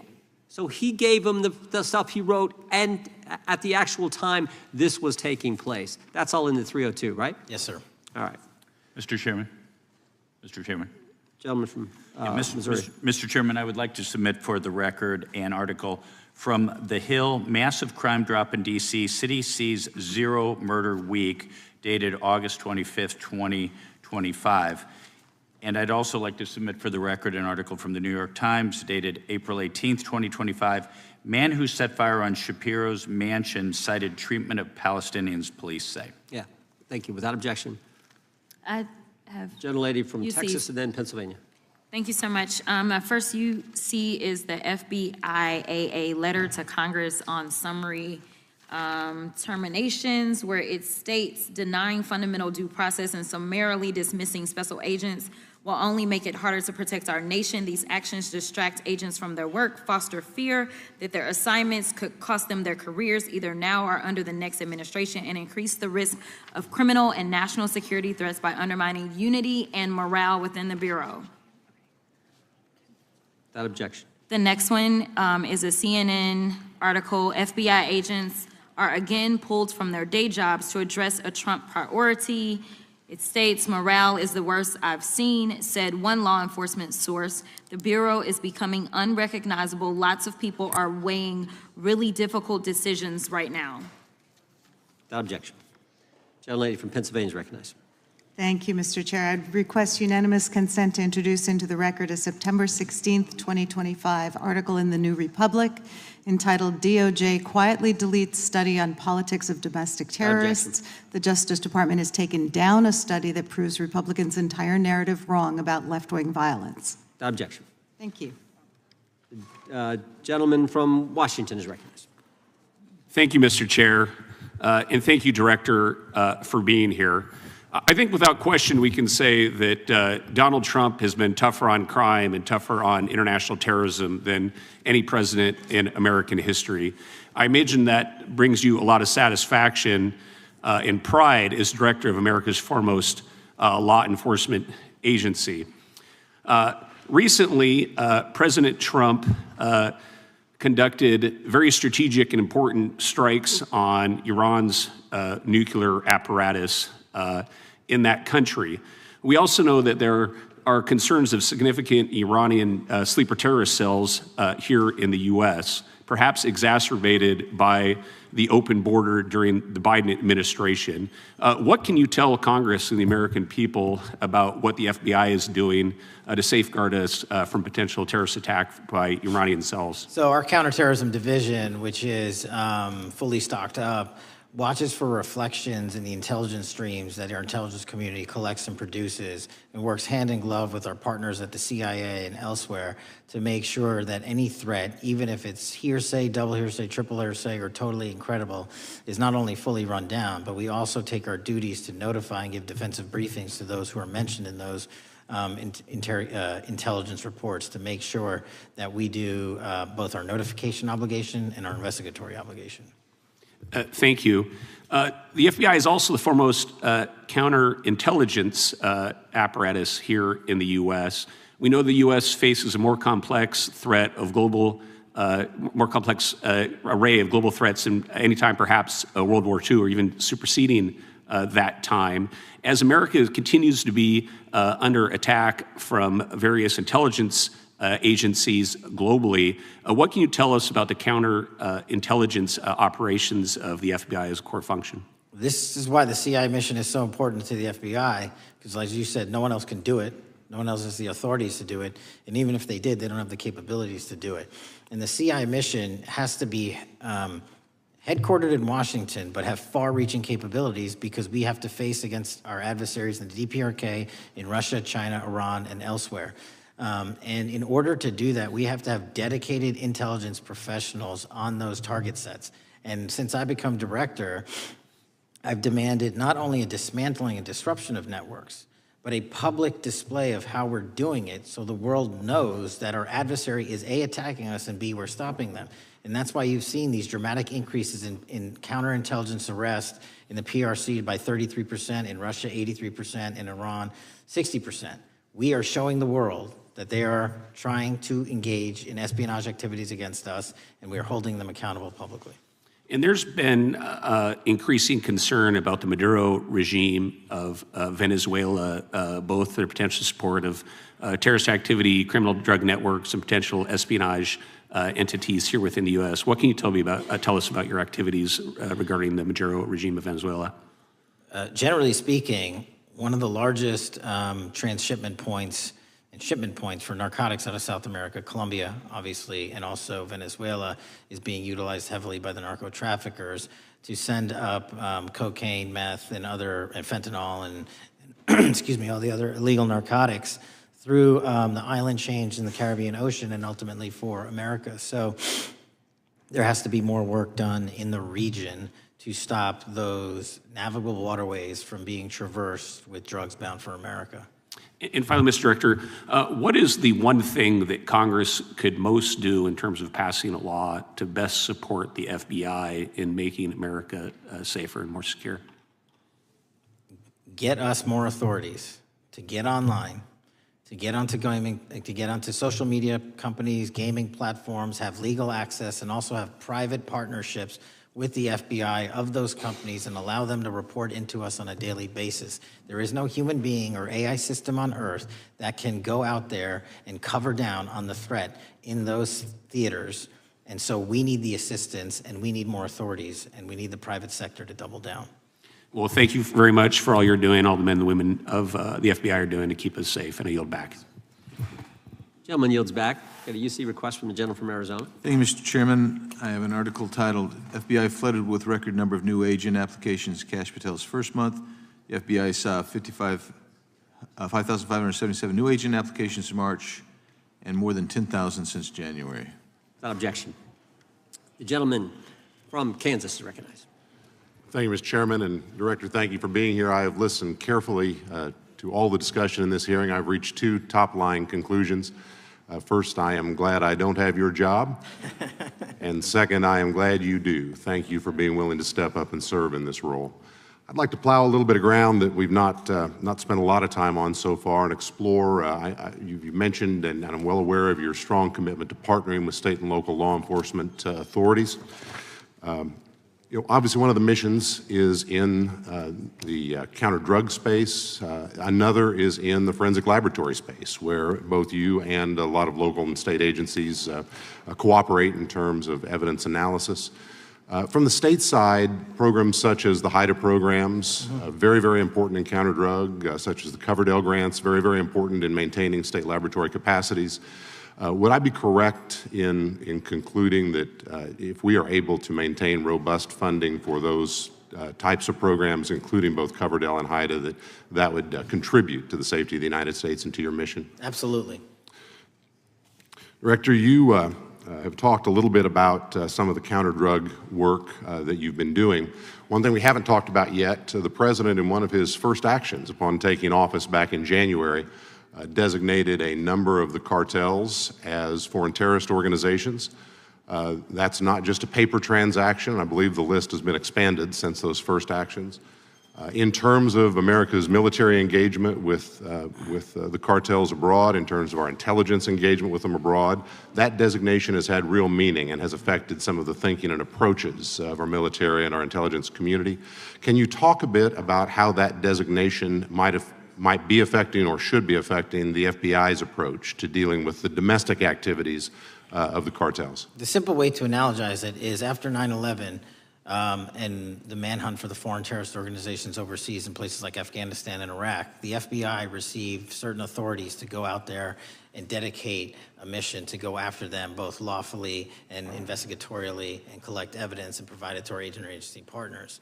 Once the foreign terrorist organization designation was labeled over to the Mexican drug cartels, we can now do that here. and in Mexico, and in Colombia, and in Venezuela, and anywhere else they are. And so that's the best analogy I have. What we're able to do is take our counterterrorism platform, traditionally used for global terrorist manhunting, and bring it into this hemisphere against a very real threat, which is the drug traffickers, and they are foreign terrorist organizations. So we just have so many more resources and authorities now directed at them.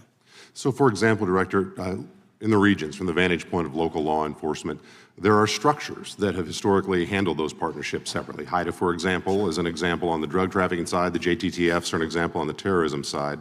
How is the thinking evolving in terms of on a regional basis, either merging or not merging those structures now that the targets in many ways are merged? So the JTTFs are kind of our forward operating base across every single state in this country to take on that mission. And anytime you're labeled a foreign terrorist organization, you come right under the authorities of the JTTF, the task force officers, and the state and local level police work that gets done in those JTTFs. And the Homeland Security Task Force layer on top of that, I think 25 or 30 across the country, specifically working with DHS and Secretary Noem to go after the drug trafficking foreign terrorist organizations, because they have unique capabilities and authorities dedicated to that mission. And so that's the beauty of the HSTFs. Let me ask you an adjacent question, Director. I noticed in your written testimony, I don't think we've talked about it yet, you brought to our attention an expiring authority. It's in 6 U.S.C. 124N with respect to counter-UAS drones. You point out that that authority expires in statute at the end of this month, and you impressed upon us your interest in seeing it extended in some manner. Can you talk a little bit about the FBI's role in counter-UAS work over American airspace? I represent a district that's going to host some of the FIFA World Cup activities coming up. We're obviously very interested in security, and there are limits on what our state and local authorities have the capacity to do or what our military has the capacity to do once the threat is domestic. So it's critically important. Both the FBI and DHS have those capabilities. I'll speak to the FBI, of course, only. And you raised the World Cup, and that's exactly what we need it for. The Club World Cup, which just happened, was 32 games in at least a dozen different cities across the country, the largest sporting events consecutively in American history. And we used our counter-drone capabilities to not only inspect and secure stadium locations, but where fans were hovering and we call base camps. And thankfully, because of the success of the FBI and DHS, we had no significant security incidences. And flipping to the World Cup, which is going to be 3 times as large, and obviously the largest we've ever had, and blending into the LA Olympics in '28, our counter-UAS capabilities are going to be the ones that are able us to have literal bird's eye view of the threat dynamic around so many of these cities, which are going to see literally tens and hundreds of thousands of people flock to them. So we have to have it. And making sure the bad guys don't have the same. Exactly. Very good. I yield back and thank you. Gentleman yields back. Director, you've been amazing. You've been here 4 hours and 41 minutes without a break. We appreciate that. I think we have one more member, a few UC requests, and then you can we'll let you go. But we appreciate that. The gentleman from Texas is recognized. Thank you again for taking the time, Director Patel, and for Chairman Jordan for holding this hearing. Thank you for depoliticizing the FBI and getting it back to its original mission as well. Director Patel, do you agree that we have a problem in the United States with politically motivated violence? Absolutely. And I very much agree. I think we can all agree that political violence is wrong, it's evil, regardless of which side it comes from, and that we can all adamantly and vehemently reject it, or we certainly should. But one of the things that we've noticed recently is that affinity and tolerance for political violence is not equally distributed on both sides of the aisle. In fact, right now, social media is filled with leftists who are cheering on the murder of an iconic conservative political figure, Charlie Kirk. And it's not just random people on Twitter doing this now. There's a YouGov poll released just a few days ago, which stated that 25% of those who identify as very liberal believe that political violence can sometimes be justified. That's far too many, is it not? It is. One is far too many. One is far too many. That's right. Only 3% of very conservatives said the same thing, and we can agree that 3% is far too many. But there's an astounding difference between 25% on the left accepting and tolerating political violence and 3% on the right. I would hope that our colleagues on the other side of the aisle would also recognize that there is a systemic problem on their side of the aisle with tolerance for violence against people with whom they politically disagree, that there is a cultural rot on their side of the aisle that needs to be addressed desperately. Would you agree with that? Yes. One of the more astounding aspects of this is that it's not just people. This comes from the very top, from their political leaders.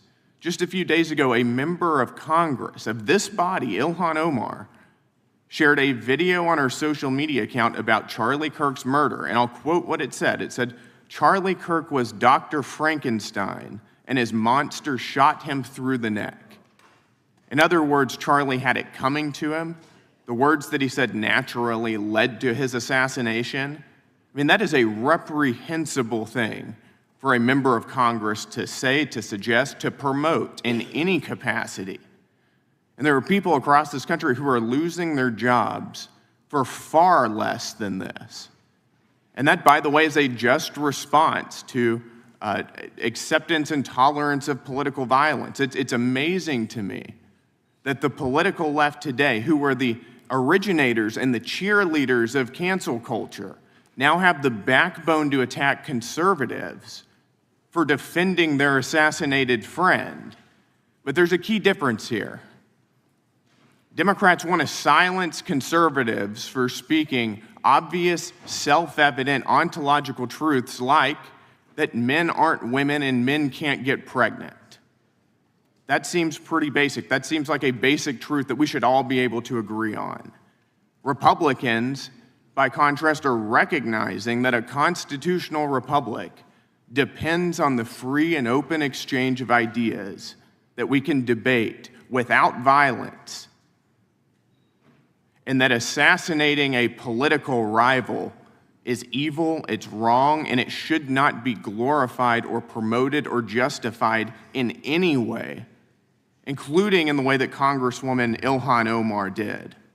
So Mr. Patel, thank you again for being here. I'd like to, with the remainder of my time, just get your opinion. Does the FBI recognize the rising threat of political violence in America, and what can you guys do to address it? Yes, we do, and what we can do to address it, Congressman, is we need to get online partnerships with these companies in the public space, on these gaming sites, and on these social media sites. As I was saying earlier, there is no way to triage the amount of information generated on these sites by the FBI alone. And we need the public-private partnership. And there's another law that's expiring, I think, at the end of this month, which I believe we need renewed, that allows private sector companies to report into the FBI without liability for criminal investigatory purposes. And that's the kind of stuff we need to keep going. Got it. Thank you, Director Patel. We really appreciate it. Thank you. Gentleman yields back. Mr. Chairman. Gentleman from Arizona. I have some UCs. Gentleman to state his request. Thank you. The first one is a piece entitled Review of Domestic Terrorism After Kirk's Murder Shows Biden Politicized Issue, the Intel, and Fudged the Data. Without objection. Thank you. Make a motion to table. Oh, no, we got to recognize the ranking member for his motion. It's just a UC request. The gentleman's recognized for a UC request. Thank you, Mr. Chairman. This is the ADL report issued February 21, 2025, titled Murder and Extremism in the United States in 2024, concluding that for the third year in a row, every single extremist-related murder in the United States in 2024 was committed by right-wing extremists, 8 of the 13 involving white supremacists and 5 having connections to far-right anti-government extremists. Without objection.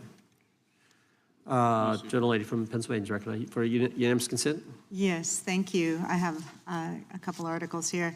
First is a New York Post article, July 17th, 2025. Democratic Senator Ron Wyden claims big Epstein file full of actionable information locked in Treasury Department drawer. Without objection. This is The Guardian, May 18th, 2023. Deutsche Bank agrees to pay $75 million to settle Jeffrey Epstein lawsuit. Without objection. This is Fox Business, September 10th, 2025. JP Morgan processed over $1 billion for Jeffrey Epstein despite internal concerns over sex offender status. Without objection. And New York Times, Bank of America flagged suspicious payments to Epstein only after he died. Without objection. Okay, and I also have a motion, Mr. Chair. The lady was recognized. We're going to come back to the motion. I thought it was made by Mr. But I want to dismiss our witness. Could we do the motions before he goes? What, The one, I just wanted to press the motion I originally yeah, had. we're going to bring that up. Is that what this four is? banks. Are you doing that? No, this is another motion. Okay, well, I'm going to recognize first the gentleman because we held that motion in advance. I've got a, I still have the UC, Mr. Chairman. Thank you, Mr. Chairman. So look, there are four banks, JP Morgan, Bank of New York, Bank of America, and Deutsche Bank. Yeah, but the gentleman can state his motion. Yeah, but the motion is to subpoena the CEOs of these four banks to bring in all records relating to their relationship to Jeffrey Epstein and to produce all records reflecting it. These four banks have flagged to the government $1.5 billion in suspicious transactions relating to the sex Chairman, I move the crimes. table. Mr. Diamond just released a statement saying he would be happy to comply. Mr. Chairman, he doesn't need The motion to table, the motion offered by the gentleman from Maryland, the motion to table is not debatable. The question occurs on the motion to table. Those in favor say aye. Aye. Those opposed, no. No. Opinion of the chair, the ayes have it. The motion is tabled. I'd like a recorded vote if we could, Mr. Recorded vote being requested. The clerk will call. Well, we got to get the clerk here. The clerk's right here. Wonderful. Clerk Mr. will call the Jordan? roll. Yes. Mr. Jordan votes yes. Mr. Isa? Mr. Biggs? Mr. Biggs votes aye. Mr. McClintock? Mr. McClintock votes aye. Mr. Tiffany? Mr. Massey? Mr. Roy? Mr. Roy votes aye. Mr. Fitzgerald? Mr. Klein? Mr. Klein votes aye. Mr. Gooden? Mr. Van Drew? Mr. Nels? Mr. Nels votes yes. Mr. Moore? Mr. Moore votes yes. Mr. Kiley? Ms. Hageman? Ms. Lee? Mr. Hunt? Mr. Fry? Mr. Grothman? Mr. Grothman votes aye. Mr. Knott? Mr. Knott votes aye. Mr. Harris? Mr. Harris votes aye. Mr. Onder? Mr. Onder votes aye. Mr. Schmidt? Mr. Schmidt votes aye. Mr. Gill? Mr. Gill votes aye. Mr. Baumgartner? Mr. Raskin? No. Mr. Raskin votes no. Mr. Nadler? No. Mr. Nadler votes no. Ms. Lofgren? No. Ms. Lofgren votes no. Mr. Cohen? Mr. Johnson? No. Mr. Johnson votes no. Mr. Swallow? No. Mr. Swallow votes no. Mr. Liu? Ms. Jayapal? Mr. Correa? Ms. Scanlon? Ms. Scanlon votes no. Mr. Neguse? Mr. Neguse votes no. Ms. McBath? Ms. McBath votes no. Ms. Ross? Ms. Ross votes no. Ms. Ballant? Ms. Ballant votes no. Mr. Garcia? Mr. Garcia votes no. Ms. Kamlager-Dove? Mr. Moskowitz? Mr. Moskowitz votes no. Mr. Goldman? Mr. Goldman? Ms. Crockett? No. Ms. Crockett votes no. Gentleman from Texas, Mr. Gooden. Mr. Gooden? You're a no. You're a no. Lance? Yes. Mr. Gooden votes yes. Mr. Chairman, how am I recorded? Gentleman from New York. Mr. Goldman, you're not recorded. No. Mr. Goldman votes no.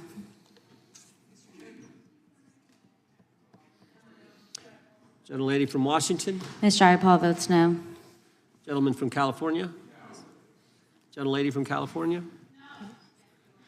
Mr. Liu votes no. Ms. Kamlager-Dove votes no. Gentleman from Kentucky. Mr. Massey votes no. Director, I want to thank you again for being here. While we're waiting for members to get back to record their vote, you don't need to stay around for these kind of motions. We appreciate the service you're providing the country, appreciate your testimony today, and appreciate the fact that you did it 5 hours straight. That's amazing. So God bless you and keep up the good work. The witness is dismissed. I know, but I'm dismissing the witness. I don't think nothing involved. I'll just put them in the record. Mr. Chairman, We're still waiting for members to come back to record their vote on the motion offered Good. by the gentleman from. No, I just, as a point of order, I just wanted to establish that the dismissal of the witness doesn't affect the viability of any of the motions. No, the committee's still going. How many members we need?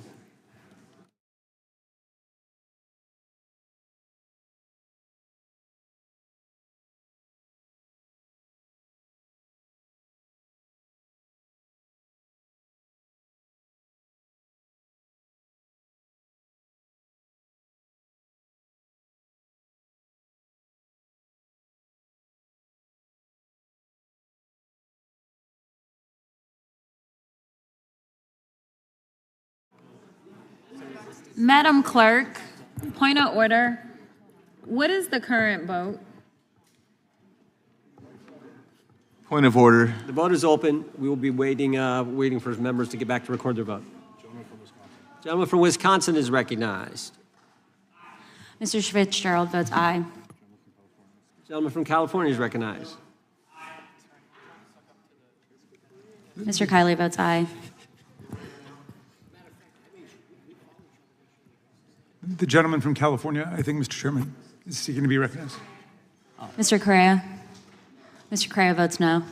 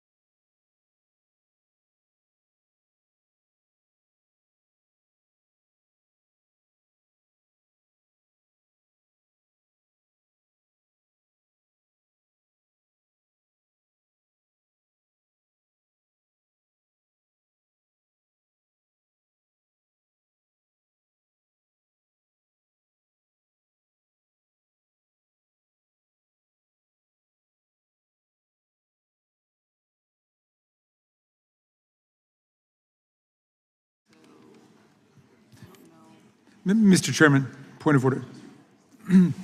Gentleman may state his point. A number of members have conflicting markups and committee hearings going on right now, and I'm just wondering, how long are we going to hold this open? My read on the vote is that right now it's 18 of 14?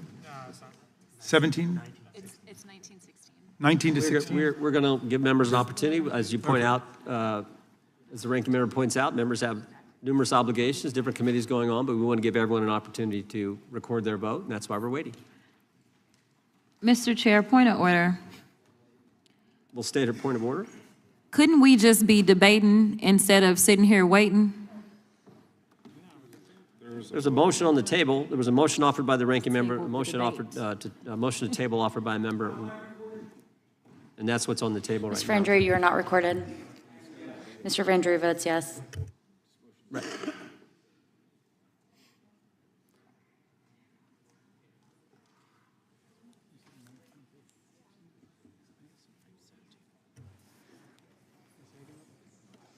Gentlelady from Wyoming. Ms. Lee. Ms. Lee votes yes. Ms. Hageman. Ms. Hageman votes yes. Gentlelady from Florida and Wyoming.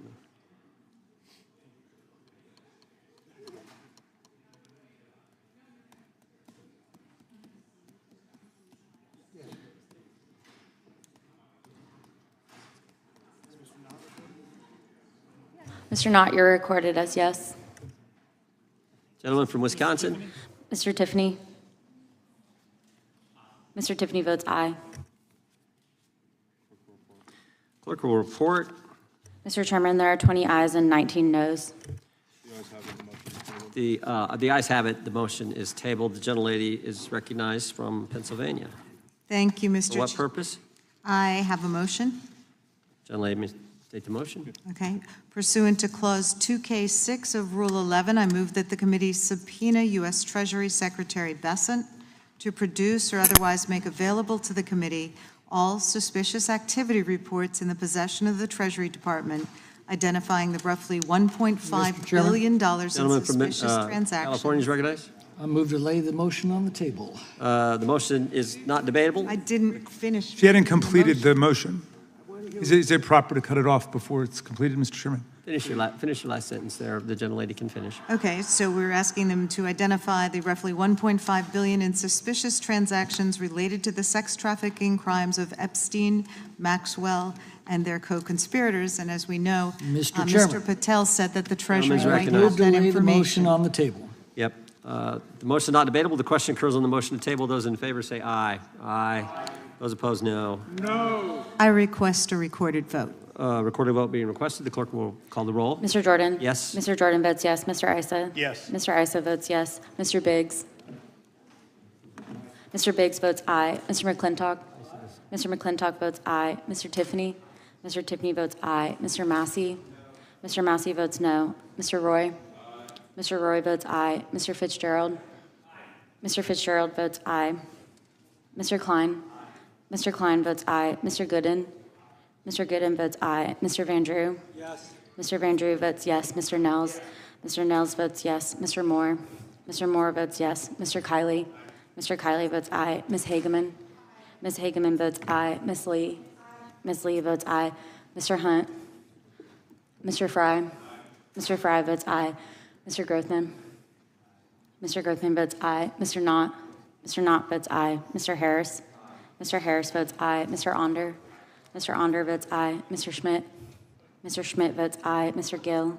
Mr. Gill votes aye. Mr. Baumgartner? Mr. Baumgartner votes aye. Mr. Raskin? No. Mr. Raskin votes no. Mr. Nadler? No. Mr. Nadler votes no. Ms. Lofgren? Ms. Lofgren votes no. Mr. Cohen? Mr. Johnson? Mr. Johnson votes no. Mr. Swalwell? Mr. Swalwell votes no.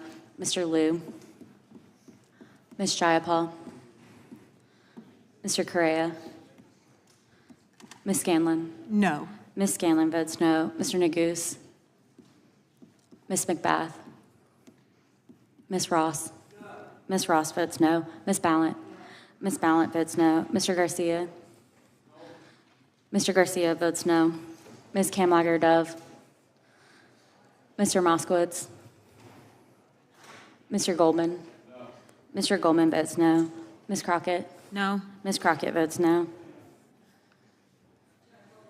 Ms. Jayapal votes no.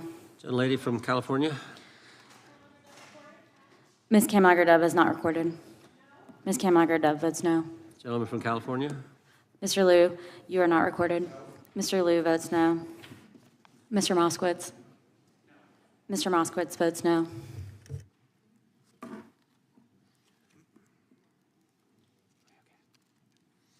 Clerk will report.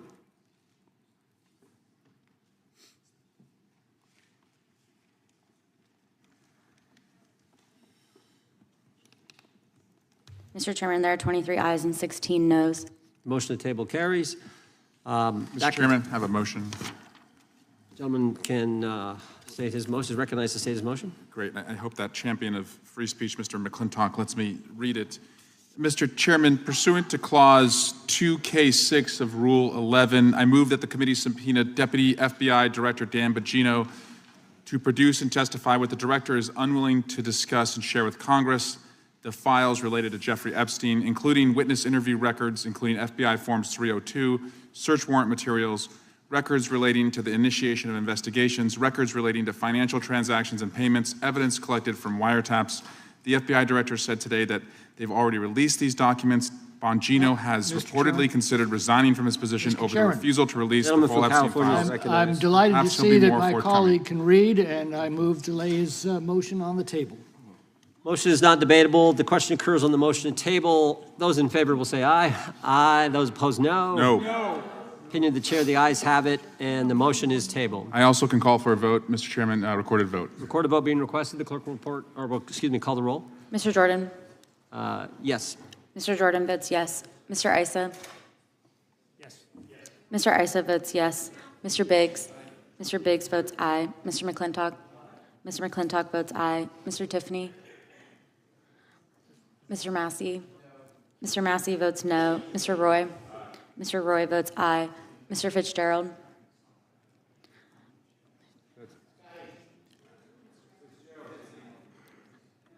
Mr. Fitzgerald votes aye. Mr. Klein votes aye. Mr. Gooden votes aye. Mr. Van Drew votes yes. Mr. Nels votes yes. Mr. Moore votes yes. Mr. Kiley? Ms. Hageman votes yes. Ms. Lee votes aye. Mr. Hunt? Mr. Fry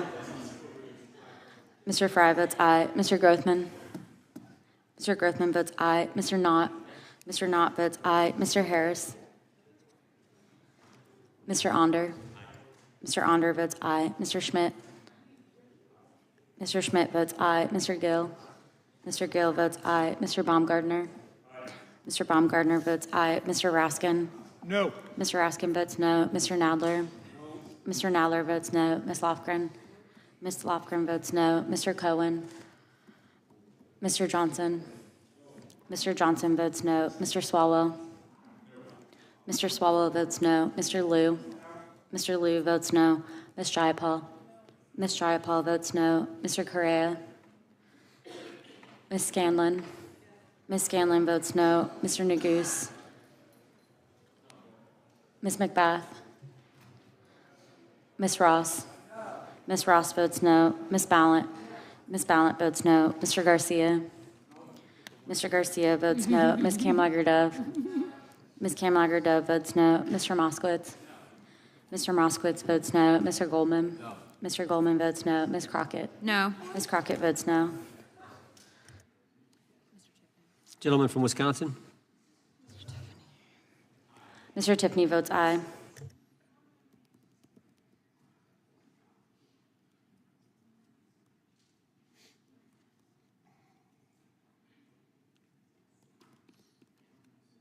Clerk will report. Mr. Chairman, there are 21 ayes and 16 noes. Motion to table is successful. That concludes today's. Nope, I've got one. The gentlelady from Texas is recognized. Thank you, Mr. Chair. I'll tell y'all when I'm done reading. Mr. Chair, pursuant to Clause 2K6 of Rule 11, I move that the committee subpoena the head of the Bureau of Prisons, William K. Marshall, to discuss and produce all records relating to the transfer of Jeffrey Epstein, co-conspirator and child sex trafficker, Ghislaine Maxwell, in apparent violation of BOP policies regarding sex offenders to include all BOP communications with DOJ, FBI, and the White House. BOP transferred Maxwell to a minimum security camp following her interview with President Trump's former personal attorney and now Deputy Attorney General Ty Blanche. Motion to I am table done reading is now. not debatable. This question occurs on the motion to table. Those in favor will say aye. Aye. Those opposed, no. No. Opinion of the chair, the ayes have it. I'd ask for a recorded vote. Recorded vote being requested. The clerk will call the roll. Mr. Jordan? Yes. Mr. Jordan votes yes. Mr. Issa? Mr. Issa votes yes. Mr. Biggs? Mr. Biggs votes aye. Mr. McClintock? Aye. Mr. McClintock votes aye. Mr. Tiffany? Aye. Mr. Tiffany votes aye. Mr. Massey? No. Mr. Massey votes no. Mr. Roy? Mr. Roy votes aye. Mr. Fitzgerald? Mr. Fitzgerald votes aye. Mr. Klein? Mr. Klein votes aye. Mr. Gooden? Mr. Gooden votes aye. Mr. Van Drew? Mr. Van Drew votes yes. Mr. Nels? Mr. Nels votes yes. Mr. Moore? Mr. Moore votes yes. Mr. Kiley? Ms. Hageman? Ms. Hageman votes yes. Ms. Lee? Ms. Lee votes aye. Mr. Hunt? Mr. Fry? Mr. Fry votes aye. Mr. Grothman? Mr. Grothman votes aye. Mr. Knott? Mr. Harris? Mr. Knott? Mr. Knott votes aye. Mr. Harris? Mr. Onder? Mr. Onder votes aye. I want to say this is the second anniversary of Hamas invading the sovereign state of Israel. Yesterday, I had some Palestinian advocates talk to me about the number of people who have been killed, I like to remind them there wouldn't be one death if there hadn't been this invasion of the sovereign state of Israel by what happened 2 years ago today. Attorney General Bondi, since your confirmation, you've now had the opportunity to face the federal bureaucracy that you must reform to better serve the American people. As I said to Director Patel, your charter is no simple task. When you arrived, you were left with the Justice Department free fall. Senate Democrats have denied your leadership personnel. We haven't been able to confirm your Assistant Attorney General for Congressional Affairs.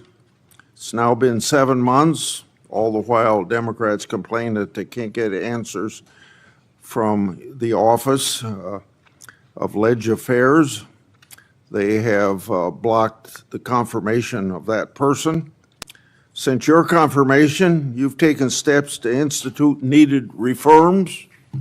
Under your leadership, the Justice Department has cut funding to politicize programs to reinvest in core policing activities. Focusing on crime and getting tough on criminals is a welcome change from 4 years of Biden administration soft on crime policies. During the Biden administration, the Justice Department failed to collect billions of dollars in criminal fines and penalties from corporate offenders. That's money should have been placed in the Crime Victims Fund, and much of the money of the past administration did collect went to the Justice Department's slush funds instead of aiding victims of criminals and violent activity. My Democratic colleagues have shared concerns about funding agency and law enforcement, but generally haven't supported funding programs. Under the Democrat leadership, the COPS reauthorization was held over in committee at least 8 times before the 118th Congress concluded. It never received a vote in this committee.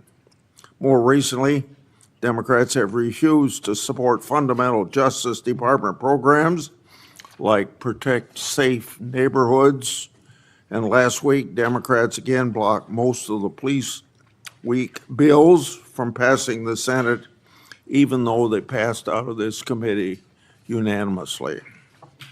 In contrast to these indefensible positions, the judiciary provisions in the Republican reconciliation bill made hundreds of millions of dollars available to the Justice Department to combat crime. Attorney General Bondi, you've also created task force to attack the problems left by your predecessor. You've created a team to review the overwhelming evidence of political weaponization by federal law enforcement, including the discredited Crossfire Hurricane investigations. Your weaponization working group has worked with my staff to bring forward resolutions for whistleblowers, and I commend you and your staff efforts to find solutions for these patriots.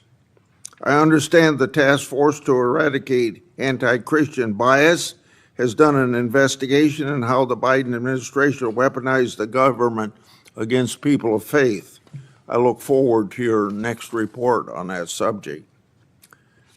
Now, you've also shuttered a certain task force that was a stain on this country, the Foreign Influence Task Force.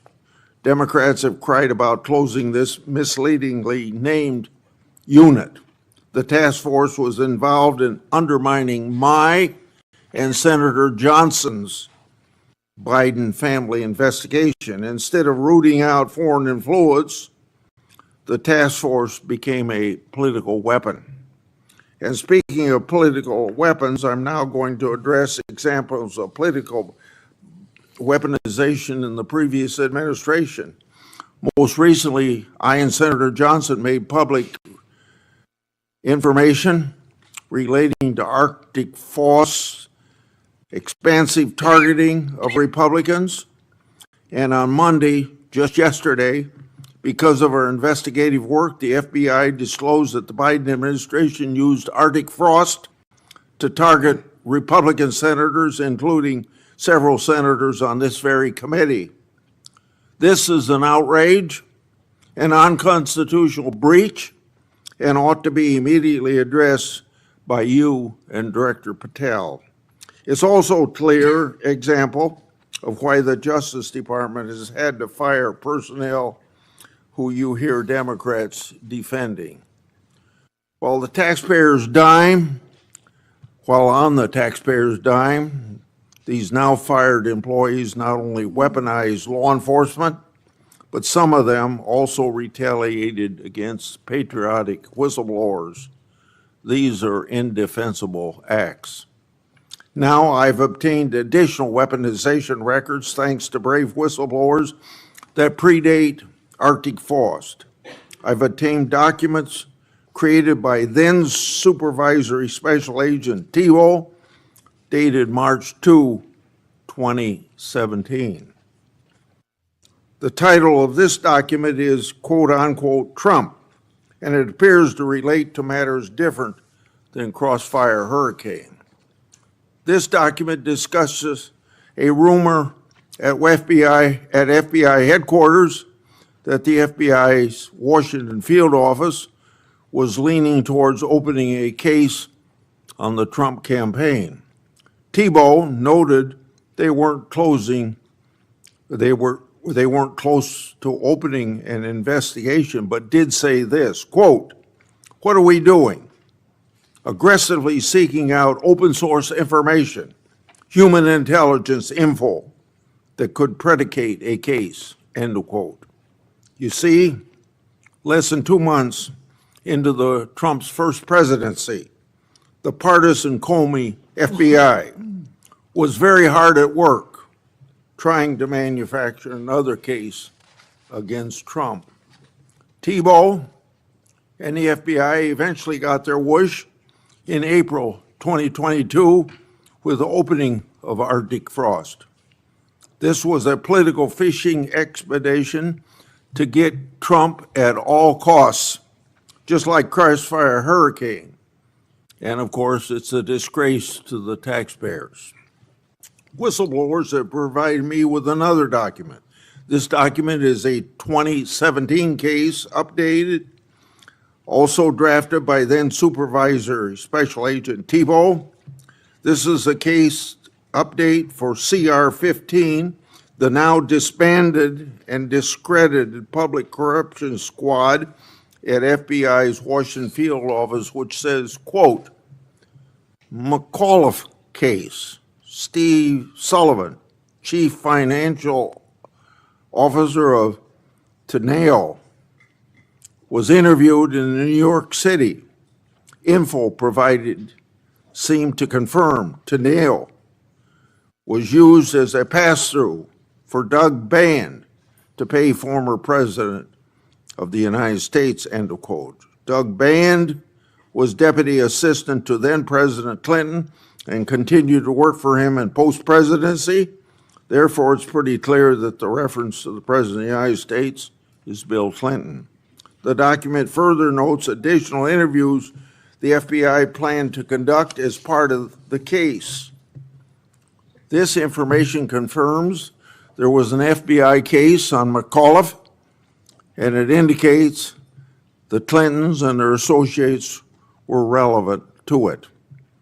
Did the FBI throw its resources behind this matter just like it did against Trump and his associates?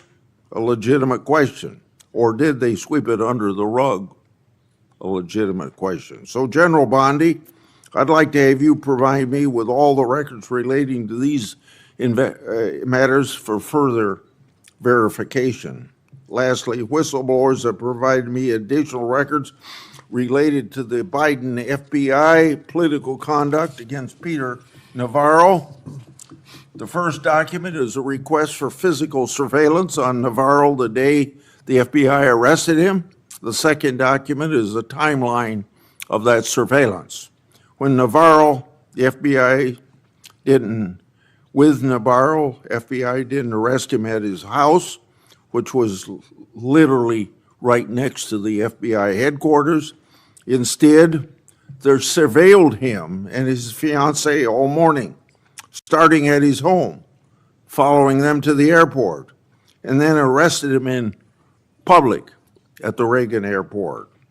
The way Navarro was treated is unnecessary. General Bondi, I would like you to provide me all records relating to this matter. Attorney General Bondi, this Congress, I've made public one document after another, one whistleblower disclosure after another, one example of weaponization after another. So to our average constituent, this is all history, but it's all pointing out the wrong of government, using the power of government to go after people, they're political people you don't like. We're pointing this all out because we can't have this repeated in the United States. We want to end to it right now, whether we have Republican or Democrat administrations. All evidence of your predecessors' total failures. It's time for accountability. And I look forward to hearing about your success in that regard. Senator Durbin. Thanks, Chairman Grassley, for holding this oversight hearing. Welcome, Attorney General Bondi. I'm glad that we are following this committee's longstanding tradition of regular oversight hearings with the Attorney General, the Director of the FBI, and the Secretary of Homeland Security. These hearings have never been more important as President Trump turns the full force of the federal government on Chicago and other American cities. The assault on the city I am proud to represent is just one example of how President Trump and Attorney General Bondi shut down justice at the Department of Justice even before the President's party, controlling the White House, Senate, and House of Representatives, shut down the government. The Attorney General has systematically weaponized our nation's leading law enforcement agency to protect President Trump and his allies and attack his opponents and, sadly, the American people. You have purged hundreds of senior career officials since you first appeared before us. These men and women had dedicated their careers to protecting the American people. As a result, the department has lost literally thousands of years of law enforcement expertise. To be specific, you disbanded the FBI's Foreign Influence Task Force and the National Cryptocurrency Enforcement Team, despite the growing threat of foreign election interference and the drastic rise in cryptocurrency crimes. You forced out almost 75% of the Civil Rights Division's career attorneys, while hate crimes are on the rise. You fired more than 100 immigration judges, while the immigration case backlog is more than 3 million. You cut the public integrity section from 30 prosecutors to 2, while political corruption skyrockets. During your confirmation hearing, I asked you about your many potential conflicts of interest as a former lobbyist. You responded under oath, quote, "You will consult with career ethics officials within the department and make the appropriate decision," end of quote. But the Justice Department then removed those career ethics officials and put in their place inexperienced political appointees beholden to President and you. And you've effectively shut down the Office of Professional Responsibility, which investigates misconduct by Department of Justice attorneys. Now, with these ethical guardrails out of the way, corruption has run rampant at the Department of Justice. Although you've been a registered foreign agent for Qatar, you did not recuse yourself from signing off on President Trump's solicitation of a free jet from the royal family, even though this gift was clearly illegal. Connections to Attorney General Bondi seem to yield more favorable outcomes for defendants. At least 2 long-running federal prosecutions were abruptly dropped after the defendants hired your brother. It's no surprise that Ed Morton, the failed U.S. attorney nominee you appointed as senior official, said, quote, No MAGA left behind. Our nation's top law enforcement agency has become a shield for the president and his political allies when they engage in misconduct. Last year, President Trump's border czar, Tom Homan, was allegedly recorded accepting a $50,000 bag of cash in exchange for promising immigration enforcement-related contracts. Under your leadership, the investigation into Mr. Homan was dropped. After President Trump pardoned nearly 1,600 January 6 insurrectionists, including more than 600 charged with assaulting or impeding law enforcement, the Department of Justice is arguing in court that these pardons provide immunity for wholly unrelated crimes in multiple cases. Jared Weiss was filmed on January 6th encouraging his fellow rioters to attack the Metropolitan Police Department officers, and he said, "F them, kill them." What happened to Mr. Weiss? He's been hired by you as a senior advisor. In February, you said the Epstein client list was, quote, "sitting on my desk right now for review." 8 months later, you still haven't produced these files, and a credible whistleblower told my office that FBI agents were directed to flag any records in which President Trump was mentioned.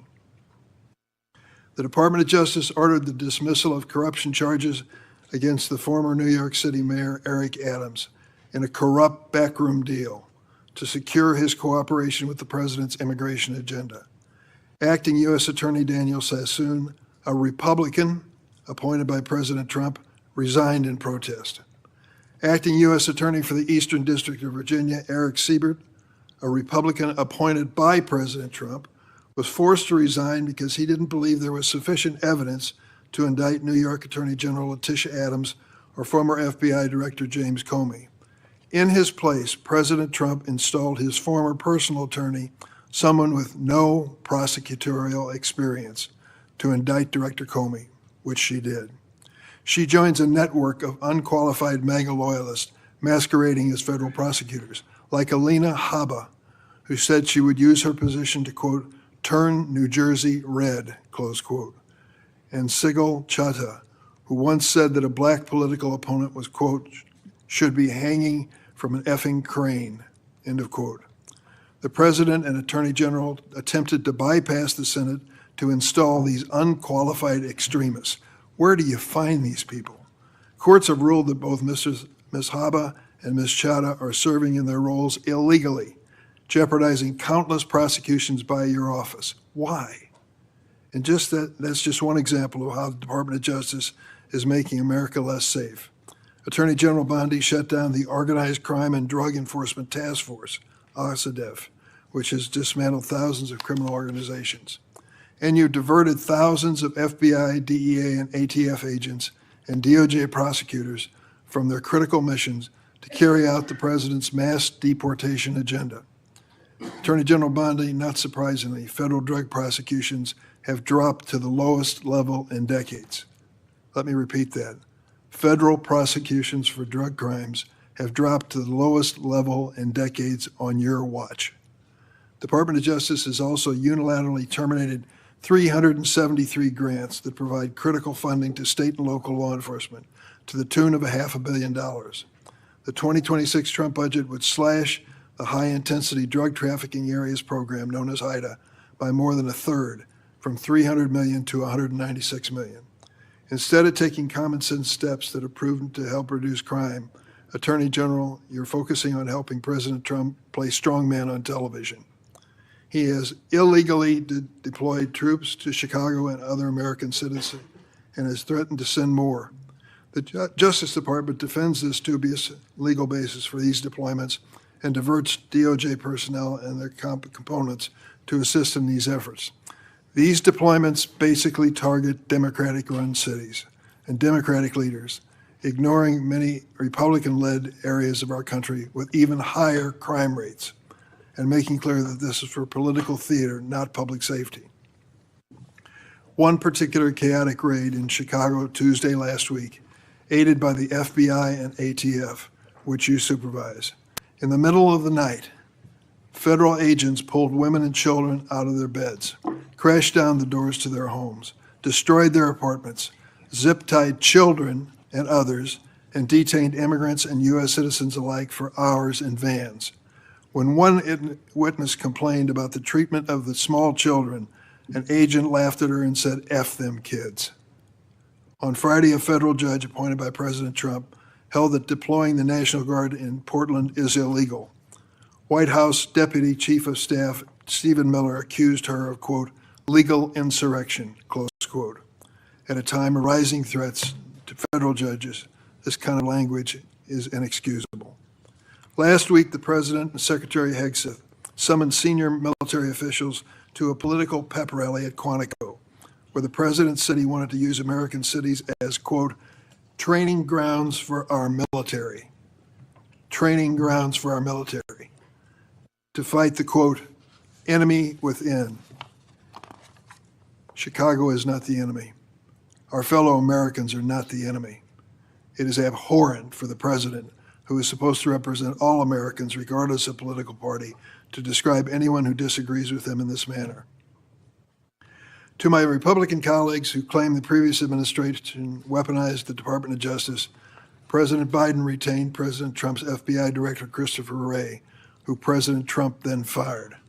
President Biden never directed the Attorney General to prosecute his political opponents. President Biden never fired his own political appointees for refusing to prosecute his targets. What has taken place since January 20th, 2025 would make even President Nixon recoil. This is your legacy, Attorney General Bondi. In 8 short months, you have fundamentally transformed the Justice Department and left an enormous stain in American history.